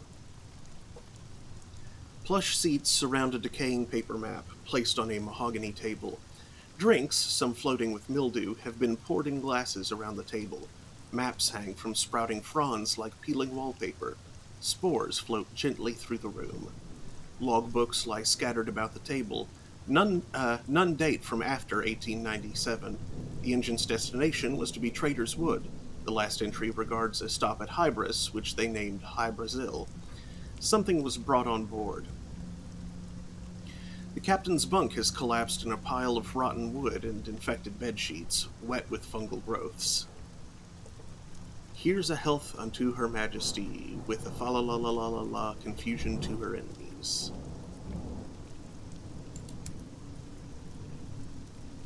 Investigate the armory. An Explorer engine like the Parsifal would have been stocked for all eventualities. The solid iron walls of the armory are stained and rotted with sporing bodies. Lockers hang open, revealing decaying and antiquated skysuits. The old design, with thermal chest plate and brass buttons for fastenings. Several of your crew coo appreciatively, but back away when a prodding of one suit reveals a fruiting colony of golden black mushrooms has sprouted within. Amongst the outdated and unused weaponry, you uncover a trove of novels. Fanciful stuff, but all concerned with the possibilities of space travel and the interaction between modern man and the alien. Here come the grenadiers, my boys, who know no doubts or fears. Then sing tow, row, row. Then sing tow, row, row, row, row, row, the British Grenadiers. Breach the fungus. Shivering spasms of festering fungus separate the front of the train from the rest. The only way forward is through. You organize your hardiest stokers into a rota, slowly but steadily widening the gap between the pallid walls of quivering fungal flesh. The smell is direful, as are the ominous bulges protruding from the mushroom bulk. Thanks to your capable direction, however, a wide path is cleared straight through the fungus, bisecting it like two lungs separated by the trachea. You pass through unharmed. We wish her neither wit nor wealth, nor yet a rope to hang herself, with a fa-la-la-la-la-la-la-la.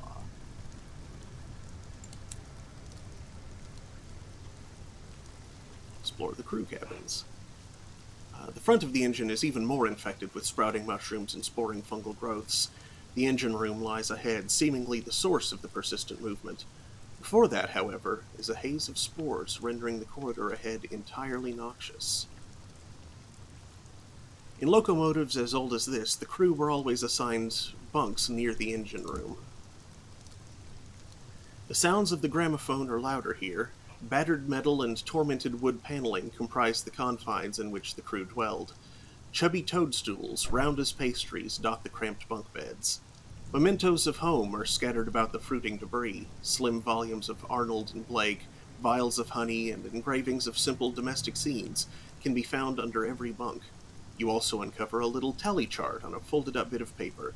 It seems the crew were organizing a whip round for their commander's retirement present. They'd settled on a plot of land on Port Prosper.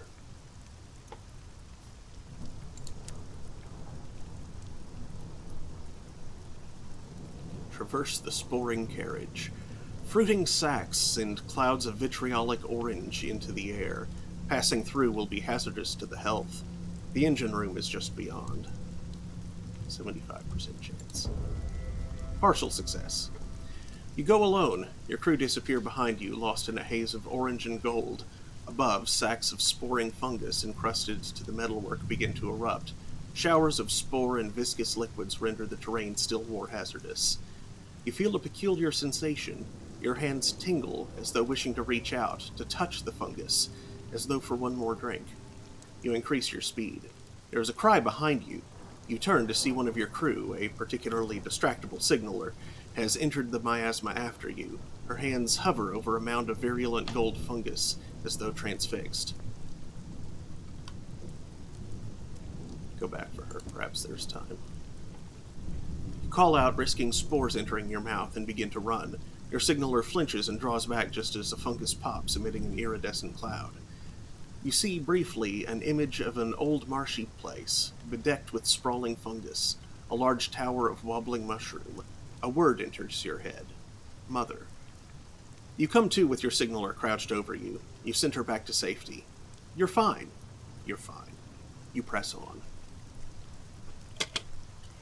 Would you please? Thank you. Sure.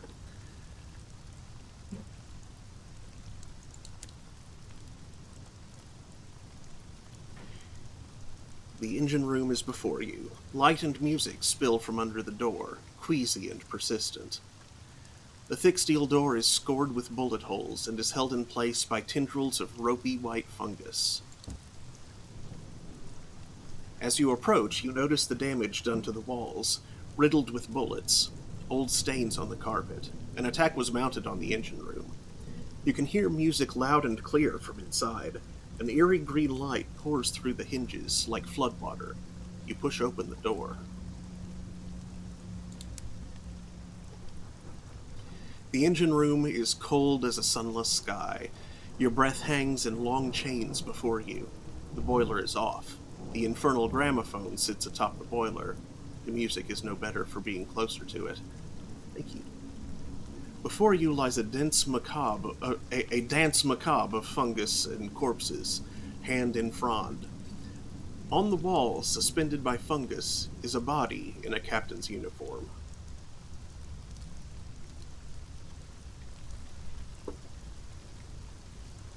Investigate the engine room.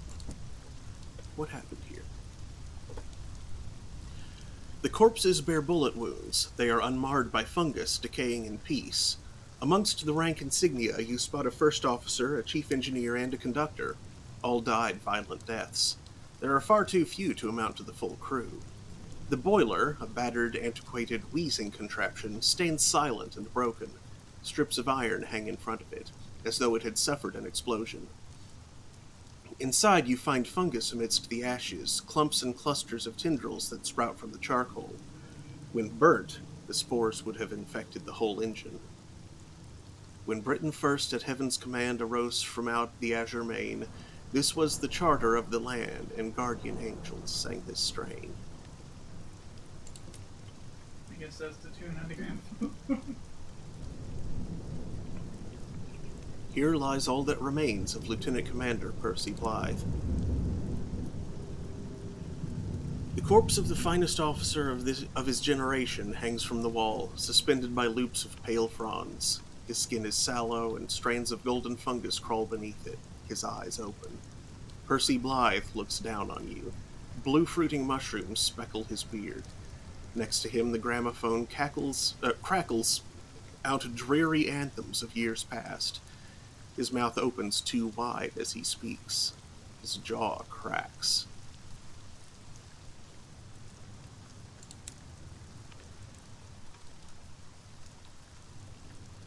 Suspended from chains of fungus, Percy Blythe begins to stir, improbably alive. He fixes his gold-flecked eyes on you as his mouth begins to move as though wanting to speak. Somehow, he is alive. He groans. His mouth opens impossibly wide, and a cloud of yellow spores emerge.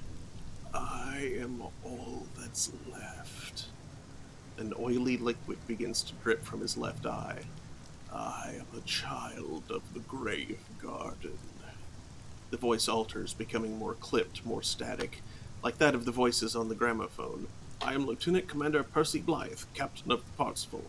My task was to explore the wilderness and return home with new discoveries. He groans as though weeping. I am all that remains. I want to go home. And when the siege is over, we to the town repair. The townsmen cry, "Hurrah, boys, here comes the grenadier." Your grenadier? Your grenadier? It's a rough rhyme. How did Parsifal end up in this condition? We met the children on Hybris.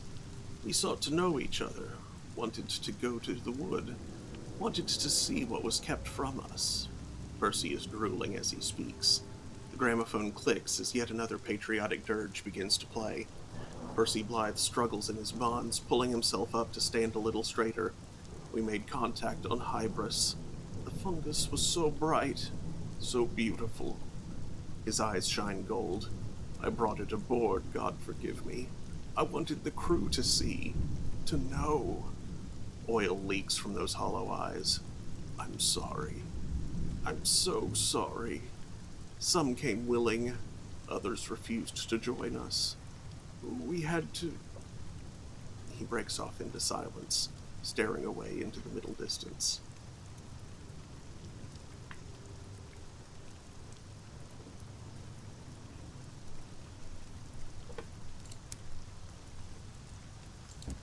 What happened to him?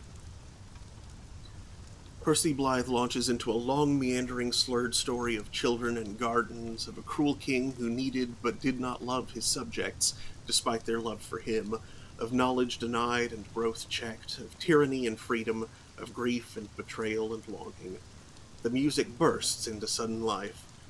Percy jerks and fixes you with an infected eye. I was stupid. I thought we would be welcome here.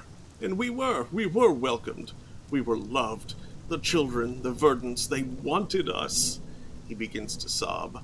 It is a sad, squelching sound. Console him. Something of the man remains. You approach gingerly, fishing for a handkerchief in your pocket. Reaching up, you begin to dab at the oily tears that scour the lieutenant commander's face. Beneath the grime, you can see Percy's flesh is remarkably well preserved, save for the vibrant tendrils of golden fungus running beneath the skin. Thank you, he whispers. Still more majestic shalt thou rise, more dreadful from each foreign stroke, as the loud blast that tears the skies serves but to root thy native oak.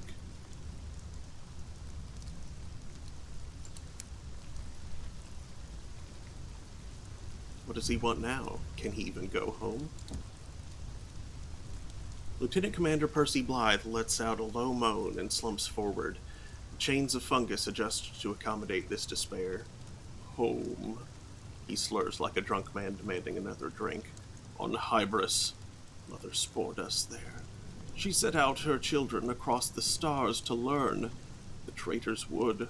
We were forbidden from entering there, but now its king is dead. This craft failed before we could arrive. The body jerks as though shocked. Percy's face rises to face you. London, he rasps. London.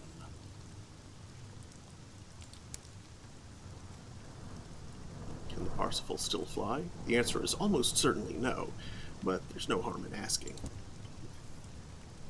No, the lieutenant commander hisses, his eyes rolling in his head. Sabotage. Mutiny. Ignorance. No fuel. The children too greedy. Spread too fast. Like fire. The engine is broken. The crew all gone. I am alone. His head lolls as though his neck were broken.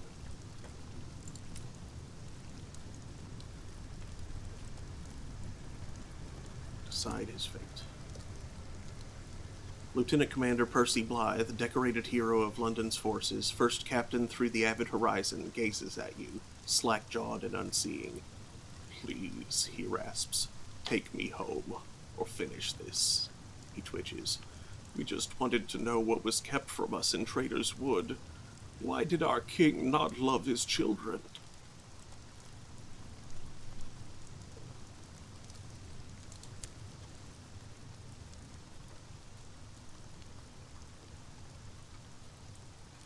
Blythe hangs listless in front of you, apparently exhausted. His head lolls and his gaze is dull. What is to be done?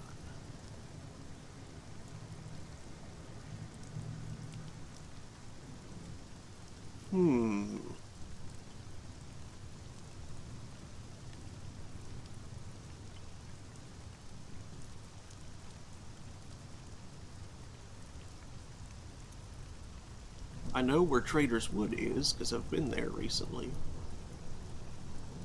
I haven't found Hybris yet, nor have I visited London.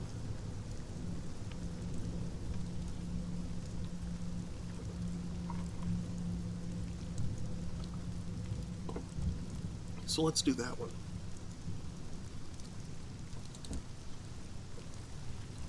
The remnant of Percy Blythe does not appear to register your response. His head bobs with the tilting of the locomotive. You begin cutting the body down. It is a task only made more difficult by the discovery that most of the far wall is, in fact, a rubbery sort of mushroom whose weak yellow flesh is entirely embedded in Blythe's back.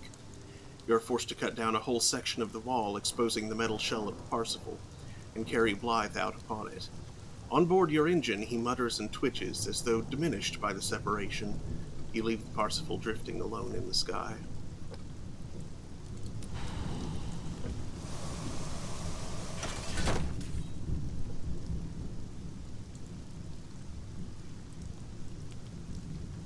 It's actually a ways off.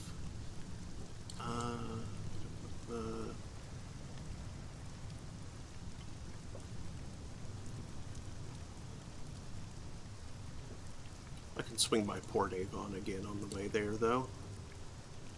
And refuel and stuff.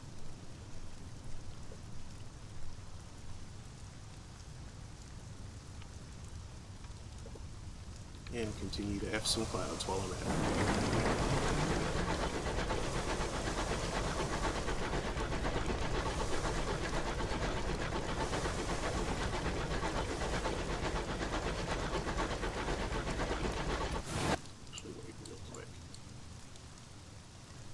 Yeah, they only sell supplies. That's what I thought.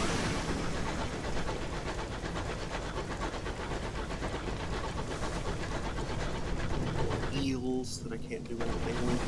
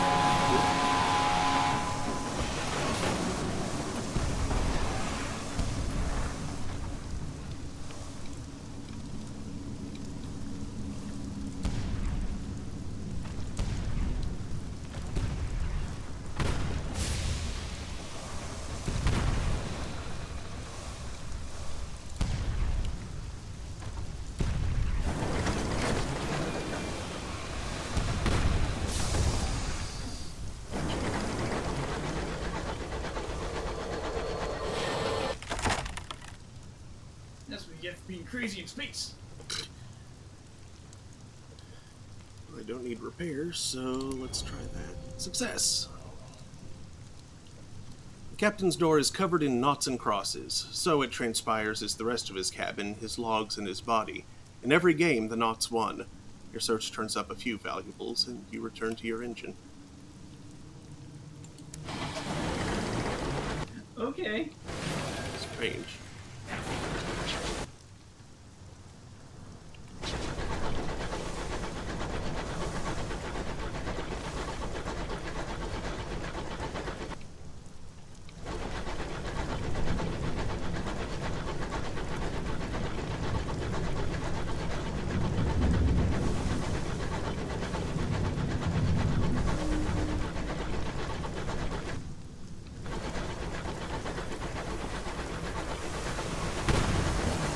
Oh, hello.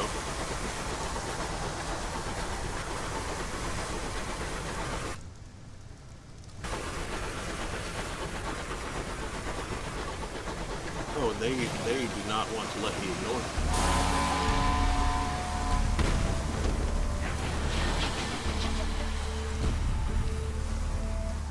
Being crazy in space.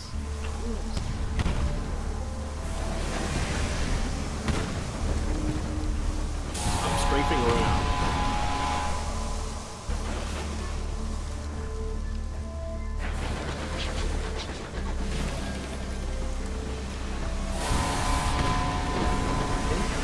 That one's good.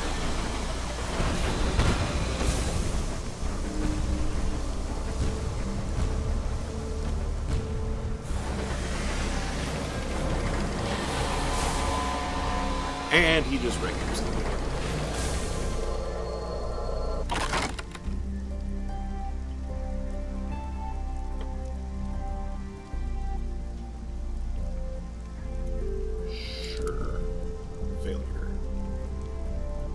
In terror, most of the locomotive's windows are broken.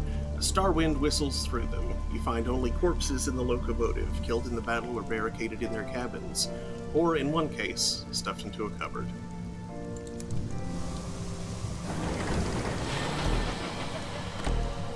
There's a saying, even though it doesn't say so anymore. Is it derped? Okay, loot the hold this time. Solid crate. Munitions.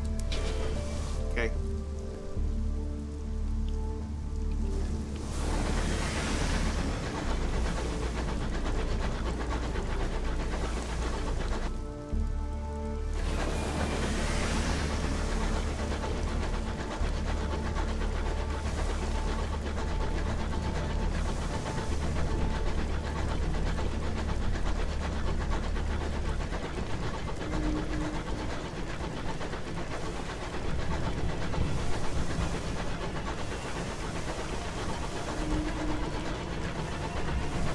Oh boy. Okay, that's Region Spring. These ruins predate humanity. Their architecture is gargantuan, purpose and screwed. Yep, that is definitely a horror. No wonder there's so many crazies around here. Uh-huh. Mm-hmm. I think you're right.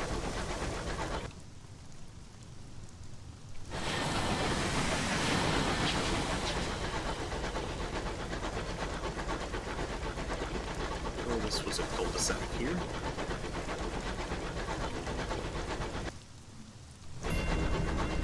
Gideon's Bronze. Exploration XP, though.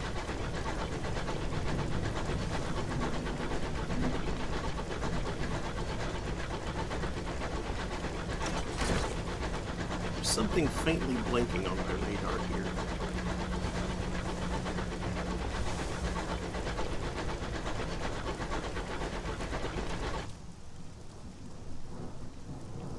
Like it might be pointing at a Parsifal.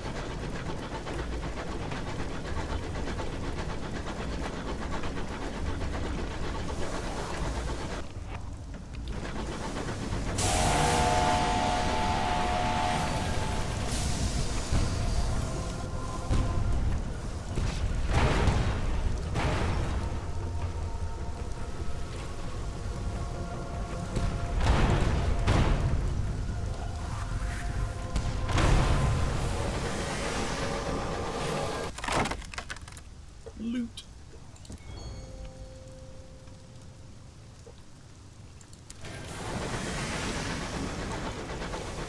Duluth. More dead. Terror has fallen.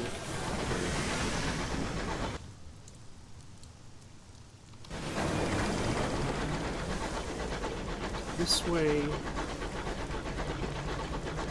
Maybe that big hunk of bronze wood will still be around. Probably not.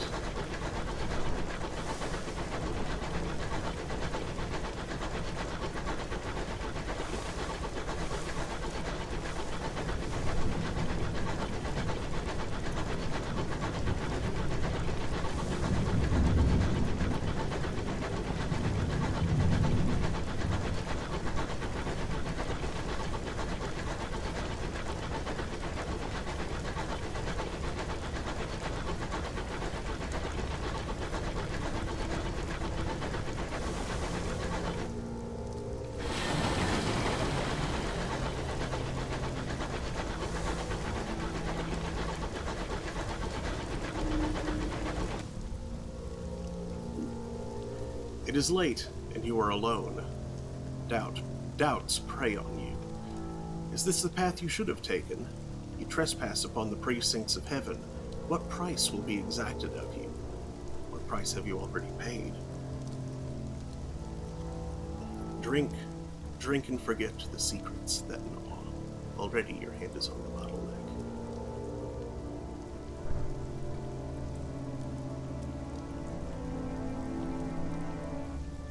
Yeah, that's not likely.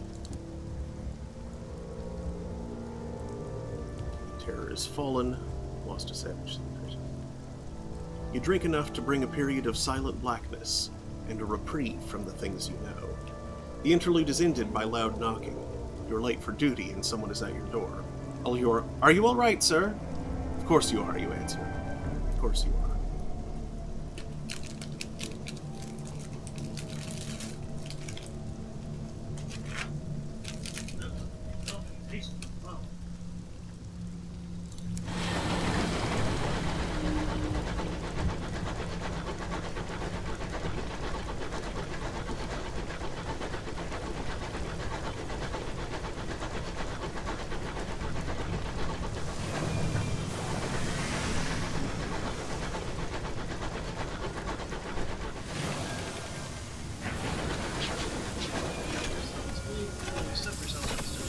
Yeah, probably was. Oh, my legs.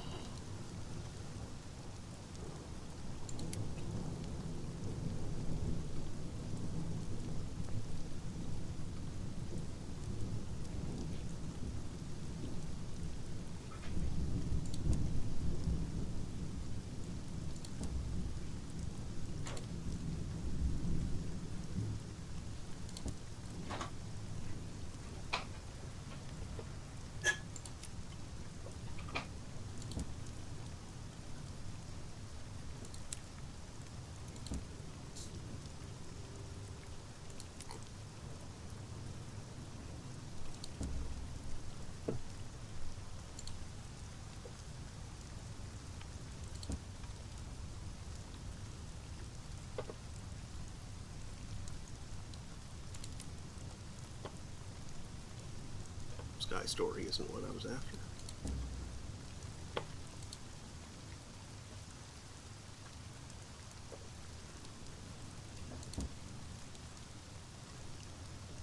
Deliver a Chorister Bee trophy. The glassy, multifaceted stare will reflect the firelight prettily. The stout veteran looks into its eyes. Not so tough now, are we? He crows. Jenkins, fetch the nails.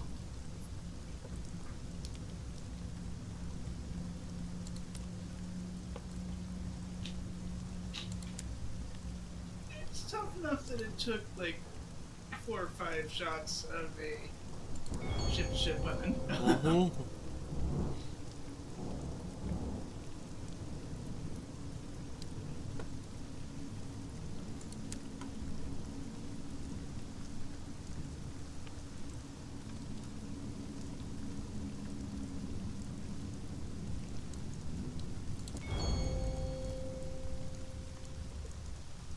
There we are. That's a more manageable level for my terror.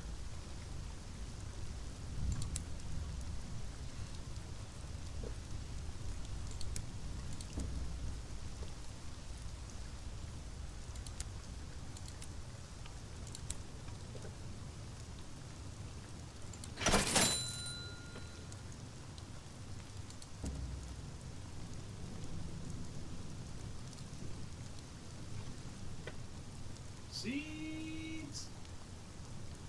Yep, they still want him. 2 more.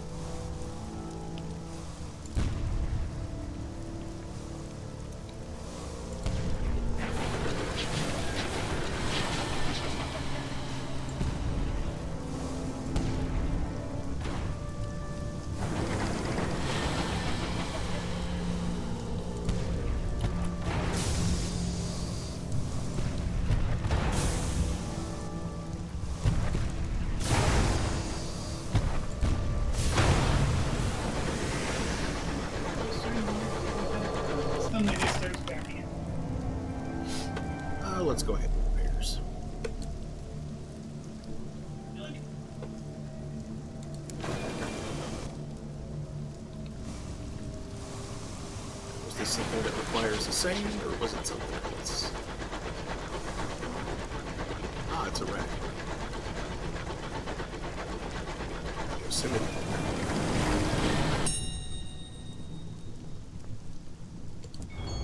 Oh, What have they found? A light burns from within. Uncanny specimen. weird. No damage.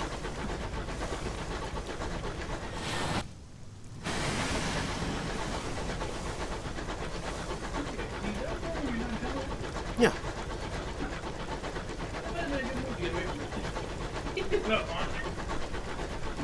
Yeah, it's fine. Like I said, yep.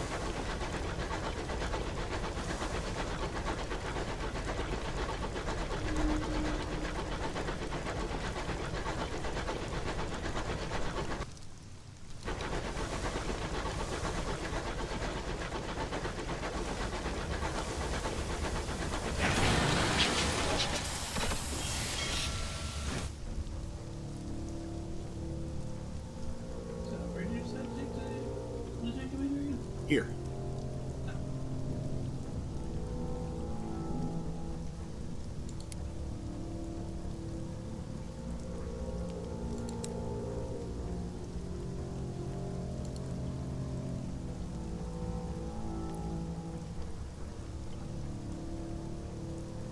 The Lieutenant Commander of Parsifal has one last mission.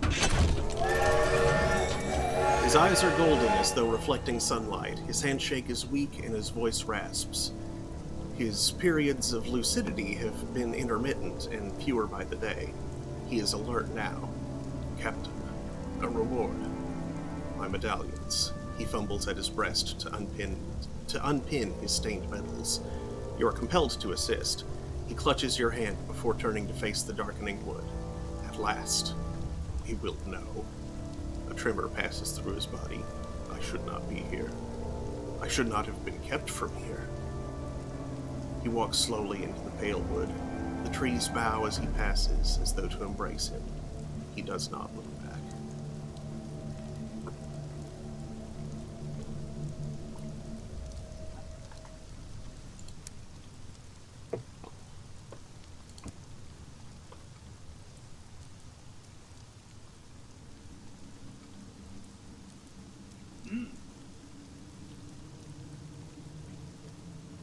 You would seem the children are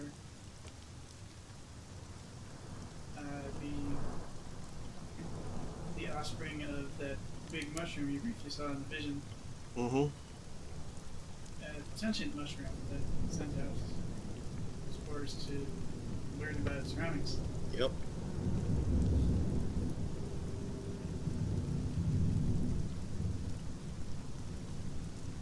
For some reason, they weren't allowed to visit this king. The king's dead. More tea. Morty.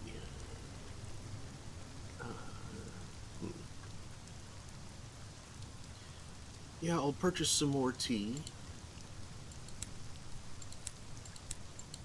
That's as much as I can hold anyway.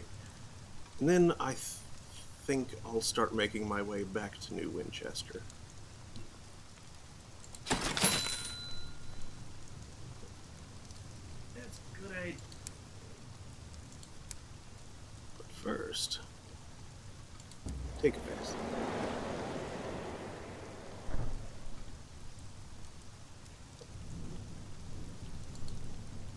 Spiriford, once upon a time, someone took your soul. He drew it out of your mouth with a delicate silver fork. That's weird. Yeah.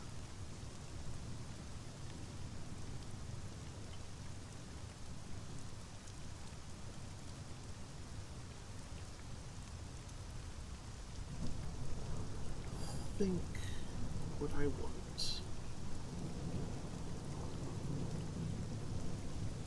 His hearts and veils, this lover.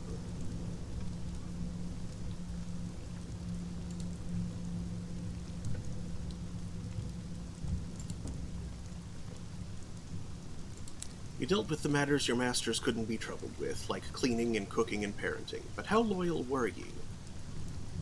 Kept their secrets, or you took them for all they were worth. You skimmed from the silverware and palmed the odd half-sovereign. Once you helped yourself to a pair of gloves and a silk scarf. A silk scarf. They had so much that they never noticed.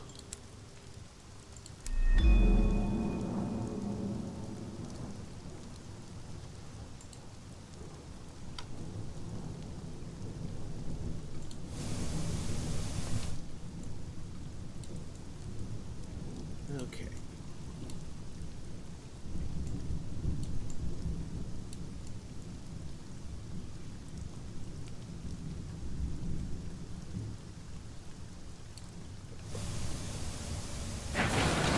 The amount of fuel I have left, I probably shouldn't try and make a loop out of it. So that's kind of a long way.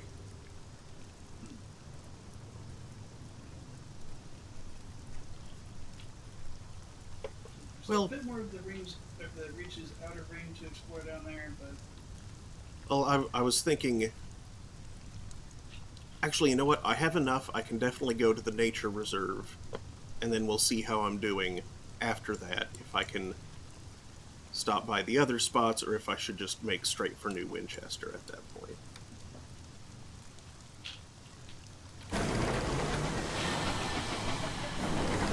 Another consideration, it's fun. Ah, ooh, that is a consideration.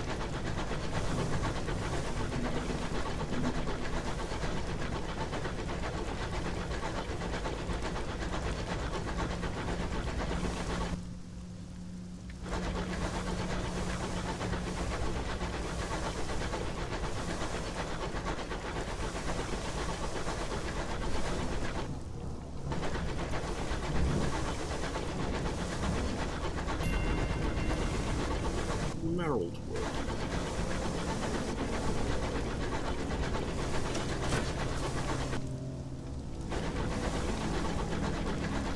I didn't expect there to be a gap. Or did I expect it to be shaped quite like this? Okay, well, given that I'm down to 1 now, and the heading that I'm on, yeah, Port Avon, then Manchester. Winchester.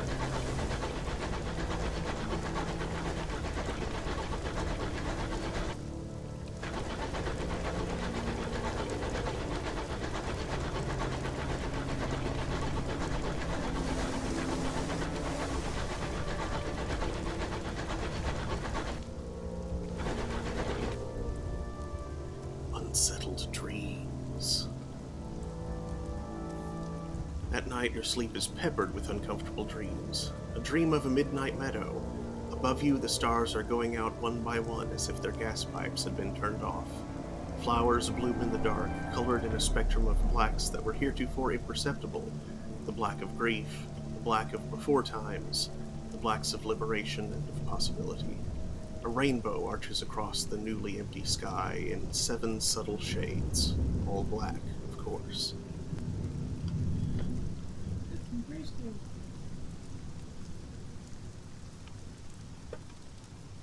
I'll attempt it.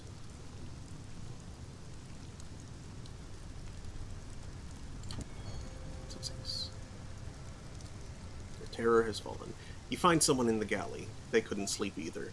You exchange a bleary greeting, a stiff pot of tea, and a conversation about the overflow valves. Already, your dream seems distant and silly.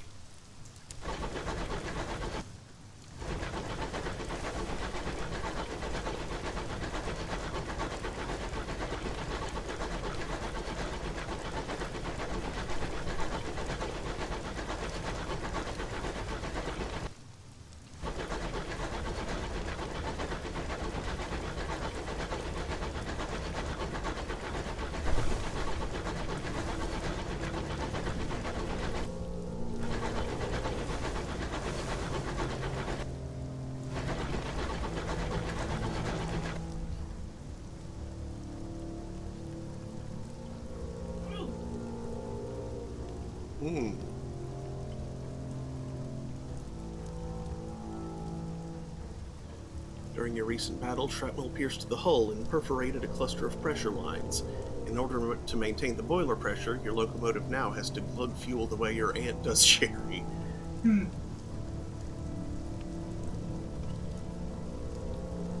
Let's shut the engine down for repairs. Ugh! Too many days, too many days! When the engine dies, the pipes in the boiler fall silent. As they cool, your locomotive yields to the sky's pitiless cold. The breath of your crew mists in the air. When the repairs are finally completed, you begin the laborious process of restarting the engine and getting the boiler back up to temperature. It is 3 bitter days before you are underway again. Well, I'm pretty close to port takeoff, so this should be fun. Well, relative.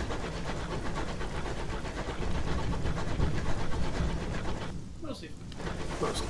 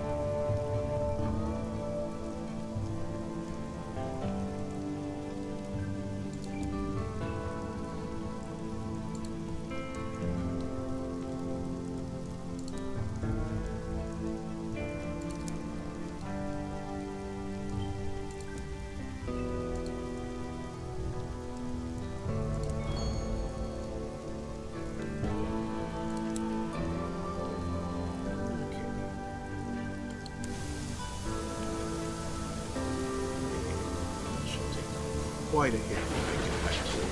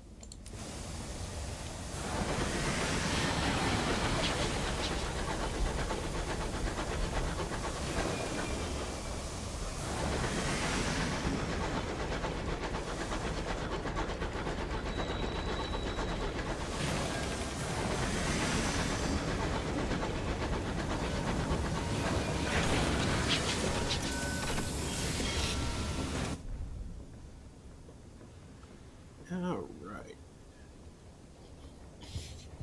I don't need repairs. Hours for the circus ringmaster. I have plenty of hours. 5 barrels. Mm-hmm. Let's see, I'm at 29.26. That's not going to be enough for the engine that I wanted. 3K, I think. Yeah.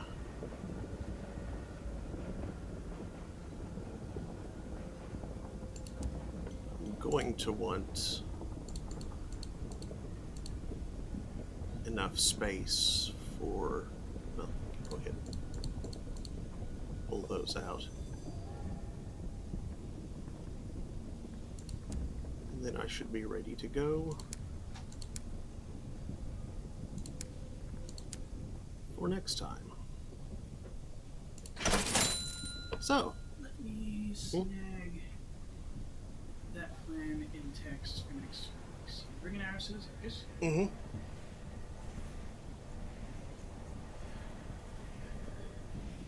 What else? Just the other stuff, but that won't be on the same loop. The other stuff. Okay.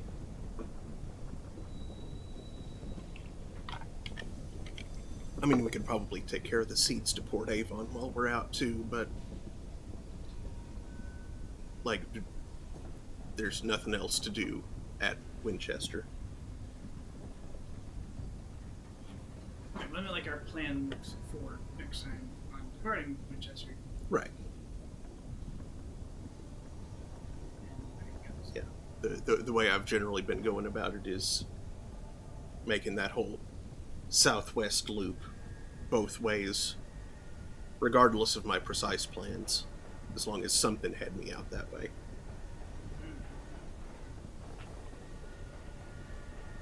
So, thank you so much for watching, everybody. Would you mind opening the thing so I can see the controls? Come here.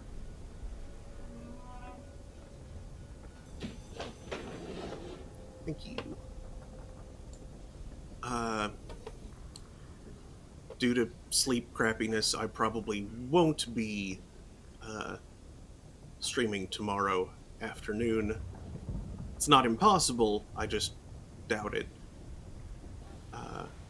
If I do, though, it'll be Cultist Simulator. Then, for similar reasons as to probably why not stream tomorrow afternoon, also probably not Early Throne on Saturday, but again, not impossible. Just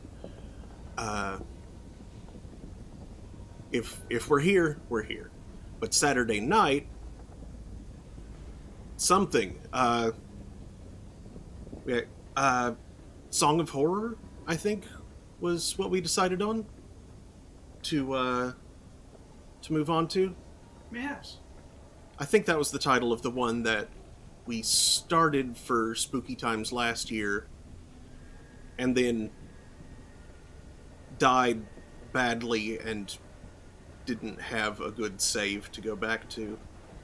Oh, was that the silly one where it's like, I'm just gonna jump out the window? Yeah, that one. Ah, yes. Schmuck bait. Uh-huh.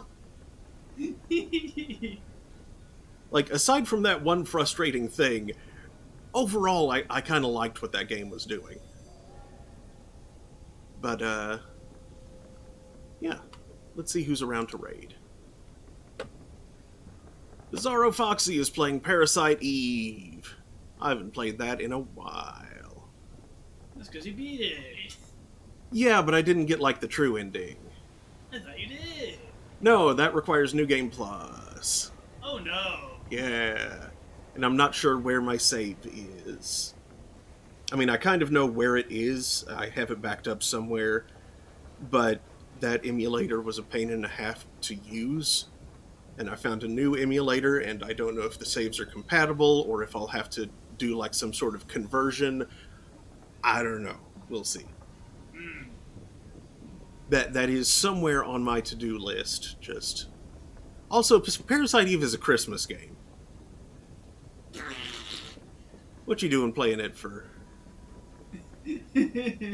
spooky month? Not a great Christmas.